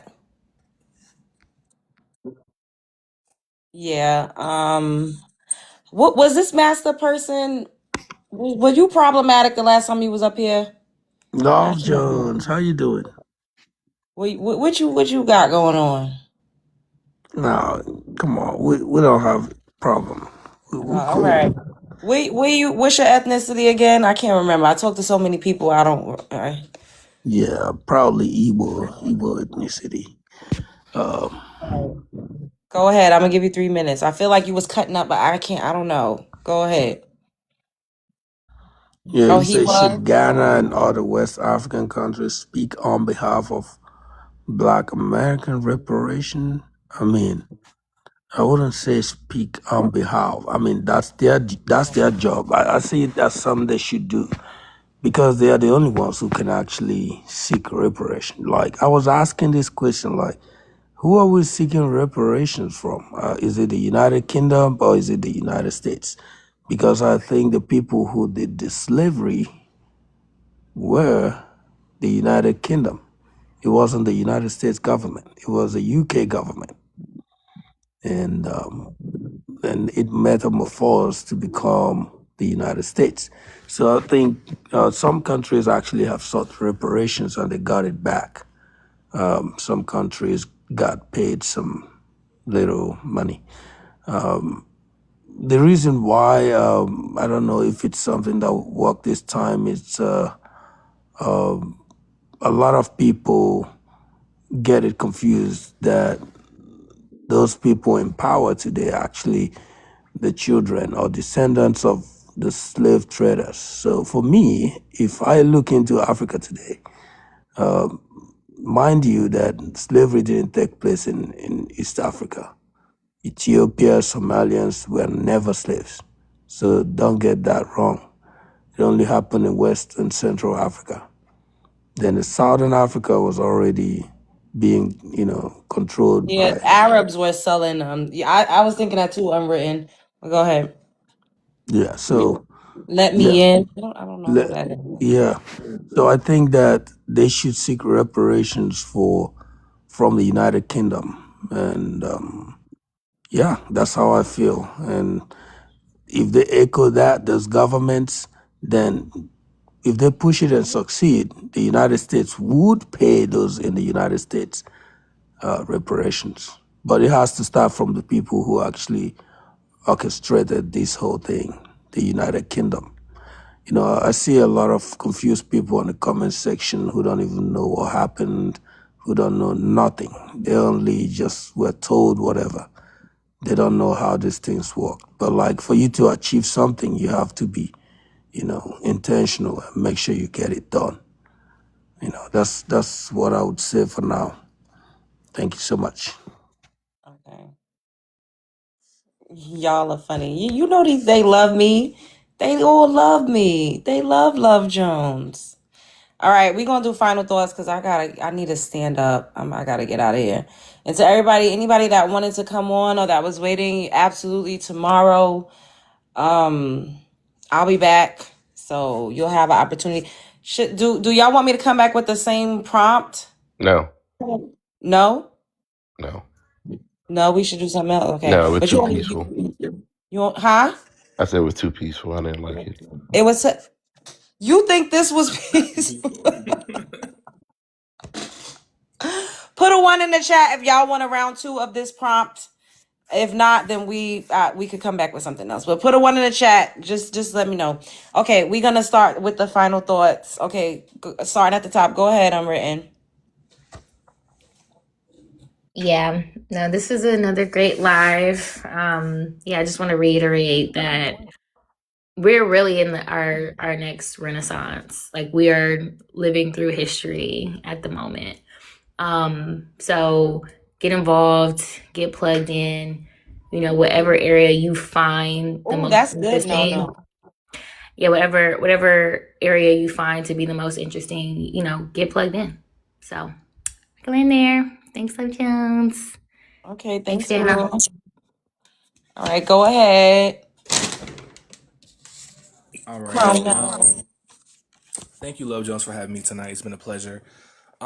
So just to close out by saying, Ghana is flying to New York on March 24th to lay a wreath at the African, I think it's called the African Burial Ground, something Good like that they night, call Love it. Jones. That's the Thank you. American Burial Ground. The Black American Burial Oh, go Ground, ahead. our ancestors' final resting place. Oh, can you hear me? Can you hear Yes, me? go ahead. Okay. Yes.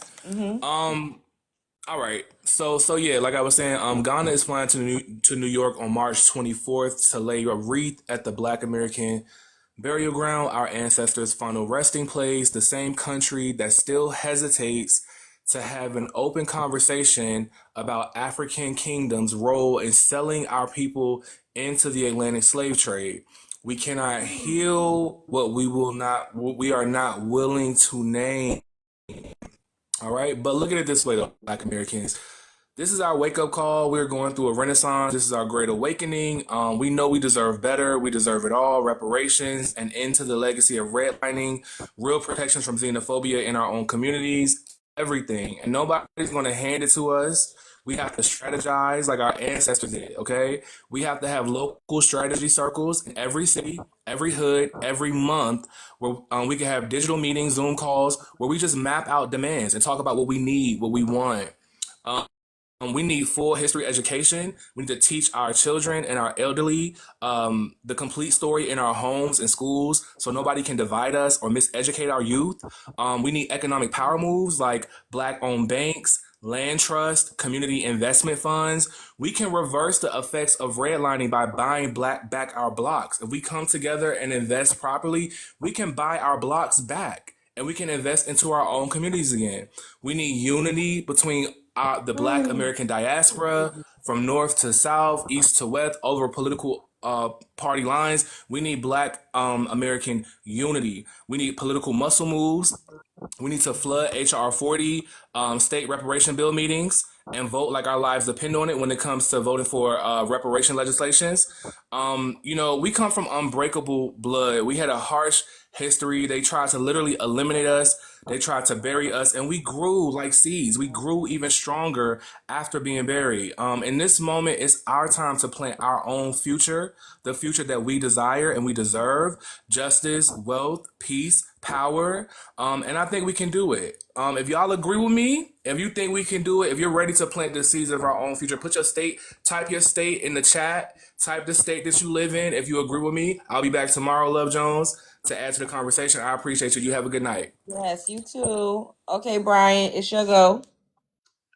Just appreciate y'all having me up, man. I think we got a lot of good momentum going on, and we got to make sure we keep it going. We can't let nothing stop us, man. We are a strong movement right now, and we are getting the attention of everyone. They are paying attention to Black Americans now. So let's keep it going, y'all. Let's not let up on these people. Black Americans are some amazing people, and we need to show the world that we can stand together for once and make this stuff happen, y'all. So, good night. Appreciate y'all for letting me up. Good night, Lady T. We are powerful. We have been powerful. There's nothing that we can't do, but it requires commitment and hard work. It is not, they're not giving up anything. No rights or anything that we have ever acquired in this country have been easy. And we can do it. It's been done before. We already have the blueprint and we stand on business. Know your interests, know who's around you, what you're investing in, and who's saying and doing what. The information is out there. It's not hidden. Find it, seek it out, and your interest, and there's nothing that we can't do. We're powerful. We were always powerful. And I'll end there. Thanks for the show. Yes. Chicago done. I smart, I cons, and I but for real, we do need to get you a better chair. So what kind of chair are you having? Because we need your ass to be sitting there better. We don't need you to be thinking about the chair. I have this really cute chair, but it's like a style. It's not like a comfort chair to sit here for all these hours. That's why I'll be like shifty trying to use a pillow. But I did make a throne account because somebody on my YouTube, my YT was like, make a throne account and you can pull a wish list. Maybe I'll put a chair up there and I'll share the link to it up here on if y'all wanna Exactly. give You can me say donate. Yeah, I think that would be good if you did that too, or if you had an Amazon A wish list. Yeah, I partner. need No, to. not even wish list. A Amazon what you call it for creators where if they buy it and stuff like that, you get a proceed for the Oh same yes, time. yes, yes. Yeah, Yeah. I need to write that down on what the things I owe you because I still can't remember what you told me to look up for you. But Oh anyway, wait, no, for sure. I think it was something that you was telling me to do in my bio. I remember that, but I feel like you told me. You typed out what it was. I think I gave you a whole PowerPoint presentation, but Yeah, I can't remember. you don't do You know, shit. I So have a it's lot running through my brain. I be trying to yeah, keep it's up. fine. Don't worry about me. It's like I waste my time, but anyway, yes, we do need to get you a better chair and stuff. So make sure you take a picture of the chair for us next time so we can feel sorry for you. And every 25 cents go to a sad. Wait, why you from New Oh, York? I am. Okay, so every 25 cents, there's a poor New York black woman that's sitting in a shitty ass chair that cannot go on for hours and hours at the end. For her to My save chair the is black people, cute. It's just cute, not. cute. It's Don't just a save your butt. stylish chair. Yeah, it's not a comfort chair. It's like a stylish, like a you know. You don't say. Look, you're a streamer now. You're a streamer now. You coming Yeah. over to this I need world. some comfort, You some need a real cushion. office chair, office like a real chair, not no gamer chair that got like Beyblades on it, nothing like that. You need a real chair. So I'm pretty sure one of our black folks out here got some kind of chair hookup at Office Depot or something, or we can still, I mean, allegedly we can borrow one. I can go into office and get one, but let's get you one. So thank you for the great time. Of Oh course. yeah, show us the chair. Can you put? Yeah, let's see how ugly that chair is. No, it's not ugly. I'll take a picture and I'll post it in my stories. All right. T Gold. Yes, thank you, Love Jones, once again for inviting me up on the panel. It's been a tremendous pleasure and an honor to be here. I just want to continue to say that we got to continue to bathe in the light of truth and prosperity until it leads us to victory. We have everything that we need. We have all the keys. We got the promise of our empire that is going to sit at the top, and we are going to sit on the throne. So everything that's been said, I can't echo it even more. So it's just been great to hear everybody being on the same accord, at the same page, and all we got to do is keep turning it because at the end it's something really great and special. So I want everybody to just continue with this momentum that we got. And if you out and about, I would say just if you can continue to acknowledge each other and continue to acknowledge each other's greatness because it goes a long way to hear, hey, you doing wonderful things out here. I don't think that we sometimes give ourselves enough privilege to really honor each other for the greatness that we have within each and every one of us and how we contribute to the success of this community and how great it's been. So I want to definitely just right now give you your flowers for inspiring me. And I would just want you to know that when I go out into this world and I go to work, I'm going to continue to pass on this knowledge and this message to other brothers and sisters so they can continue this message. So thank you. That was really nice. Aw. Okay, guys. Thank you for joining me tonight. I need to get up and walk around. I don't know. Who knows? I might pop back up, but I'm not gonna be sitting here. Y'all won't. It'll be a faceless live, okay? But yes. Thank you everybody for liking the video. Thank you for all the donations. Thank you for gifting the people on my panel. Thank you to the people that has come on my panel to add to the conversation. Thank you, Lady T. Like, you all absolutely help to keep the conversation going, and you help to keep the energy flowing. And I'm just so grateful. Like, I really I might come back, but y'all ain't gonna see me sitting up here like this, y'all, because my ass really do hurt. But yeah, like, even the people that come up here and be talking crazy about us, like, we literally, it's because we're the fucking GOATs. Like, you wouldn't invest this much time into trying to get people's attention or trying to talk to them or trying to make fake pages or trying to come up on a panel if it was not something that you were really enamored by or something that you really wanted to be a part of. So these people saying that, like that one guy that was like, no one cares about you. Y'all act like we get up here and think about you and we don't care. Yet you're on my panel multiple times. Yet you're in the comment sections after I kick you off the panel. You don't leave. They're fixated. They're obsessed. Make it thirsty. Yeah, it's just crazy. Like, you don't do that if somebody is nothing. If I'm a nothing ass piece of shit, you're not gonna go that hard. You're not. If I add nothing to your life, if I add nothing to your bottom line, if you're not inspired by me, then why do you give a damn about what I'm talking about? Like, I'm not going to go into somebody's space and I think they're absolutely beneath me and go so hard to talk to them and to go back and forth with them and try to give them a piece of my mind. Like, why do these people even care about what we think or how we perceive them so much? Like, you really got to think about that. Why do they care? Why do they want to come up here and prove their point so bad or make us have a different perception of them? Why does it matter if we're nobody? Clearly, the fact that that man said that we're the little brothers and they're above us and, you know, they're the greatest black people in the world, they don't really feel that way. I keep saying African superiority complex. It's really a inferiority thing in reverse. They're trying to, you know, have this vibrato and act all arrogant because deep down inside they don't really feel that way. It's just like white people. White people know they're not superior to us. They know it. If they really were superior, they would not have had to put in every goddamn obstacle course that they could think of to make us have a harder time achieving any type of success. Literally, if you better than somebody, why do you need to burn their churches down? Why you got to burn their schools down? Why you got to fuck up their communities? Why do you have to cut their electrical outlets? Why do you have to try to isolate them from everybody else? Why do you need to do that? If you're better, shouldn't we be why we can't start here? Why you got to be all the way up here and do everything to keep me down so you can feel prosperous and so you can feel successful? It's because, you know, if you would have just leave me alone and leave me to my own devices, I would surpass you. And this is what really is kind of odd, that these immigrants from other countries, they come over here and they denigrate us and they talk down on us so bad. And it's like, do y'all really not know all that we've experienced? I don't know. And sometimes talking about it, we're educating each other. And I say that all the time. It's not just about us talking to them. We're talking to each other. I learned things from you all that I've never known, you know, and I'm sure I say things that you probably have never heard before. And we exchange information with each other. That's how you continue to grow. But with all of the information that we've been exchanging amongst each other, and they've been being a goddamn looky-loo and a bush babe, you know, looking and just lurking, air hustling like a motherfucker, how could they not have more grace for us? Something is wrong.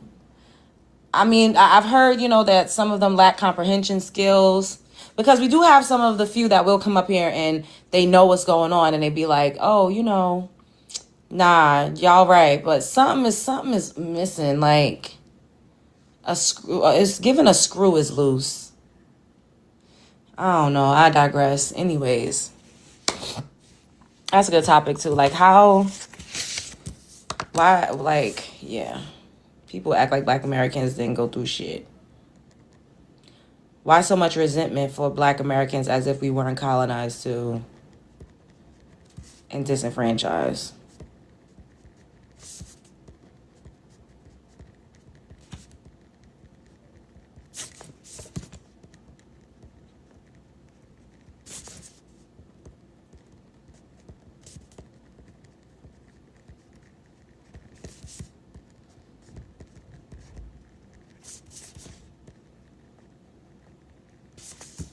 And it's like this weird competition that everybody is in with us.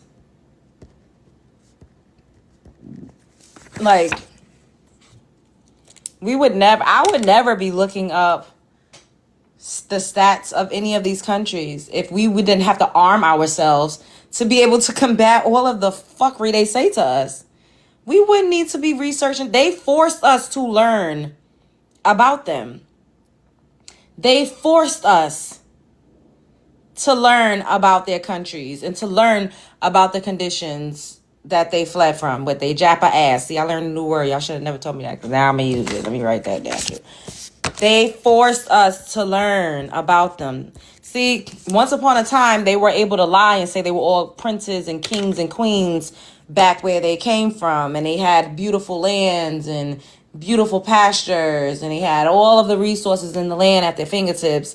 They were able to lie. But now, we done fucked around and found out. We found out the shit.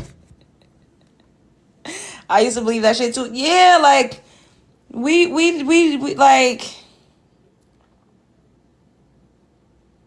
Now we know. And I think it's not all of them, but some of them are really truly jealous that we are the center. They really can't stand it. That's why they come into these panels and try to hijack this conversation and center themselves. Because they want the conversation to be about them. They love to see African in the goddamn title. They love it. They get off on it. They in a corner somewhere with a bottle of lotion, jacking it real hard at the idea that Black Americans even notice them. Really think about that. They feel so good that we even notice them. It's an ego boost. Even if we're talking about them in a negative light, they love to be able to interact with us. These people that come up here, I would see them on the street and walk past and wouldn't know a thing. I would never talk to these people in real life. They love it. Make them prove slavery. We'll talk about that tomorrow.